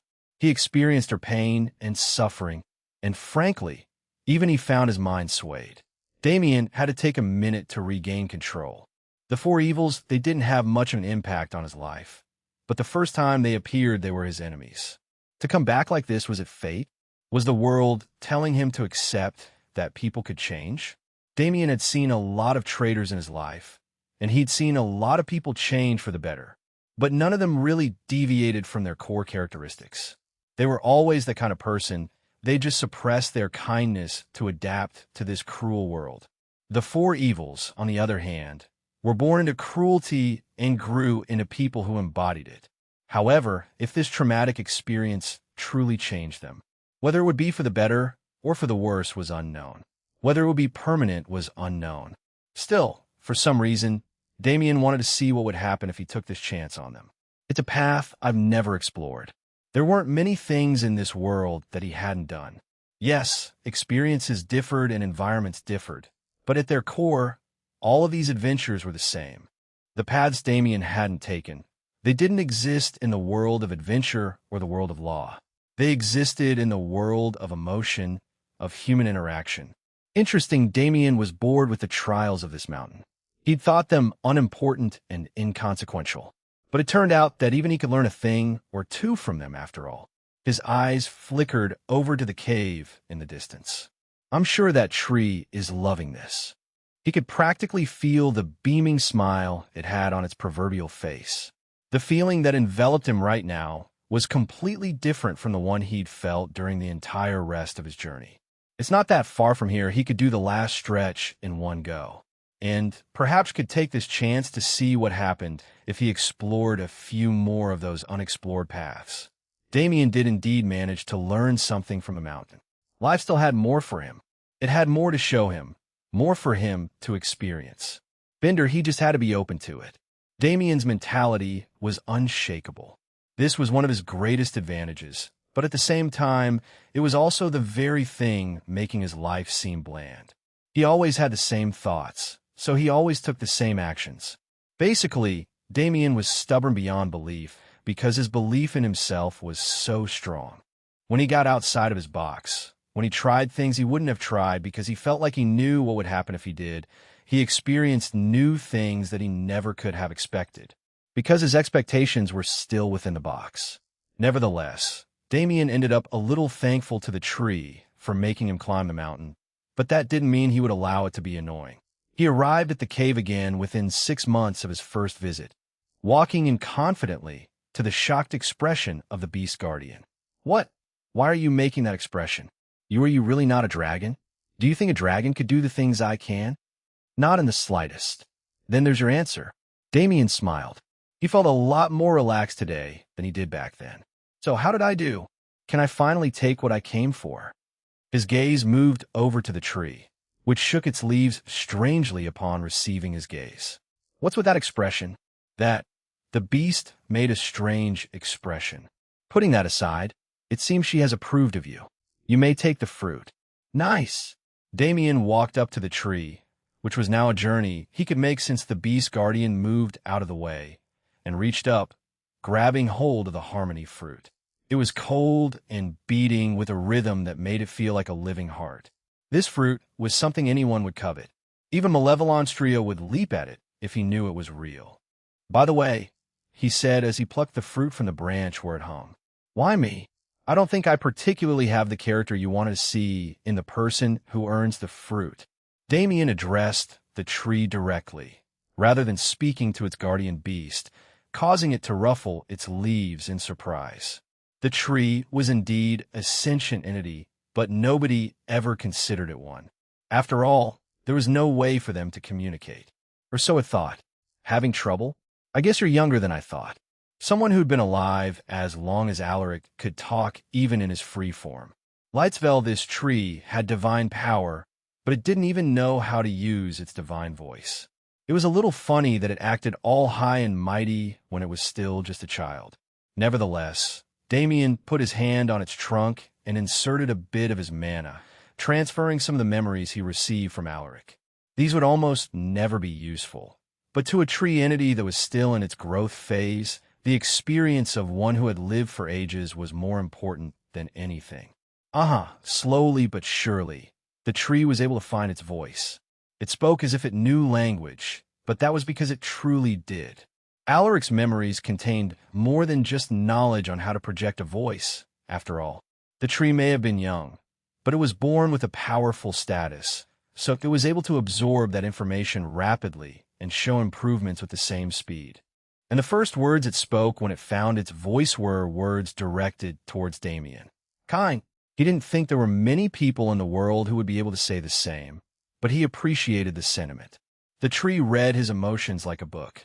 It insisted, a tinge of emotion filling its words. Damien frowned. It wasn't because he was angry, but rather, well, he understood what the tree was trying to say. He didn't know how it gathered all of that, though. Damien hated heroes. He grew up watching them and reading about them. In Earth's media, he saw them everywhere, even before the World Awakening when heroes began to rise from the population. To him, heroes were pitiful. To do so much for nothing. To risk oneself for people who repaid them with hatred whenever Damien saw heroes. He wondered how they kept themselves from just killing everyone and giving up. But that was the thing, wasn't it? Hadn't he done the same? Hadn't he risked his everything to save grand heaven's boundary, even saving all of its people when it collapsed? Hadn't he been risking his life to save the people of Void Palace, and even the people of the southwestern region that he'd saved from the Divine Order? Hell, he'd even given specific orders to save the children abused by Stria and offer them better lives. Damien hated heroes, but when it came down to the wire, he couldn't stop himself from trying to be one, because nobody else could do it. He was the only one. His personal reasoning for his heroism didn't matter, nor did his feelings about heroism. To the people of all worlds, he was a hero, and that was exactly what the tree saw when it looked at him. The reason you were Cosini's because you did not come for yourself. Even now, you are being a hero. It seemed the tree wanted him to realize something, but he didn't know what. Still, he accepted its sentiments with a troubled expression and turned away. Putting aside the thoughts that made his brain melt, there was still another thing he had to hear from those in this cave. From a guardian beast, to be exact. During his first visit, it told him about a connection he'd never expected he had. It was time for him to figure out just what kind of gift the Azure Dragon had left him. Chapter 1536, New Paths. Chapter 1536, New Paths 2. The guardian beast seemed to know what he was after because the moment he looked at it, it sighed. It seems I have no choice in this matter. Damien nodded. If you wanted to skim me, you shouldn't have made that promise. Yes, it is indeed my fault. That is why I am entertaining your wishes despite your tedious personality. Damien nodded with a smile. As it should be, matters that had to do with his mind, he didn't run away from them anymore, but he also didn't needlessly entertain them. The tree had presented him with questions to ask himself, and he would take sufficient time to ask them when he could deeply ruminate over how he felt. Until then, wasn't it more fun to unravel mysteries? But before that, do the two of you have names or anything? It's more convenient for my thought process if I don't have to refer to you as the tree and the beast.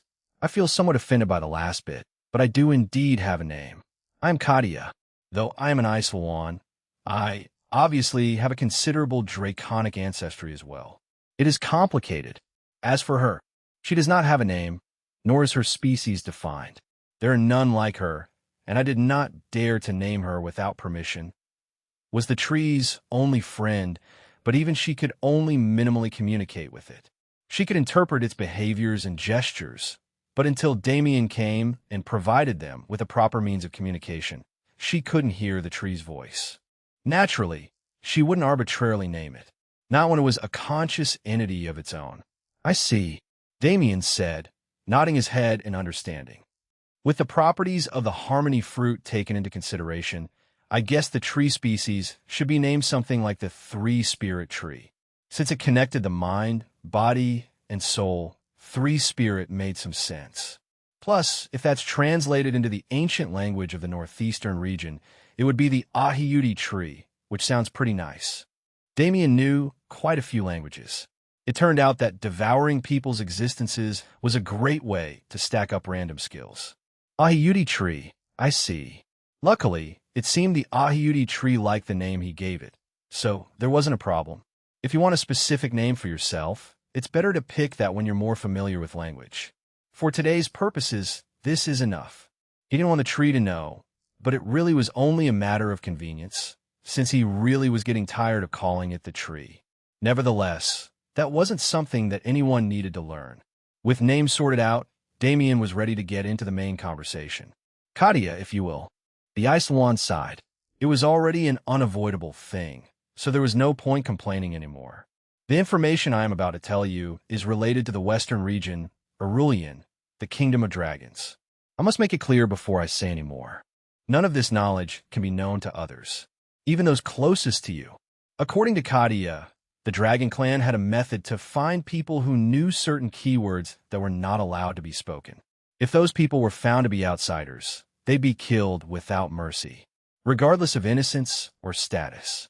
Damien naturally understood, and he could easily bypass such a low-effort system, so he readily agreed. With his affirmation, Katia sighed in relief and continued. "Simply put, the Western region is a completely different world compared to everything else. The borders you all see are illusions. The real border to Aurelian cannot be crossed unless one has a sufficient amount of dragon blood. Aurelian was a society of its own, hidden in plain sight. The Dragon Clan used the Western region as the source of their power, but it was not their home. It was a place for their home to connect to, so that the dragons could also come and go from the heavenly world. Their desire for isolation was more severe than anyone would have expected. Truthfully, I cannot tell you much about Aurelian aside from the general facts. After all, the class system there is extremely strict. A half-blood like me. Well, it's best to say that I didn't receive the best of treatment. Damien could imagine it. Dragons were a bipolar species. Half of them loved all people with dragon blood and tried to raise them up to the best of their abilities. Bai Yuxuan fell into this category. As for the other half, they hated people who weren't pure dragons to the core. They believed those people had tainted bloodlines and were staining the image of dragons. According to what Katia was saying, Aurelian was led by the latter faction. She went on to speak about what life was like in the cities, what kind of economies they had, and more before she reached a point where Damien started tuning in again. Ruling the kingdom is the dragon nobility. They are dragons with extremely pure blood and connections to god-beast ancestors. There are only 10 god-beast ancestors in the Dragon Clan now, but there were once over 16. They are the true rulers of the clan, and most importantly, they're the only ones with the qualifications to inherit the throne. Damien's eyes narrowed. Katia continued, as if to tell him that his thoughts were accurate. The 6 who no longer exist were killed for their qualifications, or so was thought. As it appears, one of those 6 managed to find you, and for some reason, he trusted a human to carry his qualification. A qualification to inherit the throne. The throne of the entire Dragon Clan? Of Dragonkind as a whole? What is the nature of that throne? Damien had to know, but Katia only shook her head. I cannot tell you any more than this. To us commoners, the race for the throne was a mere legend, far too out of our sight that we could only imagine it. If you wish to learn more, or perhaps uncover the secrets that lay in that place, then you must visit Aurelian. Damien nodded slowly. The Azure Dragon. Did that senior truly want him to take over the Dragon Clan? Or rather, I get it. Azure. It was a gift, but also a request for a favor. After all, it didn't come alone. Damien gained Azure, and at the same time, he received an egg. Neither had shown any sort of connection to each other until now, but that was because there wasn't one yet. Azure is my special card, and with it, he was to accomplish something insane. That senior was really expecting a lot from me. To think he would leave something that wouldn't be useful until the heavenly world. It seemed the Azure Dragon had long predicted Damien's rise to power. Still, regardless of the size of the favor, it was a favor Damien had to do, because it was a favor he was asked by someone who gave him everything in return. If I don't even repay something like that, then I'm really no better than a beast. A road to a new adventure had presented itself to Damien just as he finished one he thought would be no more than him going through the motions. It was a trip worth more than he could have ever expected, and now that he had both the information he wanted and the fruit he'd come for, it was almost time for him to return to Void Palace. Dante Void, a man Damien still couldn't quite convince himself to call father. I really hope this wakes you up. Chapter 1537 Confrontation. Chapter 1537 Confrontation.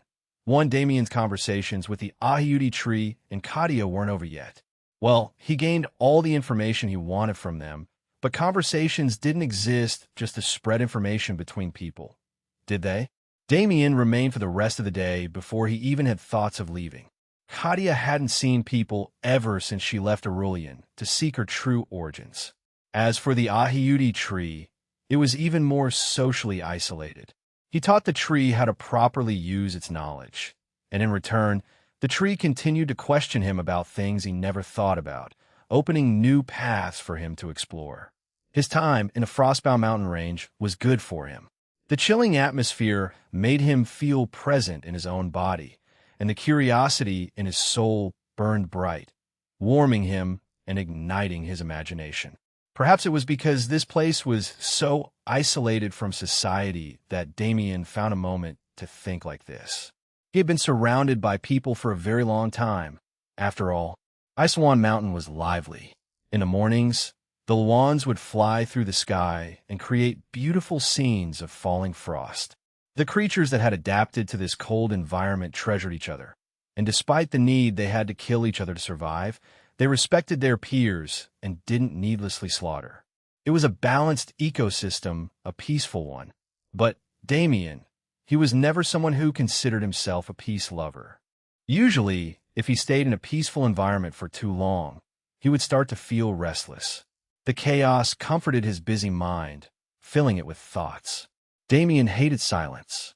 He hated when his thoughts were left alone to run wild. It wasn't as if he was still plagued by mental problems, but he still remembered those days when his thoughts would cause him more pain than anyone else ever could. That was why he didn't like the silence, even to this day. Was the fact that he could find happiness in this peace a good thing? Did it mean he was finally getting rid of the lingering effects of those times? Or did it just mean he was jaded, disillusioned, and unwilling to deal with the world's troubles? Damien didn't know. He hardly felt anything. Not just in this moment, but in general. His emotions, which had always been reserved only for the people he cared for, were no longer able to be excited by anything else. It was his fault that he'd become like this. I feel numb. But that numbness was only temporary. Just like everything else, it would one day fade away as he found something new to replace it. Life is long, but that longevity meant that he could take the time to explore anything and everything to the deepest depths. He could experience just as many wonders as he did tragedies. Even in people, there's so much variation. If he just made a single choice differently than he usually did, would that completely change the dynamics of the people he interacted with? This was the curiosity he'd gained on Ice Lawn Mountain. And aside from the Harmony Fruit, it was the thing he was most excited to take down the mountain with him. It's about time to leave now, isn't it? He'd made a connection with Katia and the Ahiudi tree. He'd achieved his goal, and he'd even gained something more. He didn't have to wait to go down the mountain. True, he was a little sad to part with this atmosphere, but all good things had to come to an end. For this one, that end would come far sooner than Damien realized, because he'd made a mistake during his climb. And now, he had a target on his back. Damien knew he was being watched, but he didn't know he was being watched for more than one reason. For the most part, the enemies he had in the heavenly world wanted to kill him because he was the one currently leading Void Palace. With his death, they could destroy the palace's morale and gain an advantage against their troops. Some had personal grudges, while for others it was more complex, for a certain force. However, the reason for observing Damien was different. The foreign races in the hidden principality, led by Grand Duke Famas, had been watching Damien because he was the son of Dante Void. They expected him to have mysterious powers and abilities beyond others simply because of his bloodline, but they were always watching to make sure those abilities weren't out of the scope of their perception. And, while Damien was an important target for them, he wasn't the most important. What they were looking for was an anomaly. They didn't have a lot of information. The Dark God only told them that he sensed something strange, a presence that didn't match anything else. The Dark God sensed that presence first in Count Varix's territory, but he didn't tell his people that. After all, it didn't matter. That presence had moved to the heavenly world, and if it appeared again, he would sense it again. Naturally, the Dark God wasn't a being who cared about his subjects much. And on top of that, since they'd always succeeded, he didn't think there was a chance for them to fail in finding the anomaly. The foreign nobility thought this would be the first time they disappointed their lord, because no matter how much time had passed, they couldn't find a trace of anything unnatural. Even the unnatural events and characters were merely a little better than the rest. In the grand scheme of things, they didn't mean anything. So the foreign nobility were a bit on edge, using the most of their ability to find any clues possible. That was the state they maintained at all hours of the day. It would have been odd if they didn't find it. A signal from the Frostbound mountain range. A trace of something that should not have existed. Existence itself. Damien used its abilities when he met Envy. It was only for a brief moment, but it was enough to confirm that something in the Frostbound mountain range was the source. Only the Grand Dukes were able to find something strange. They had the Dark God's blessing, so they could tap into a percentage of his perception ability to search for anomalies. And when they confirmed the location, another piece of news they'd learned because they were keeping track of a certain man made it to Grand Duke Fama's ears. Damien Void is in the Frostbound mountain range. The man who had isolated himself in his iron fortress for years had finally come out, and the moment he came out, a clue was found in the location he traveled to. Only an idiot wouldn't be able to connect the dots. Grand Duke Famas had a large grin on his face when he received the information. The man he wanted to kill and the anomaly he was tasked to destroy, they were either one and the same or closely related. And if that was the case, then, do not waste any more time. There was no need to hesitate. Send a party to the Frostbound mountain range, and before the sun rises over the sky, eliminate Damien Void. Chapter 1538 Confrontation. Chapter 1538 Confrontation 2. The foreign nobility worked fast. The moment they found a tangible clue about their target, they grabbed it and refused to let go. A party was created to make its way to the Frostbound mountain range within minutes. None of the Grand Dukes moved. They couldn't. After all, they currently had the heavenly world severely underestimating their forces. If a Grand Duke went out and showed his power, wasn't it practically like screaming, "Hey, look at us! We're dangerous!" to the entire world? The time hadn't come for them to completely reveal their strength. That time would only arrive when they finally struck the planet. Until then, they had to make sure that the general populace would never have a reason to be concerned with them. 1 Duke, 4 Counts, and 10 Viscounts set out, their skin and features disguised to look like humans.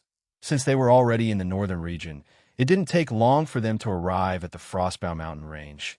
And since they had no interest in peace, it took them even less time to get to the periphery of Isilwan Mountain, where the signal was the strongest. Duke Horacio, who led the group, held in his hand a device that had a simple function. It would take the information given to it, which, in this case, was the location of the signal, and pinpoint the exact position from which the signal was coming from. The foreign nobility were experienced in the art of tracking anomalies. There would never be a time during the hunt when they arrived unprepared. Even now, Duke Horacio was leading an advance party. Their job was to observe Damien, dial in on whether he was the target or just a related individual, and then relay the gained information back to the main base. Yet, this advance party was led by a god with 4 other gods under his command. Even the weaklings who were only there as a precaution were above the level of divinity. After all, if they came to blows with the target regardless, wasn't it better for them to be fully prepared? Damien may have been powerful, but he wasn't at the level of a Grand Duke.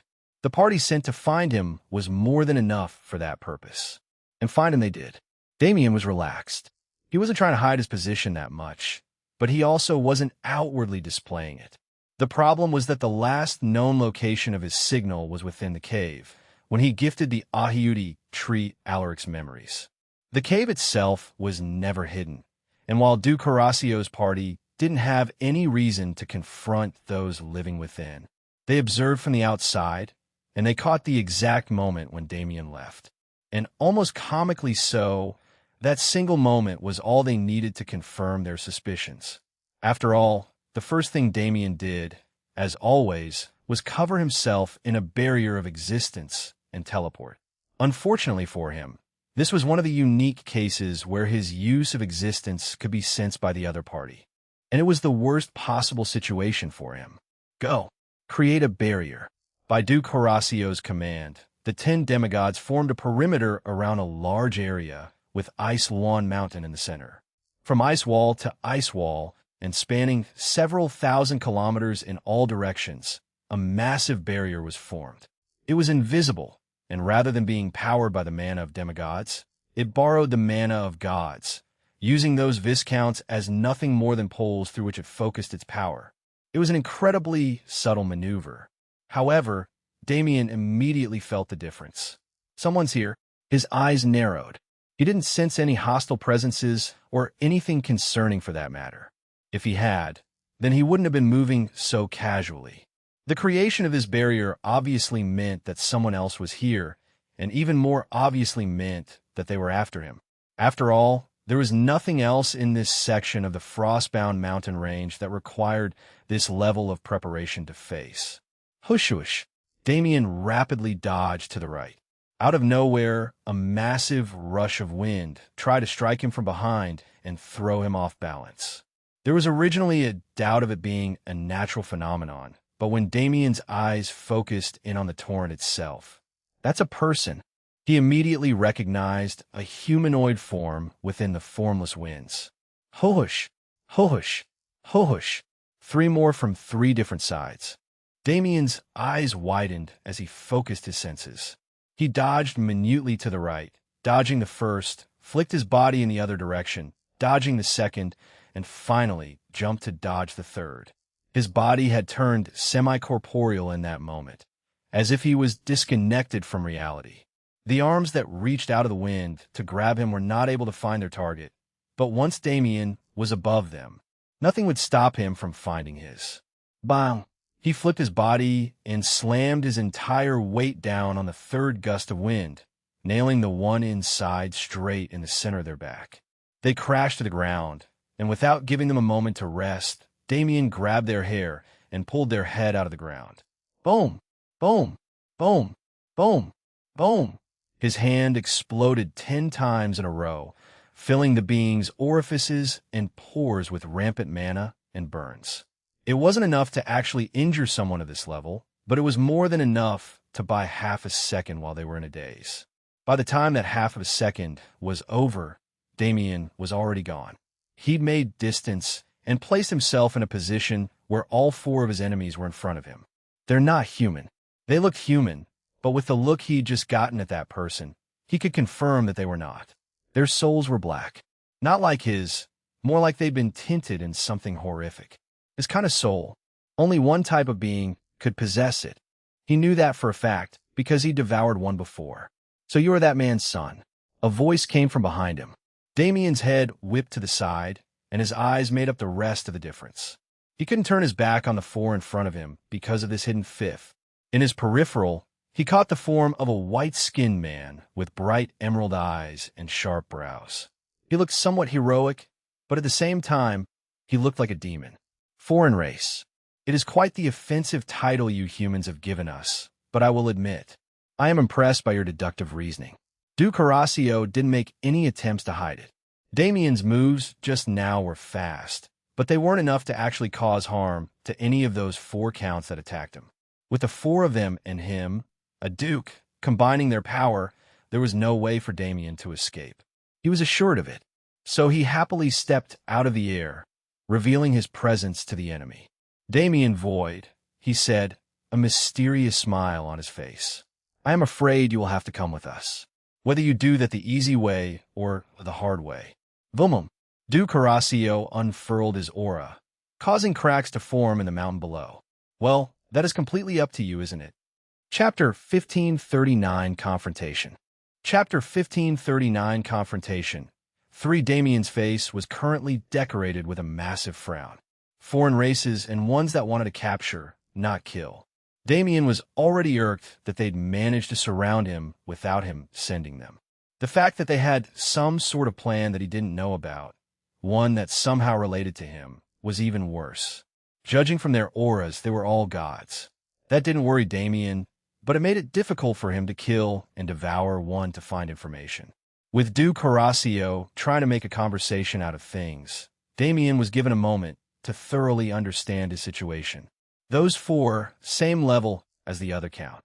No, they were definitely stronger, but to the current Damien, they might as well have been at Count Varix's level.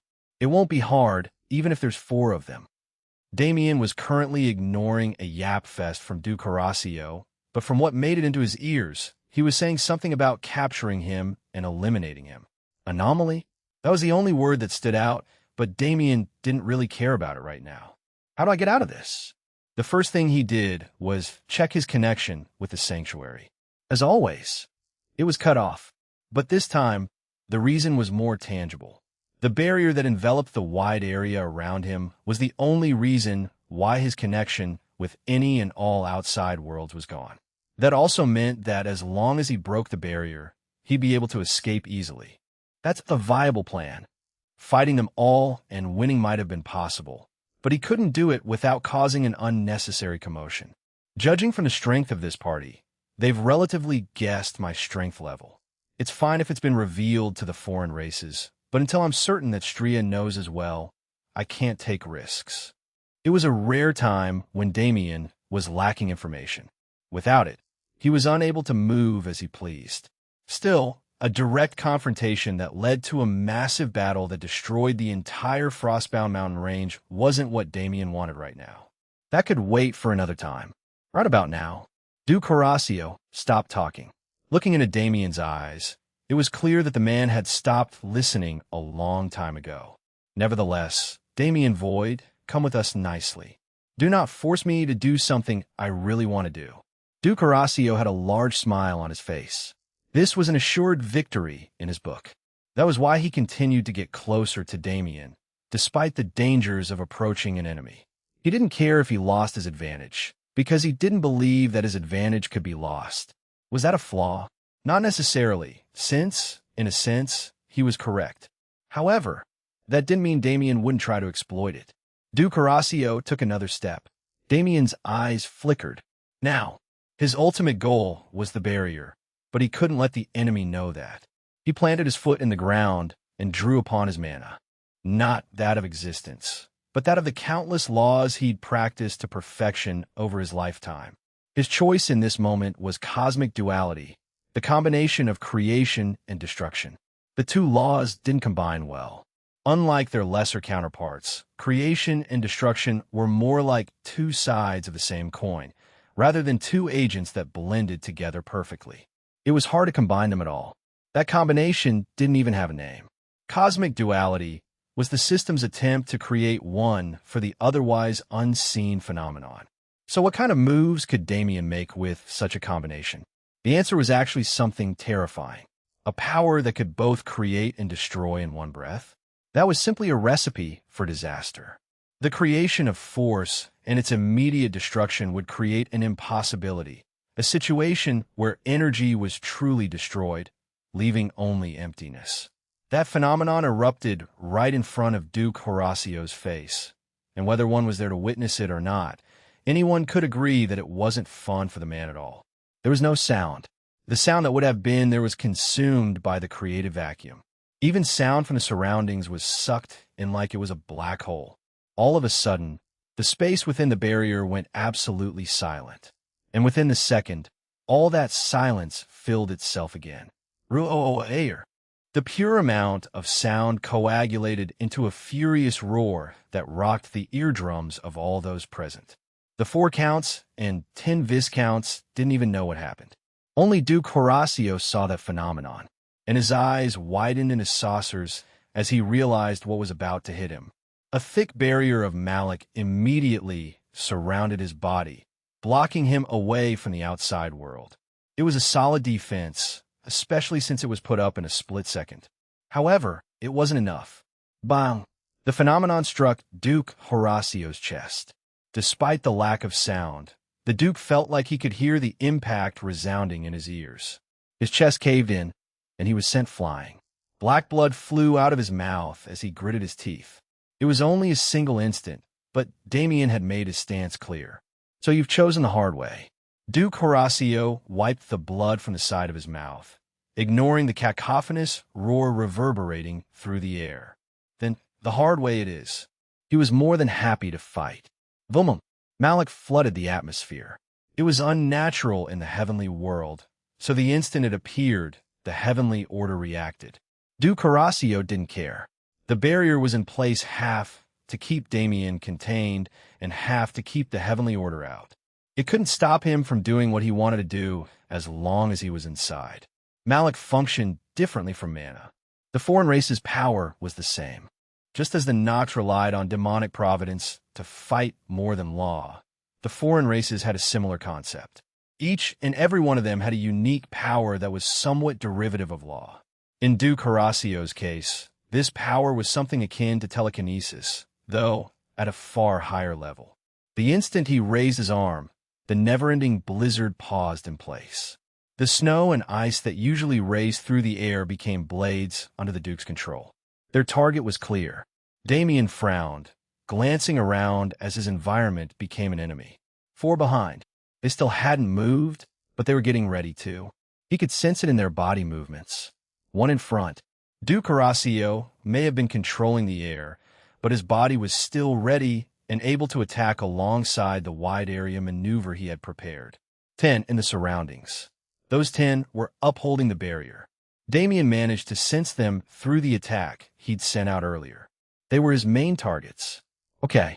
It was only a brief moment, but while he thought, it was slowed to the point where it felt like minutes had passed by the time he was done. The situation was not uncontrollable. That was all that mattered. He'd taken note of it all. And once he had, time sped up to its normal pace. And all those attacks that were being prepared a moment ago were sent out in unison. Boom.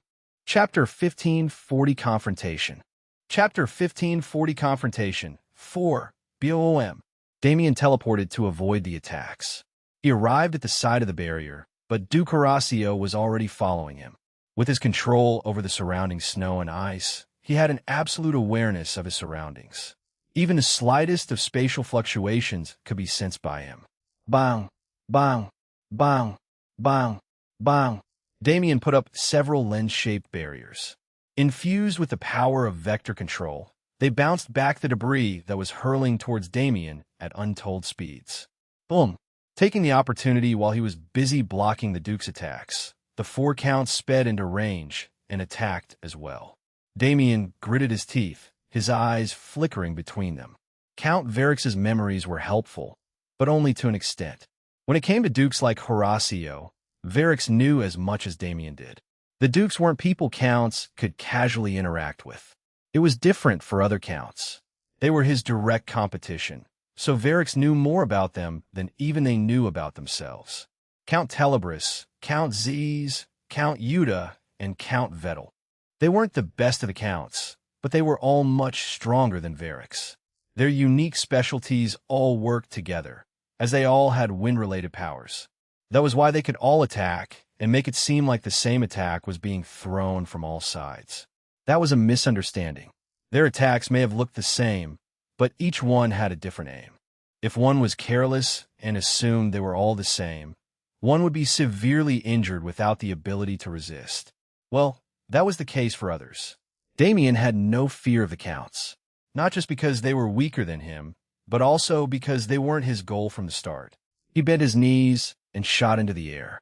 The 4 counts chased him, while Duke Horacio continued to impede him using the environment. Damien's eyes were sharp. Flying through the air was impossible right now. If he tried, he'd be torn to shreds by everything in the air trying to destroy him. Damien was able to move because he could teleport. No, rather, he was able to survive because of his connection to the spatial layers. If he hadn't been able to turn his body ethereal, it would have been impossible to survive a telekinetic whose level was this high. This was a moment where precise calculation was more important than feeling. Damien had to teleport in short distances so he could throw off his pursuers, but he couldn't be out of the spatial layers for too long either. Every time he entered a spatial corridor, he was already calculating how far he'd go with the next one and which direction he'd move in. Damien led his enemies on a wild goose chase within the contained area they'd created. Up and down, side to side, randomly changing even the orientation of his body, Damien did every possible thing he could to confuse them. And it was working. The counts weren't as invulnerable as he was. Duke Horacio had great control, but he couldn't help it if the counts ran into his attacks because they were chasing Damien. Count Telebris was the most wounded. He was the fastest, and no matter how Damien moved, he was always on his tail. However, that meant when Damien teleported, he took the brunt of the impact that was avoided by his target. Damien took note of the man. He's easy to kill. That would come in handy later, but for now, I've pretty much understood how the barrier works. Damien was certain he could destroy it. That was the only reason he'd been wasting so much time. He had to find the correct way to destroy the barrier in the least amount of time possible. That solution was now found. Damien teleported high into the sky, finding the apex of the barrier. He brought his hands together, concentrating mana between them. Time slowed down again. A force stronger than 10,000 nuclear bombs appeared in that tiny area, and as Damien pushed his hands forward, it touched the barrier and lost its balance. Boom!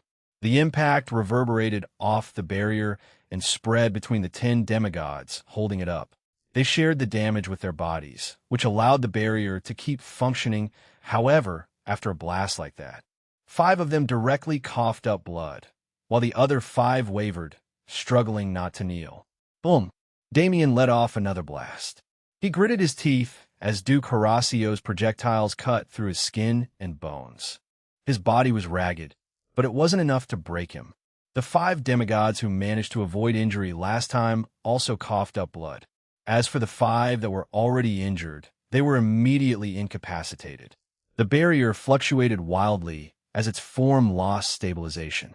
The 5 remaining demigods did their best to share the burden between them and keep it up, but that would only work if Damien decided to give up on them. Duke Horacio was approaching him from below. The 4 counts had attacked from the sides to make sure Damien couldn't dodge. It was either he broke the barrier now, or he got hit with that attack. Between those 2 choices, the one he picked was obvious, right? Damien's body was illuminated by a huge outpouring of mana. Space and time warped, life and death froze, and destruction pushed into the fluctuating barrier, transferring all of Damien's possible force into it. Boom! The explosion sounded the same, but it was completely different. This time, the demigods didn't stand a single chance. Bang! Bang! Bang! Bang! One by one, the demigods exploded into clouds of blood mist. The barrier went down almost instantly, giving Damien free rein over his position. He glanced around him. 4 counts and a duke. They were fast, but not faster than him. And now that he had freedom, let's do it. Damien teleported. Boom! All the attacks aimed at him struck each other as he vacated his position. They exploded, creating a pressure wave that pushed even Duke Horacio back. This was the perfect opportunity for Damien. He appeared out of thin air behind Count Telebris and grabbed the man's neck. The only reason he was strong was because he was in a group.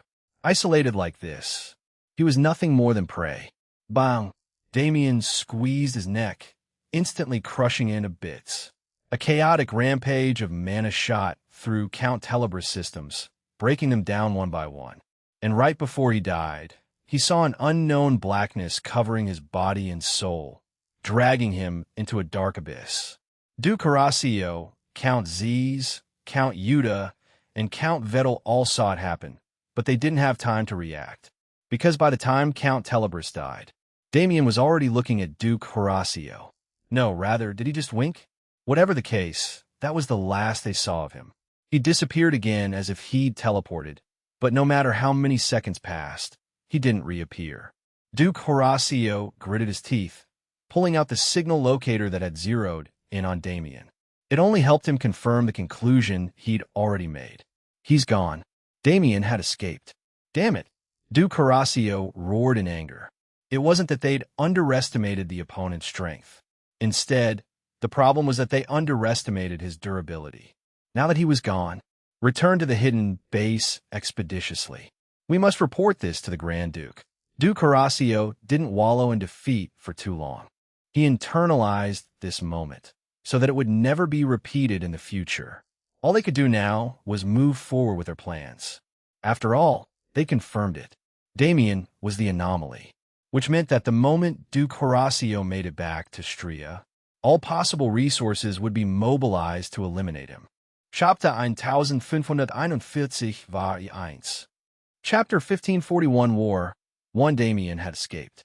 The instant he killed and devoured Count Telebris, he used his connection with the sanctuary to disappear from the frostbound mountain range. It really was a convenient method of travel. After all, for as long as someone with an access gate to the sanctuary was at Void Palace, Damien would always be able to immediately return to safety. His escape was a good thing, but Damien didn't feel good about it. For a long time now, he'd been escaping. When was the last time he actually went out and fought a battle? He'd been careful for the palace's sake, keeping his strength to himself so his enemies didn't gain information. But it was too late now. Even with all of his preparations, his enemies still managed to learn the things they weren't meant to know. That was confirmed the instant he devoured Count Telebris. Stria knew what he could do, as did the foreign races. How? They got lucky. Damien dropped his guard for no more than a single moment, and that was enough for all of their suspicions to become facts. It was similar to how everything Damien knew was being affirmed as fact by Count Telebris' memories. Damien made it back to Void Palace relatively unharmed, but a change would come from this point forth. That battle was the last time. It was the last time he would choose escape over battle. The strength he'd accumulated through all of his training, the power that gave him the right to rule billions of people. It was about time for him to truly use it to its full potential. Damien learned a lot of things from Count Telebris' memories. His being a count meant the information he had on the Sacred Abyss universe wasn't much better than Count Varix's. He did have his own territory, which Damien could probably lay claim to if he went there, but other than that, everything Count Telebris knew was something Damien also knew. However, Count Telebris knew everything that was happening with the foreign nobility infiltrating the heavenly world. On top of that, he had a considerable amount of information on the Stria clan. Ironically, the foreign noble was more useful for learning about the happenings of the heavenly world than his own homeworld. Still, in this instance, that was for the better. After all, Damien wasn't looking for the Sacred Abyss universe's secrets right now. Anything he needed to be aware of, he now knew, which meant he didn't have to hesitate. Damien didn't waste a single moment when he returned to the palace. After a short greeting to those who saw him arrive, he called another emergency meeting. It was the same as last time, an announcement of war. The second he returned, it was war. Not the small, irrelevant war that had been taking place until now, but war between divinities, the true lifeblood of every great clan. He wasn't the only one who had to stop holding back. Everything Void Palace had done in these years to rise above its fellow great clans needed to be put into action. Stria had to go down. The foreign races had to go down. Everyone who opposed Void Palace would die. It was sudden for a lot of people. For the 6 months Damien had been gone, the war had been escalating and the power level of the deployed troops had been increasing. However, neither side had nearly enough of a reason to bring out their strongest warriors yet. Strategically speaking, it was beyond stupid. But that was before Damien devoured Count Telebris. As he was now, this was the perfect opportunity. Plus, he couldn't just give the foreign nobility space to do as they pleased. The chain of command established within the palace army was impeccable. Information traveled extremely fast, and, as if they'd been present for the meeting Damien held, the palace troops began their retreat almost instantly.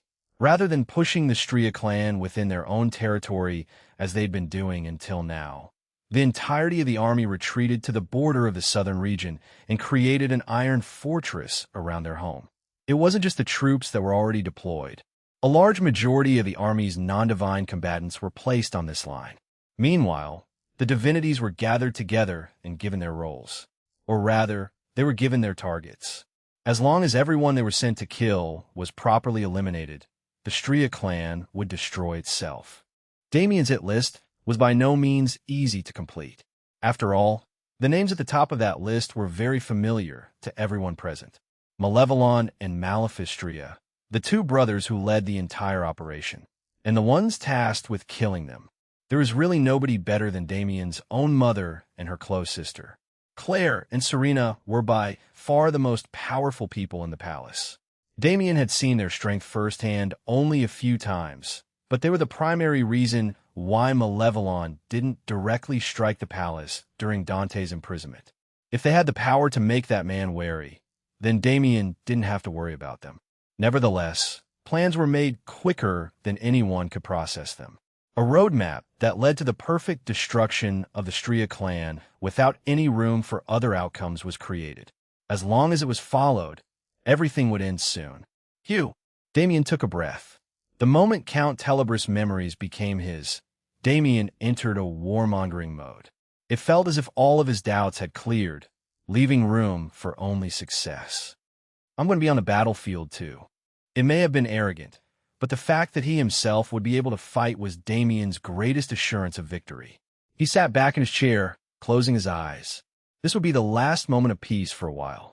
So as he learned to do on Ice Lawn Mountain, he enjoyed it as much as he could. His life would be chaos when the war began, but that chaos was the same environment where he thrived. Okay, his mind was clear. His vision saw beyond the horizon. A few days passed after that, a time that the palace members used to brace themselves for what was to come. The entire world had been lulled into a silence. Amidst the retreat of Void Palace's troops, the Stria clan had become oddly quiet as well. It was extremely odd, especially considering how brutal the war they waged had been thus far. Millions had died at the very least. It didn't seem like after suffering such losses the two influences would ever put down their swords. So for silence like this to suddenly erupt? Naturally, it couldn't mean anything good. This time saw a mass migration of people into the eastern regions of the world. As people tried to avoid the escalating conflict, they moved across the Frostbound mountain range so they could be safe. Unfortunately, not everyone could make this move in time, because there wasn't much time before war erupted again. And this time, with countless divinities swarming the world with the blood of their enemies as their only goal, the world would truly face a situation it had never faced before. Chapter 1542 war 2.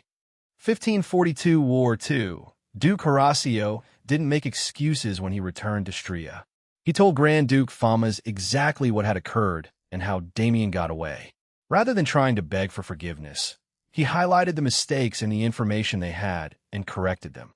Regardless, the mission he'd made was a successful one.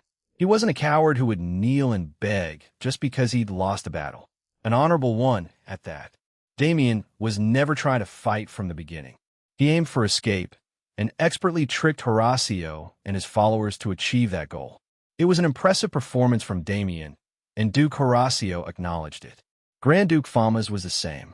Compared to Malevolon, he could actually be considered an understanding supervisor. He always looked at the entire situation and gleaned what he could from it, rather than focusing on defeat. Nevertheless, this situation was unique, and while the Grand Duke was analyzing it, Void Palace started withdrawing troops. Their intent became obvious.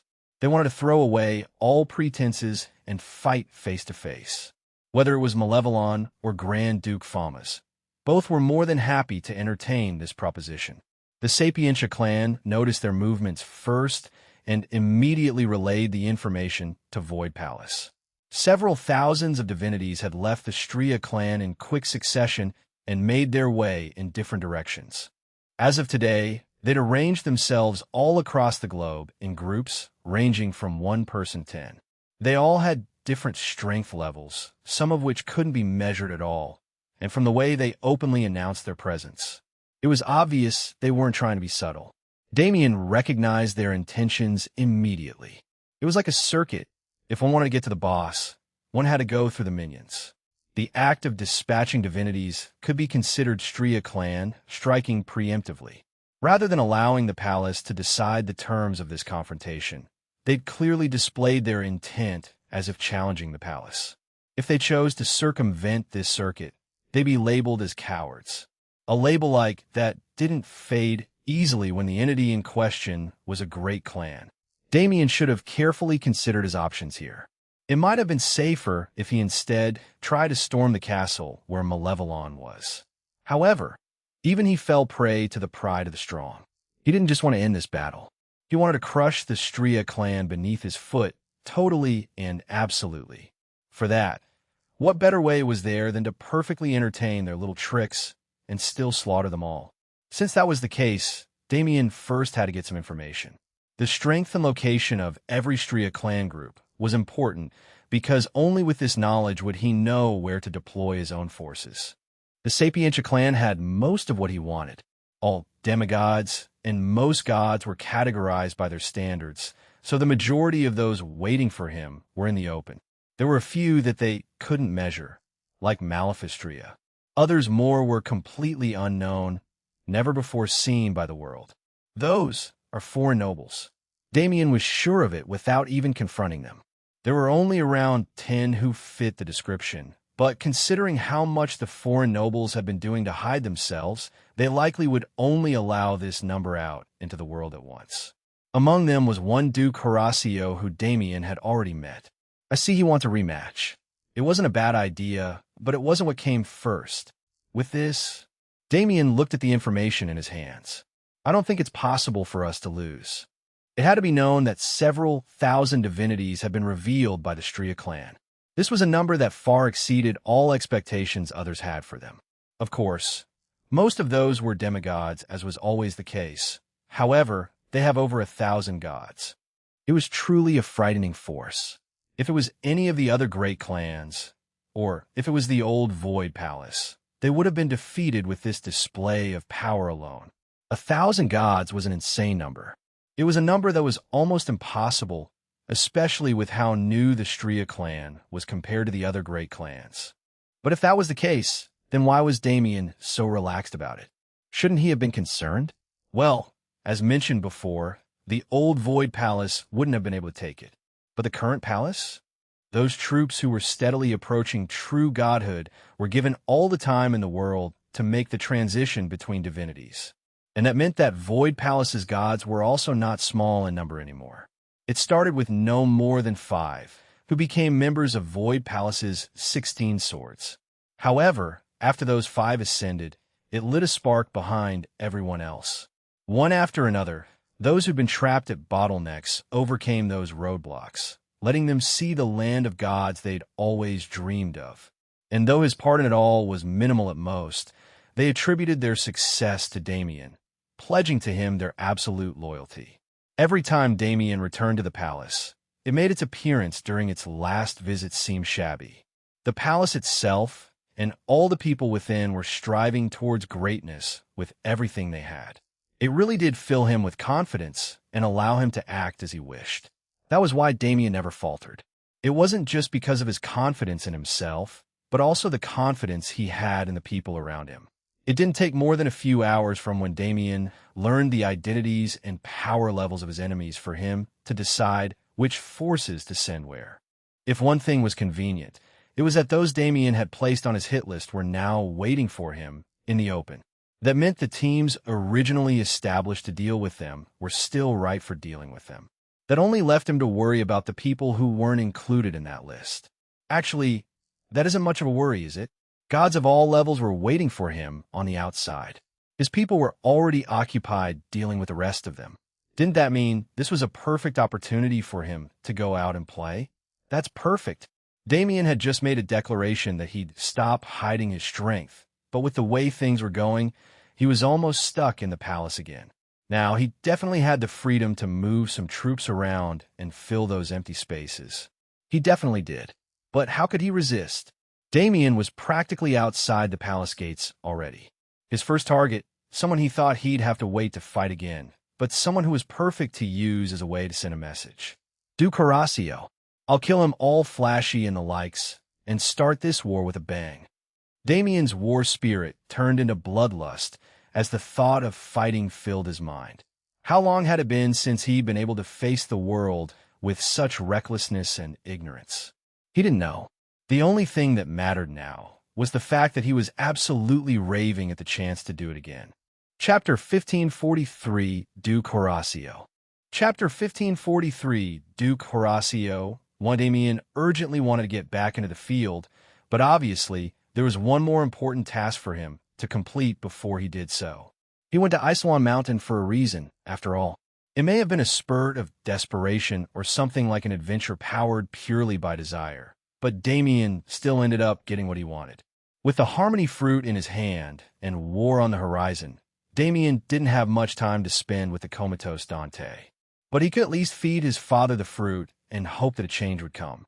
That was Damien's second priority when he returned to Void Palace, since the first took a lot more preparation and time to carry out. Once the various meetings were over and the deployments had been sorted out, Damien went to his father's room with his mother and Serena. They were the only ones he'd told about the fruit. The news could be spread to others if it actually worked. Otherwise, well, it was better not to get people's hopes up. Dante Void looked peaceful. His skin shone with the luster of someone who had never been sick before in his life. His expression was calm, like he was taking a short nap rather than suffering from an endless dream. Damien had to pry his mouth open. No matter what he did, there was no response from the man himself. Though, Damien had become quite experienced in feeding people who couldn't eat themselves. The harmony fruit was mostly made up of energy, so once it was put into Dante's mouth, Damien's main job was guiding that energy to where it needed to be. His mind, his body, and his soul. A pathway needed to be created between these three. Once that was done, the rest of the work would be on Dante's side. There isn't much I can do. Damien helped the mana flow as it wanted to. He stabilized the process within Dante's body so it would go according to plan. But that was all. Dante didn't wake up. He couldn't do that immediately. And if he was trying, there was no way for Damien to know. It was bitter. Still, it was hope. Mom and Serena will watch over him. Dante would get better. Damien kept telling himself that no matter how much time passed, it was the only way for him to keep himself stable. It was a world of crimson. A crimson sun, crimson skies, and dark crimson soil. The monotonous existence of only a single color in the entire vicinity was nauseating, enough to drive anyone insane if they spent enough time here. That insanity would only be taken to a new level by the complete lack of any life. This world was created for one man. It was an eternal prison within his eternal prison, a prison that encapsulated his mind and soul while his body rotted outside. It was the Dark God's gift for Dante Void, as he was the only one present in this place. A single man sat in a meditative posture amidst the crimson environment. This place never changed. Days and weeks would pass with no activity. Perhaps it had been many years, but Dante had no way of knowing. He stopped keeping track of time when he realized it was causing his mind to deteriorate. There was really only one thing he used to measure how long he'd been here. It was a tally of how many times he'd fought the same battle and lost. The time had come again. A being wrapped in darkness appeared over the horizon. It was massive, bigger than the world itself, and its figure was covered in such a powerful aura that it caused space itself to crack and dissipate. It was a shadow of the Dark God, and at the same time, it was Dante's warden. Once again, he stood up. He had confronted this being 500,000 times by now. This would be the 500,000 first battle and the 500,000 first loss. But he still stood up. He would never show weakness to that man. His eyes opened, a pristine blue that absolutely contradicted the world. Despite the grueling years he'd spent here, the fire that burned in his heart never dimmed. He would defeat that man. No matter what he had to do to make that possible, he would do it. The valiant shadow cast by his back could not be viewed by anyone else. The sacrifices he made to entertain this battle would never be seen by the outside world. But that also didn't matter. As long as the Dark God was contained, as long as he couldn't affect the people in the outside world, Dante would continue to fight this battle, trapped within his own mind. Or at least, that was what he thought. But as he got ready to fight today, he noticed something different. A distinct connection to the outside world. Something he thought impossible. It had miraculously manifested itself. Dante smiled slightly. A glimmer of hope appeared in his heart. Maybe it is not as impossible as I thought. Just maybe he could one day escape this place. That sentiment alone was enough to refresh his mind and heal him. So he walked forward, approaching the dark being on the horizon. Perhaps he would lose today, but one day he would win. One day, the Dark God would be defeated. That was Dante Void's entire life purpose. Duke Horacio wasn't a group. Unlike many of his compatriots, he decided to stand his ground alone, as if he were waiting for someone. Because he was. Damien wasn't the only one looking forward to their rematch. Perhaps they didn't fight that much during their first meeting, but the Duke had clearly sensed that Damien's strength was about the same as his. The man's choice to retreat was a strategic one. It wasn't that Damien was forced to retreat. Rather, he weighed his options and chose returning to his people over causing a commotion in the Frostbound mountain range. Duke Horacio wanted redemption. Damien wanted that too. As such, the battleground for their next confrontation had been set. As if they had a mutual agreement between them, they both ignored the rest of the conflict, if only for a moment, to confront each other first. Damien recognized Horacio's intent easily. That was why he chose the man as his first target. Since he was getting back into fighting after a long time, he had to pick a battle he would enjoy, right? The scene was a mountaintop that was separated greatly from society.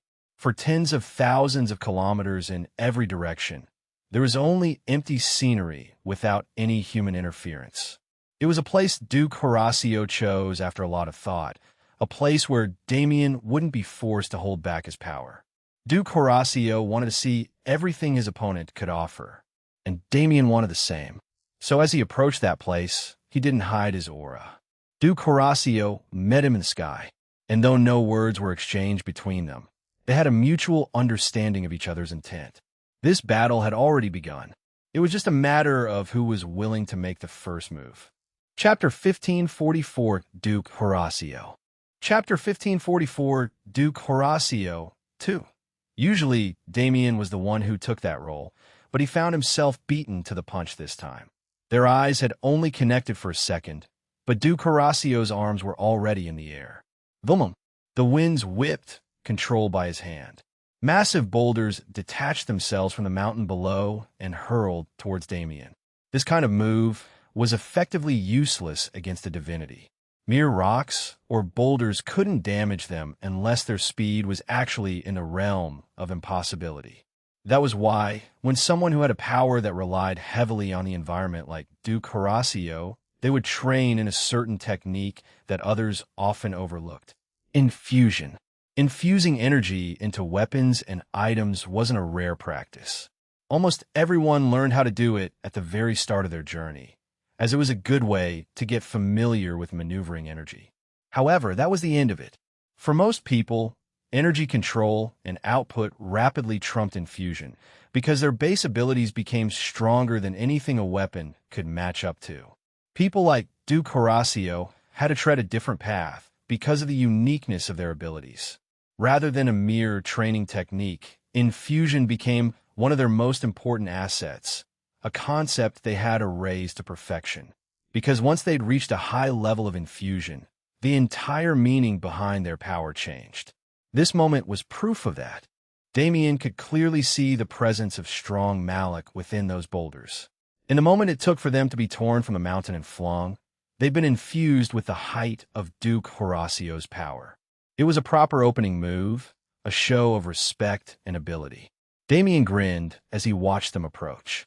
If he's going to act all proper, then I should respond in kind. Damien wasn't averse to showing respect to the enemy. When it came to Duke Horacio, they were enemies by association, not by grudge.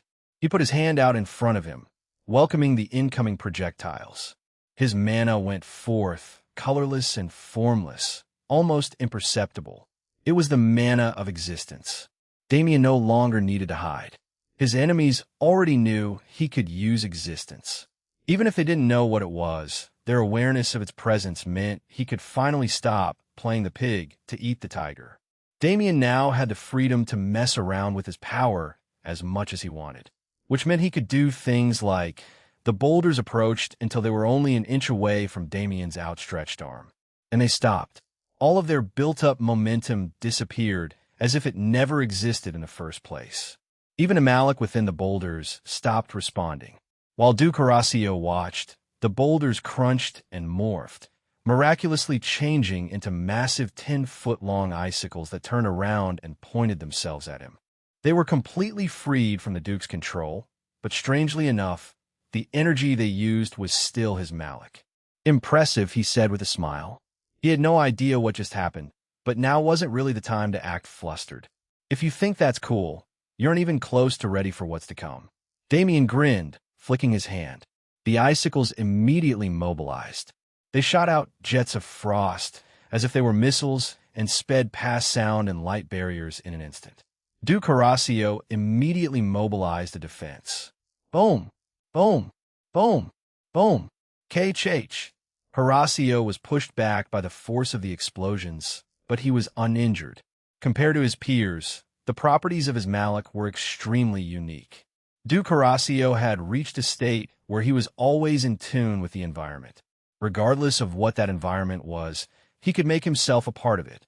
This was partly because of his infusion talent and partly because of his telekinesis, which had evolved to a level of spatial control. The Duke's Malik could mimic the properties of the natural environment around it, whether that meant making it as smooth and fast as wind or as flowing and flexible as water. Damien felt it when the ice missiles struck. The majority of their force was deflected by the water-like shield of Malik Duke Horacio made. The missiles tried to pierce, but they simply couldn't fight the downward force of the stream that pushed them into the ground below. Damien raised his brows in surprise. I get now. This location choice wasn't just for show. He smiled as he watched the Duke regain his position. He's cunning. This location allowed Damien to use his power as he pleased, sure, but it also allowed Duke Horacio to use his abilities to their full potential. It really is perfect. The first exchange of blows didn't mean much. It was at most a greeting. He's powerful and resourceful.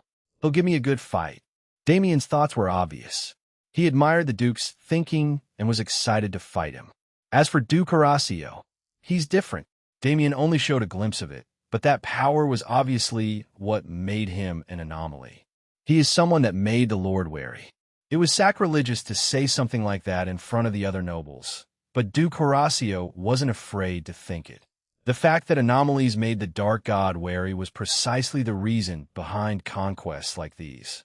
Damien had to be acknowledged as someone of that caliber. Otherwise, they would never be able to defeat him. I had to find out more about it. Whether he was winning or losing, he would have to drag this fight out as much as possible.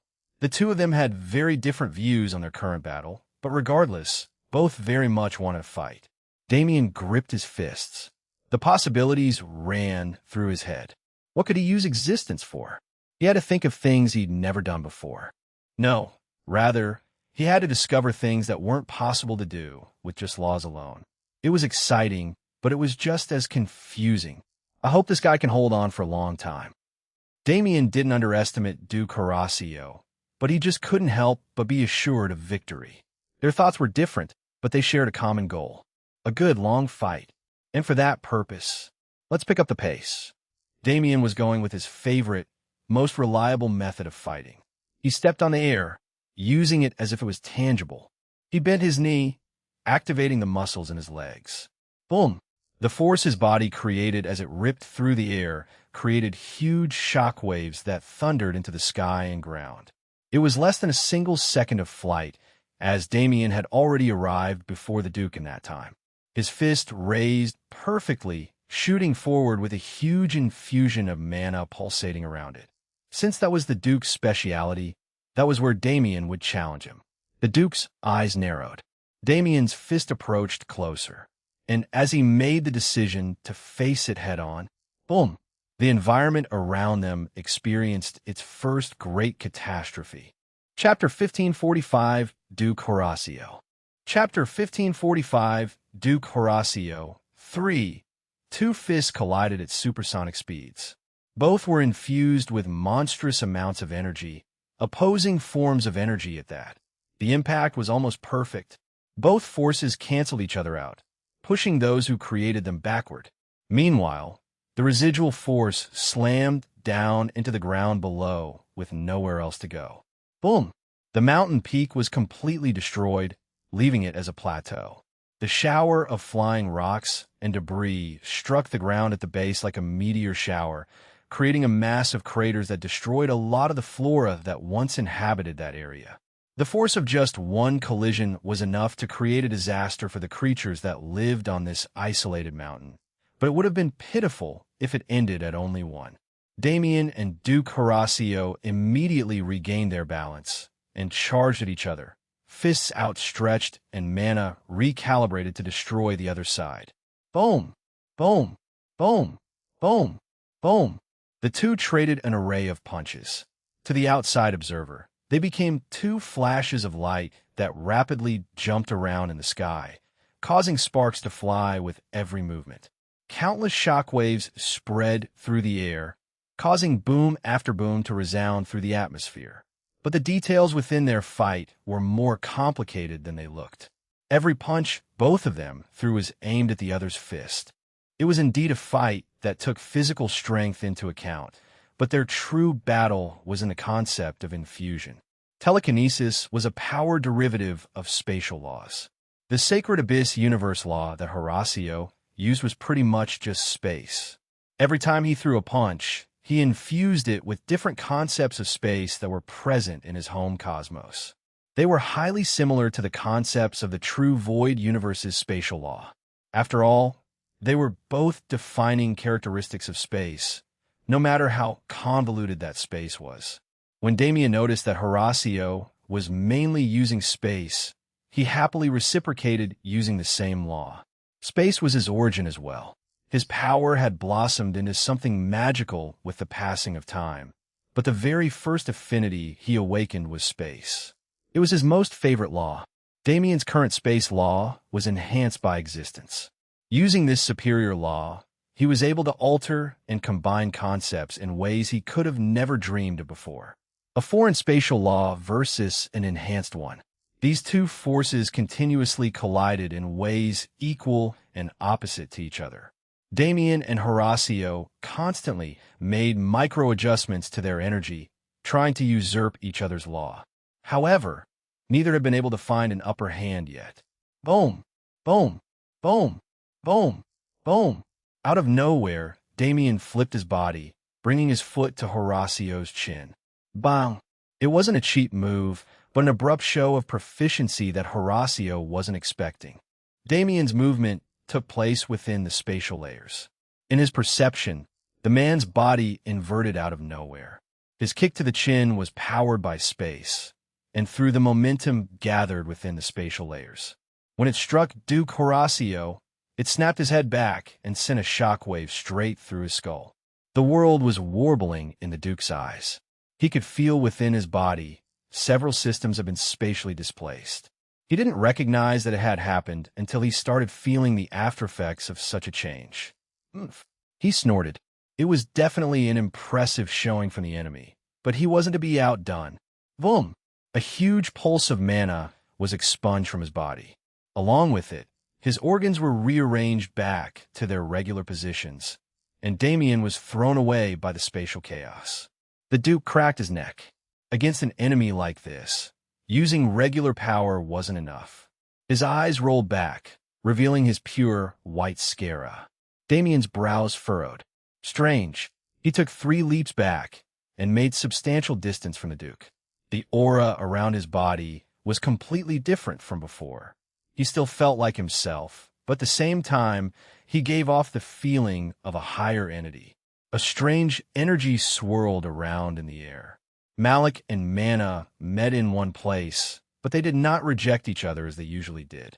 In front of true godhood, all energy is just energy. Damien's eyes narrowed. He had sensed this aura before. He knew exactly what the Duke was doing. An edict. As far as Damien knew, edicts were exclusive to the true Void universe. However, it seemed a similar concept existed everywhere. A proof of godhood. It is something granted to all who can reach that level, no matter where they come from. Only the form changes to match the laws of the home cosmos. If Duke Horacio was using his edict, a concept gods didn't use unless they were facing truly dangerous enemies, then it meant that he'd acknowledged Damien's strength and ability. He wouldn't be holding back anymore. This is good. Damien wanted to test his limits. He needed an enemy who wouldn't look down on him, and he needed to improve existence, which wasn't something he could do unless the enemy was at his best. Let's do this. Did one go big, or did one go fast? Bang! Duke Horacio appeared beside him before he realized what was happening. Fast it is. Bang! Bang! Bang! Bang! Bang! Damien moved back at extraordinary speeds, but the Duke always managed to keep up. The atmosphere made loud bangs as it became unable to handle Horacio's presence. He was moving on an impossible trajectory. That could only mean he started to influence time. Damien grinned wildly. His body was soon covered in a formless film of energy.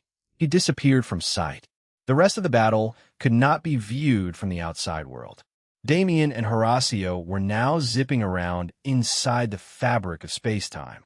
It was a confusing, ethereal dimension that almost didn't exist. They both were accustomed to it. But if anyone else was put in their shoes, their minds would have been broken by the sheer conceptuality of their position. Back and forth, they attacked each other.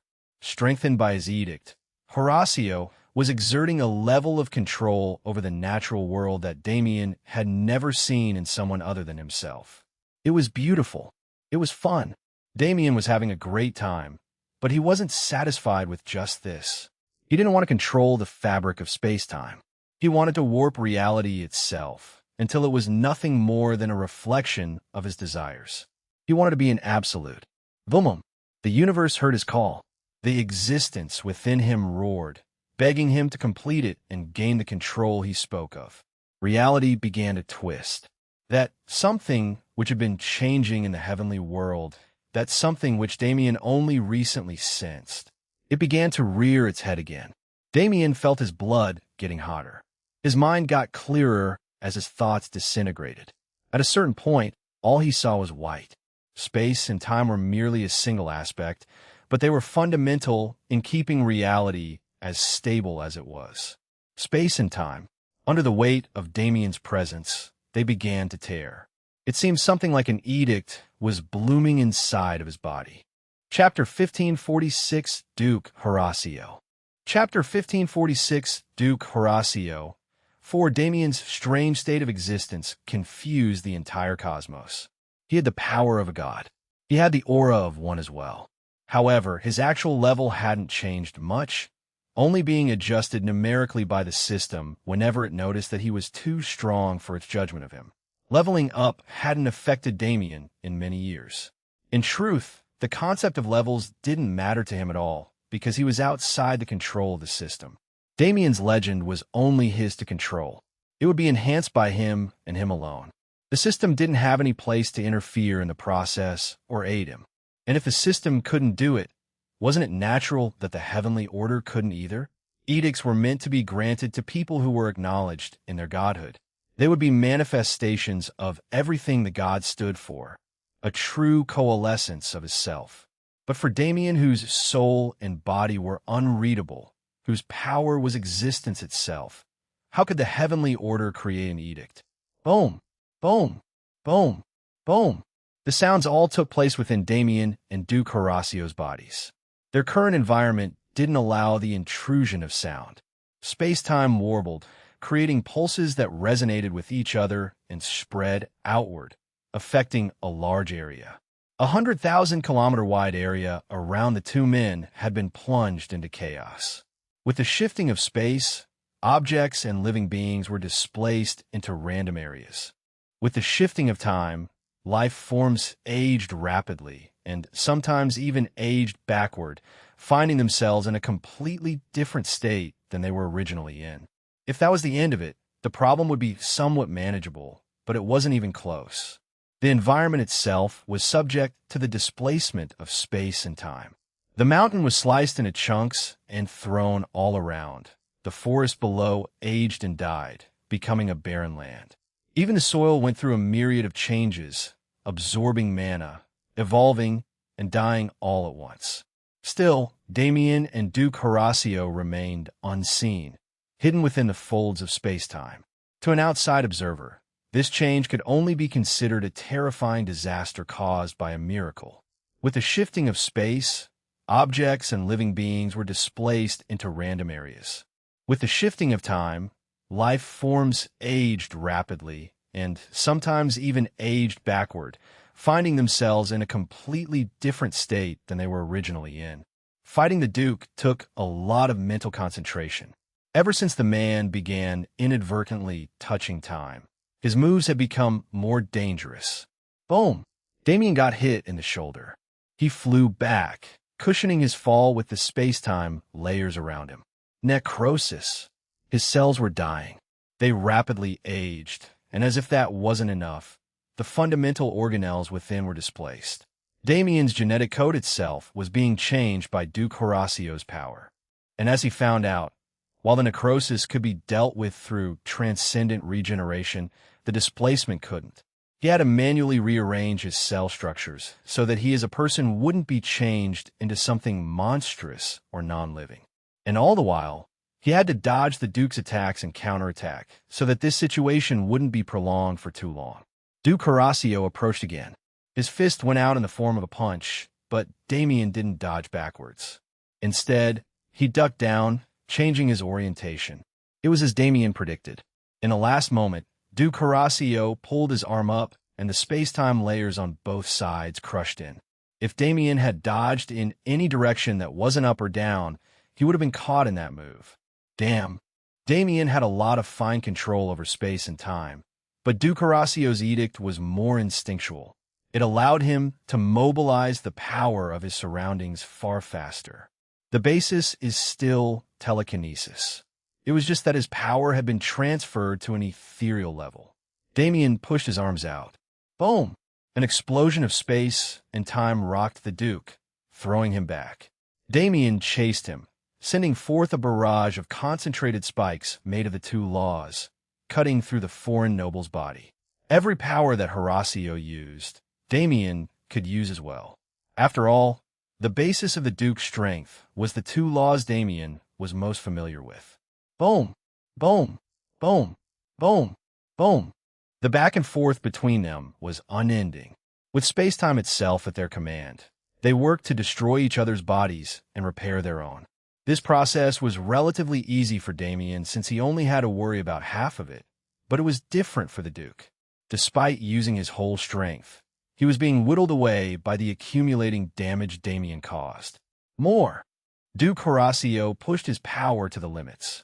The space-time layers around him began to flow more uniformly, merging into a massive wave of chaotic energy. Boom! He threw his arm forward. The entire space-time tsunami tore towards Damien, threatening to wipe his entire existence away. Damien's eyes narrowed. This? He frowned, but it wasn't an expression of discontent. I can do this. Damien felt like he could take this move easily, despite what his mind told him. Logically speaking, he would still have to dodge, even if he could dissipate the massive wave of space-time. However, as he let his arms fly, controlling the space-time around him, he found it to be smoother than he thought. For some reason, the difficulty he had with controlling his mana was starting to disappear. It became easier for him to maneuver it however he wanted. Boom! With one push, Damien recorrected the space-time layers to their original positions. The tsunami dissipated as if it had never existed, but the force it contained was still left untouched. Damien took the force itself under his control, making that intangible force tangible. And as he slammed his arms to the side, reality itself obeyed, throwing the Duke back into the outside world. Damien rushed forward, exiting the space-time layers. He saw the chaos in the surroundings, but he didn't focus on it. Boom! Damien's mana roared. Duke Horacio's Malik did the same. He was obviously trying to push Damien back into the place where he held the absolute advantage, but Damien couldn't allow that. Space solidified around the Duke, blocking his movements. He tried to bend it back to its normal state and counter, but it didn't work how he expected it to. This iteration of space law was Damien's own creation. It was completely separated from both of their home cosmos, and it would take more than a moment for Duke Horacio to understand and solve it. Damien looked down at his hands in surprise. He swept them through the air a few times, wondering if what he was feeling was a lie. Isn't this easy? Damien flicked his finger forward. The prison around Duke Horacio changed. The space turned into darkness, and the darkness itself was a reflection of light, of the elements of Yon. The laws merged and changed so fluidly that it caught Damien off guard. And on top of that, none of those laws he used were similar to the ones he knew. Can I alter things this easily? Duke Horacio had used an edict. Since that moment, this battle had become far more difficult for Damien. However, why did it feel like he was using an edict now as well? The Heavenly Order couldn't provide him with one. The system couldn't do it either. But something similar to an edict still blossomed within Damien's soul. It was born from existence, but it was more than just existence. It made Damien's usage of existence far easier, but that was only the base effect. If one was able to take a peek into Damien's soul, one would be able to see something like a cage, a housing for power. It was still in the early stages of formation, but sheer presence made Damien's power more accessible. That was exactly the difference he felt. Boom! The cage Damien created was blown to bits. The energy that kept it together burst into the surrounding area, raising the sky. He's free. It was nice to have a moment of thought, but this fight was still going. Though, something in Damien's bones told him it would be over soon. Chapter 1547 Duke Horacio. Chapter 1547 Duke Horacio 5. Now that they'd been fighting for a while, Damien had a relative understanding of the Duke's strengths and weaknesses. The man had an incredible physical body. For him to take so many strikes from Damien and not have a single visible wound was an extremely impressive feat. His laws were also highly developed. Including the concept of inclusion, the Duke had an understanding of his laws that others simply didn't possess, especially not foreign races who focused more on their individual powers than the laws they were derived from. In terms of power, Duke Horacio was the strongest person Damien had fought since Malevolonstria. But the two could be differentiated by a single key difference. The Duke's mental defenses aren't up to par. During their fight in the space-time layers, and even in the time before and after that, the Duke had shown signs of mental confusion wearing him down. His power was burdensome to handle. Damien knew that from experience. While he was able to compensate for that burden with several different creative methods, the Duke hadn't done the same. He's tanking the mental hits, but they're wearing him down. That could be observed from the amount of time it took for Duke Horacio to escape the cage Damien made. Plus, his eyes were unfocused as he attacked in the current moment. If it's mental attacks, Damien's mind worked at light speed. The gears turned, and suddenly an idea appeared. Rather, it was a question. A method to defeat the Duke arose from within it. But Damien's main focus had shifted to the question itself. Existence, it can do anything, right? His eyes sharpened. Seeing the Duke charging at him, he realized that this was the perfect opportunity. He threw his body forward and propelled himself to the maximum speed he could reach in the distance between them. He primed his hand, infusing it with existence mana that held a concept that Damien didn't know yet. No, it was the concept Damien was currently comprehending. Chaos. To enforce absolute chaos onto his enemy's body. That was Damien's goal. And with the Duke disoriented, he miscalculated Damien's position, completely missing his prepared attack as the man arrived next to him. In that second, Damien and Duke Horacio made eye contact.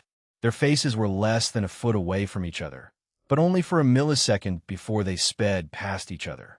But that millisecond was enough time, because, unlike the Duke, Damien didn't miscalculate his trajectory. Damien's palm crashed into the Duke's face. Strike one. Boom! A jaw-dropping pulse of mana split into Duke Horacio's skull. His brain rattled around, and his consciousness was pulled in between reality and the land of dreams. Vertigo was an understatement for what the Duke experienced. His entire soul was put in a state of disharmony and disconnection from his body. His spiritual world was heavily protected, but those protections were torn down one by the terrifying force that threatened to incinerate his mind. Damien shot past the Duke and turned around. The man was wobbling in air like a drunk. He didn't know what the difference between up and down was right now. It had to be remembered that Duke Horacio's physical body wasn't in the best state. His cells had died in many isolated locations, and while he'd also corrected his displaced organelles, he had to suffer consequences for using his power at such a minute level. The Duke was properly incapacitated because of the combined effect of his physical and mental injuries. It was the perfect opportunity. Boom! The atmosphere cracked as Damien redirected his momentum and shot back in the direction he came from without any deceleration. Like a speeding rocket, Damien turned into a jet-propelled monstrosity that locked onto the Duke and refused to let go. Damien's hand shot out again. His aim was the same as the previous shot. However, the Duke wasn't planning to go down so easily. His brain was a mess, and he could hardly think, but his instincts were roaring at him to dodge. Using the bare minimum amount of malak he could, he teleported, just enough to completely avoid Damien's charge. Boom! The sheer force Damien carried with him exploded past Duke Horacio. As it grazed his cheek and gave him a sense of death, it brought his consciousness back to reality. Bang! Bang! Bang! Bang! Bang! Duke Horacio had understood something in that moment. If Damien wanted him dead, he could absolutely kill him. He no longer had the chance to act as he pleased.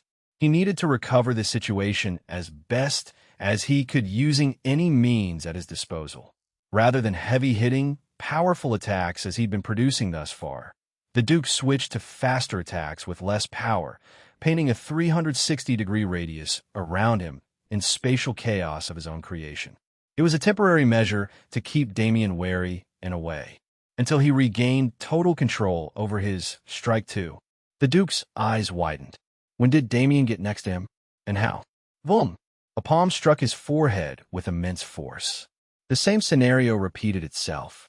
The Duke's internals were filled with terrifying mana that broke down his mind and severed the connection between his soul and body. Everything was spinning. Everything was spinning, including his body. The Duke couldn't tell if reality was real anymore. He felt like he was back in the space-time layers as an ordinary mortal.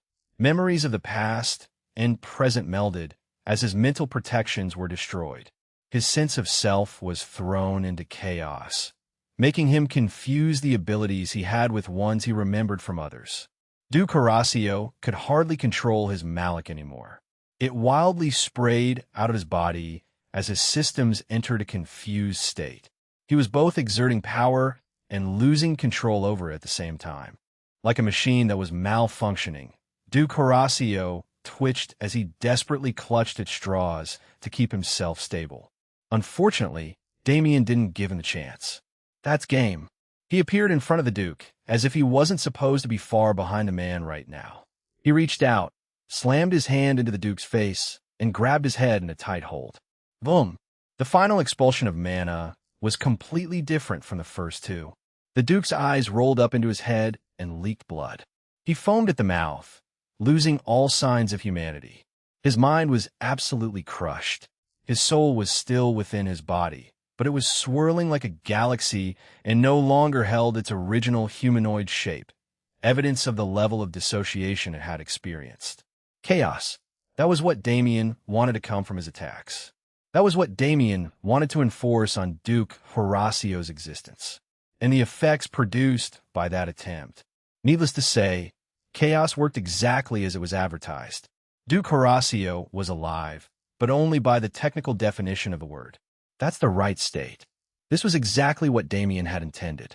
Now, He unleashed the power of devouring that he held. However, he did not aim for Horacio's entire existence. Instead, He focused his power on the man's spiritual world, exclusively aiming to devour his memories. Naturally, it was a success. Damien was no longer a youth who didn't know how to control the essence of the void. Duke Horacio's memories flowed into Damien's mind, and at the same rate, they flowed out. It was time for the primary portion of this experiment. Chapter 1548, Duke Horacio. Chapter 1548, Duke Horacio. 6. Damien took hold of Duke Horacio's existence and maintained it. He healed the man's body, reconnected his soul, and with those memories he gained, reconstructed his spiritual world. However, he made changes as he saw fit. He altered Duke Horacio's confused soul and made it believe it was loyal to Void Palace. Duke Horacio's new memories now included a scene where he defected from the foreign races and Damien took away the Dark God's control over him. That was partially correct, since the latter half did happen, but obviously, Duke Horacio never surrendered on his own. Damien wanted to see how much control over existence he truly had. It was an incredibly broad concept, so there was no real way for Damien to understand his limits. If he was able to imagine it, he could likely do it with existence, but he'd never know for certain unless he actually tried. Battle was the perfect testing ground for Damien, and enemies were the perfect test subjects. The question he wanted answered today was simple. Could he alter another living being's existence? Could he manipulate their soul, their mind, their legend, and even the very root of their existence to turn them into someone completely different? As he continued to work on Horacio, he made sure that he didn't make any mistakes. This was his first try, but he wanted to see a success. It was hard to fool existence. The very core of one's being, a concept a level deeper than the soul, was not something that could be interfered with easily.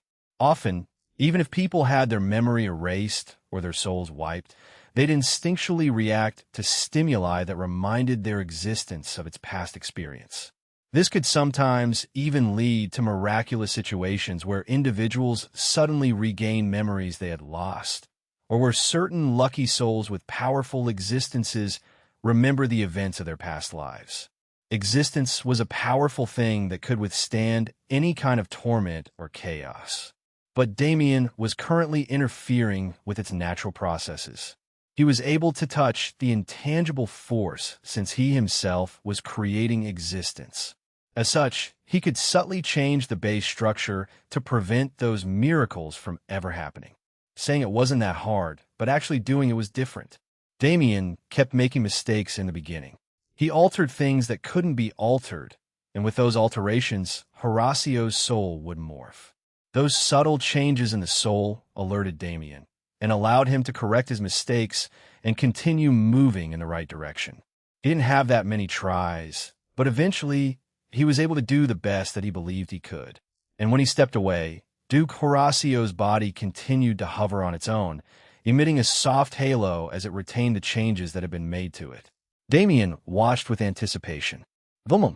Malik raged into the surroundings. Damien stepped back and prepared himself to attack, but as the Duke opened his eyes, something changed. The hostile nature of the Malik disappeared, and within a few seconds, it retreated back into his body. He looked around in confusion, taking in his surroundings. It made sense for him to do so. After all, this was quite the strange location. The ground below was filled with random patches of differently grown flora. There were swatches of dense jungle that were only 10 meters wide, surrounded by deserts that turned into fields of green. There was a mountain, but it was more of a stump in the ground, surrounded by massive rock formations created by the debris of its now destroyed peak. As for the fauna that once called this location home, there really wasn't much left of them. Most were dead, some had escaped, while others suffered the cruel fate of being fused with other animals due to the massive fluctuations in space. Duke Horacio was more than just confused about why he was here. Nothing in his memories could explain his current position. But when he looked at the person in front of him, it all came rushing back. If it's him, Duke Horacio's eyes sharpened. Damien kept his poise as the young lord of Void Palace, just in case. But he already had an attack prepared for safety's sake. Though it seems that won't be necessary. The look in Duke Horacio's eyes changed. In a single fluid motion, he knelt in the air and bowed his head. Young Lord, if it was the young Lord's doing, then it made sense that he'd arrived here magically. The young Lord's power couldn't be comprehended by an ordinary god. Damien nodded his head. It worked, I think. Go back to the palace and tell them I sent you. They'll understand. They wouldn't, but Damien already sent back a message to make sure they wouldn't make a fuss. According to Duke Horacio's memories, this was already months after he'd sworn allegiance to Damien. However, as Damien didn't trust him, he didn't allow him into the palace. This was his first time being allowed there, and naturally he was ecstatic about it. I will obey your command, young lord. He spoke stoically to hide it, but he truly was thankful. The young lord treated him far better than the dark god ever did. Duke Horacio stood up, and after bowing to Damien once again, he started making his exit. But wasn't something about this wrong? Duke Horacio's brows furrowed. He felt a strange aching in his head, as if something about his current actions was very, very wrong. He tried to think about it, but the more he thought about it, the more his head hurt. What is it? He tried to pry deeper, to find the source of that gnawing feeling that ate away at his soul. Something wanted to come out. Something wanted to change. And if it didn't change now... Oh, Horacio, Damien suddenly said. Damien's call broke the Duke's sudden stray thought. He turned around curiously. Is there anything else? Damien smiled. No, it's nothing. Congratulations on your promotion. Click. One could almost hear the sound of everything clicking into place. A rush of emotion filled Horacio's mind. Joy, fulfillment, validation. They were bright emotions. Emotions that burned away the shadows of doubt that began to cloud the Duke's mind. And as those shadows burned away, the space they once filled was completely occupied. The opportunity for Horacio to break free of Damien's spell. That opportunity was already gone. A bright smile lit up the Duke's face, something that had never been seen on his visage before. Thank you, young lord. They were words of happiness that he spoke before departing for the palace. But to Damien, they were anything but. Those words, that expression, they didn't belong to a person who was free. They belonged to a puppet, the objects of his machinations. The real-world consequences of such a power were immense. Anyone and everyone, as long as they were weaker than Damien, could be forced to turn into anyone he wanted them to be. Anything and everything. It was gradually coming under his control. Before long, people would have no choice but to see Damien as a higher being, a god above all gods. And that was a terrifying prospect. Chapter 1549 Ambition. Chapter 1549 Ambition. When Damien didn't return to the palace with Horacio, he was already on his way to the next stop in his combat circuit. But if he had, he would have had a great time.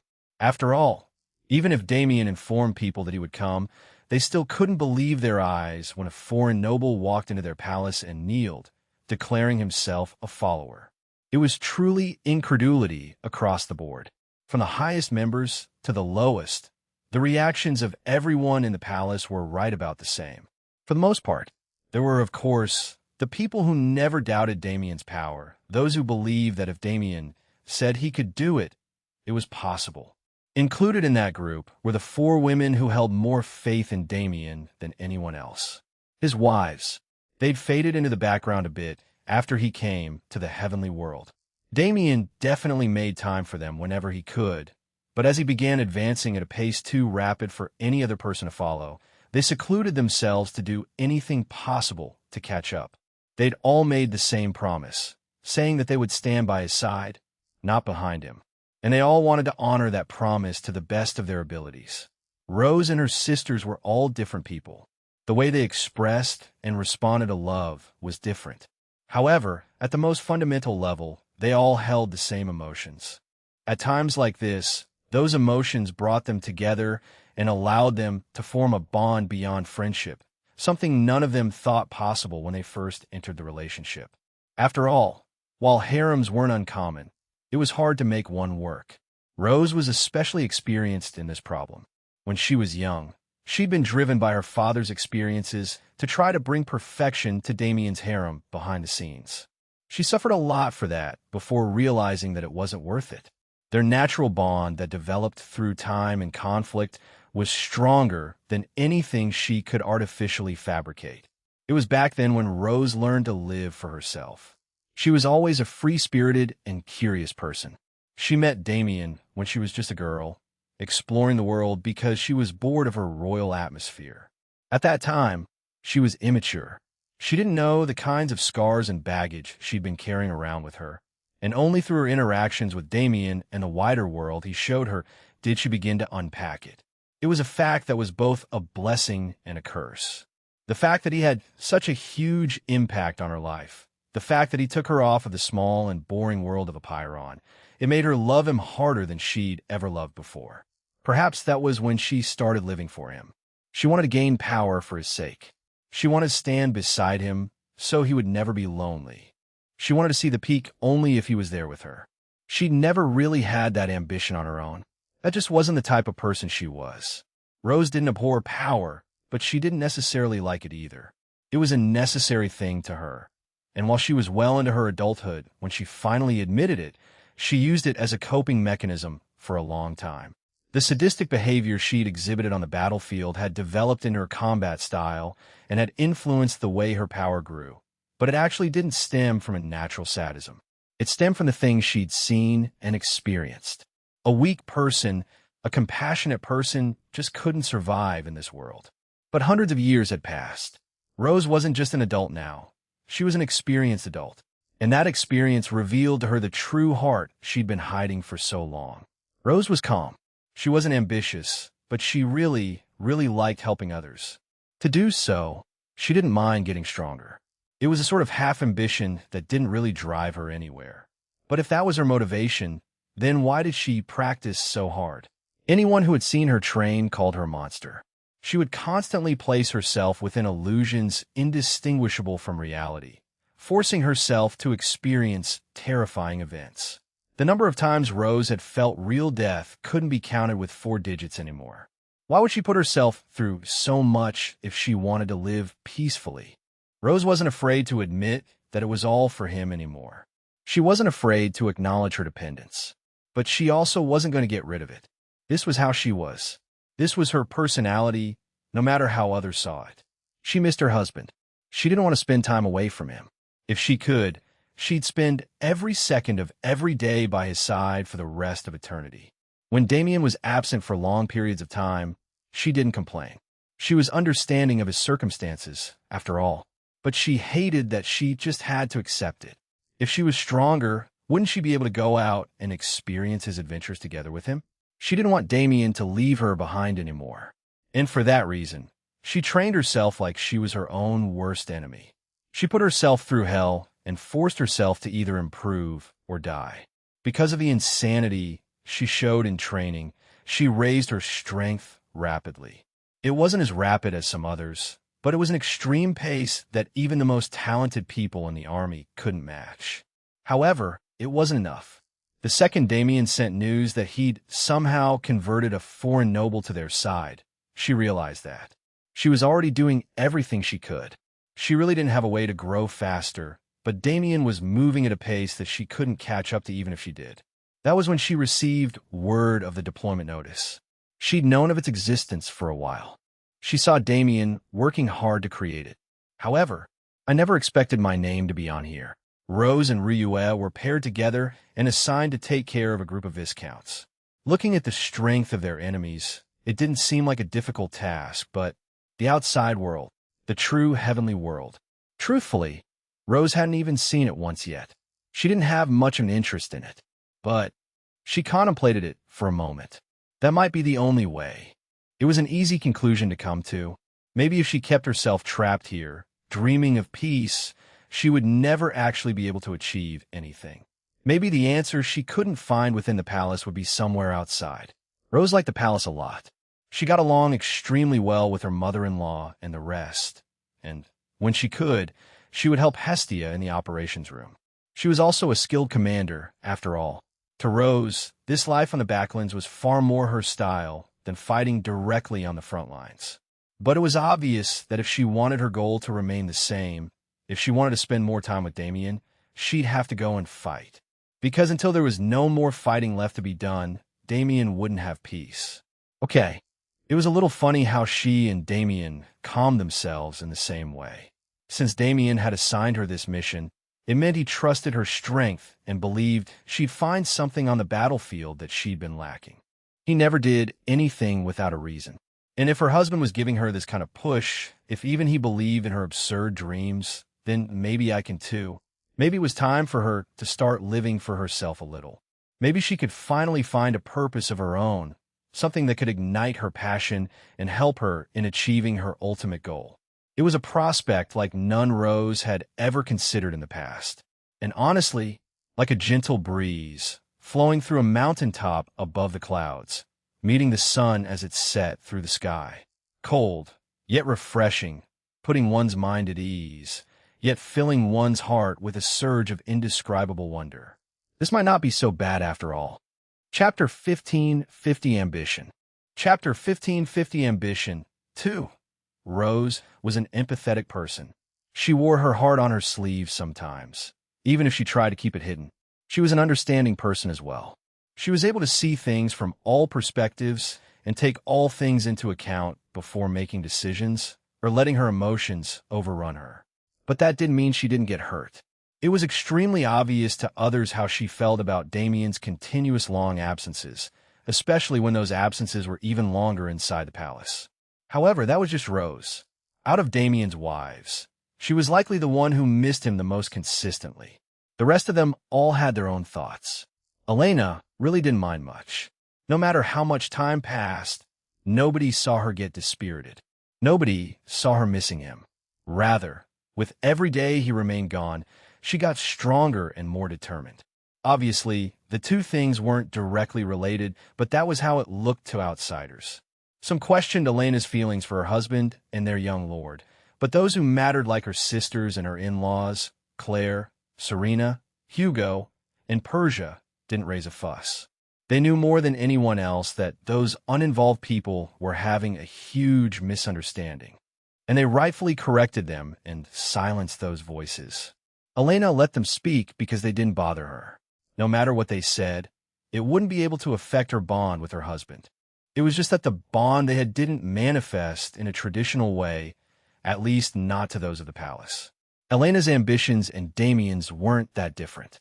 Rose and Ryue also had a desire for strength, and Iris was already far ahead of the three of them, but none of them could really match Elena. Her competitive spirit wasn't something to be underestimated. When she saw Damien improving at such a fast pace, she didn't get discouraged. She got motivated.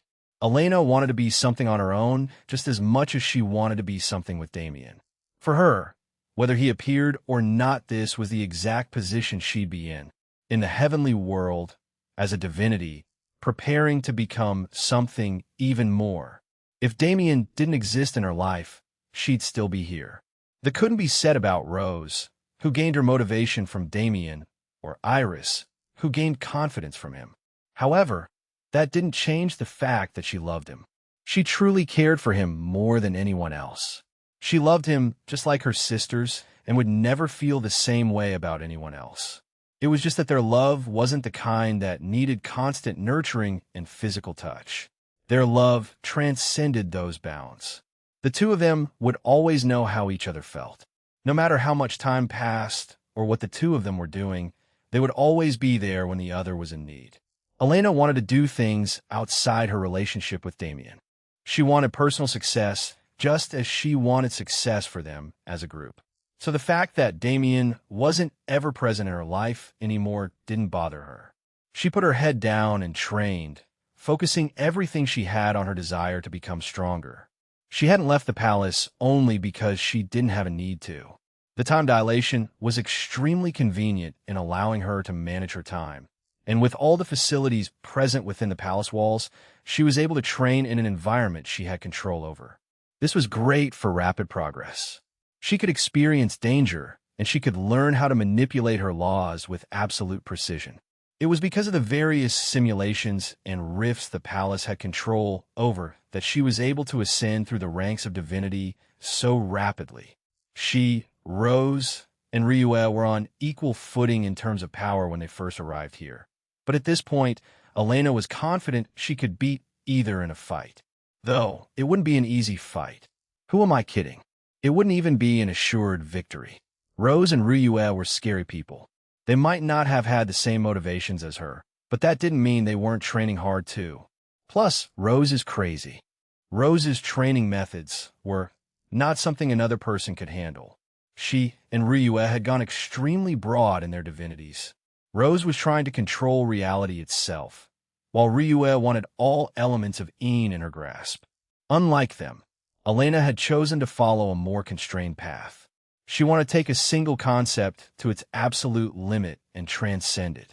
This meant that she wasn't as versatile as the two, but it also meant that the potency of her attacks couldn't be compared with theirs. The problem is she hadn't been outside in a long time. It was the exact reason she could stand proud as a level 550 demigod who could fight above her rank. But now that such a long time had passed, it was only inhibiting her. She needed real-world experience. She needed real danger, real death around her, so that she could advance beyond this level. As someone who'd personally experienced it, Elena knew the value of danger just as well as the next expert. The things one could discover when control was removed from the situation, when life and death were ambiguous, were absolutely monstrous in comparison to what one could learn within the confines of their own security. If there was anything Elena was sure of, it was that her power wasn't just a showpiece. It needed to be used properly, or there was never a point in having it at all. Originally, she planned to slip out of the palace on her own and figure things out from there, but she didn't get that chance. Though, the reason brought a smile to her face. Damn, he read me. She was currently looking at a plan that had been made not long ago. It was a deployment of various powerful forces with the goal of destroying the core forces of the Stria clan. And included on that list was her very name. Not just on a little demigod, but on an entire group of 5. She wasn't given a team. She wasn't given any special orders. Damien's intent was clear. Go and have fun with them. Just keep me updated. Really, she thought, her smile growing wider. I fell in love with the right man. Freedom and independence, the things she valued, were never taken from her. Instead, he was always by her side, pushing her forward and helping her improve. Then, I can't disappoint him, can I? The gift Damien had prepared was a good appetizer, but it wasn't Elena's entire purpose for leaving the palace. No. She had a personal quest that she'd yet to complete. Every clue she'd found led to this place, to the heavenly world, yet she hadn't heard a single peep about them since she'd come here. The Valkyries, Elena's people, including her parents. What happened to them? And where could they possibly be? These were questions she needed answered. And rather than waiting for them to reveal themselves, she was going to find them herself. That was something she'd sworn to herself from the moment she embarked on her path to strength. And that's it for this part. Thanks so much for listening. If you loved it, hit subscribe so you don't miss the next one, and drop a comment letting me know what story you want to see next. See you in the next part.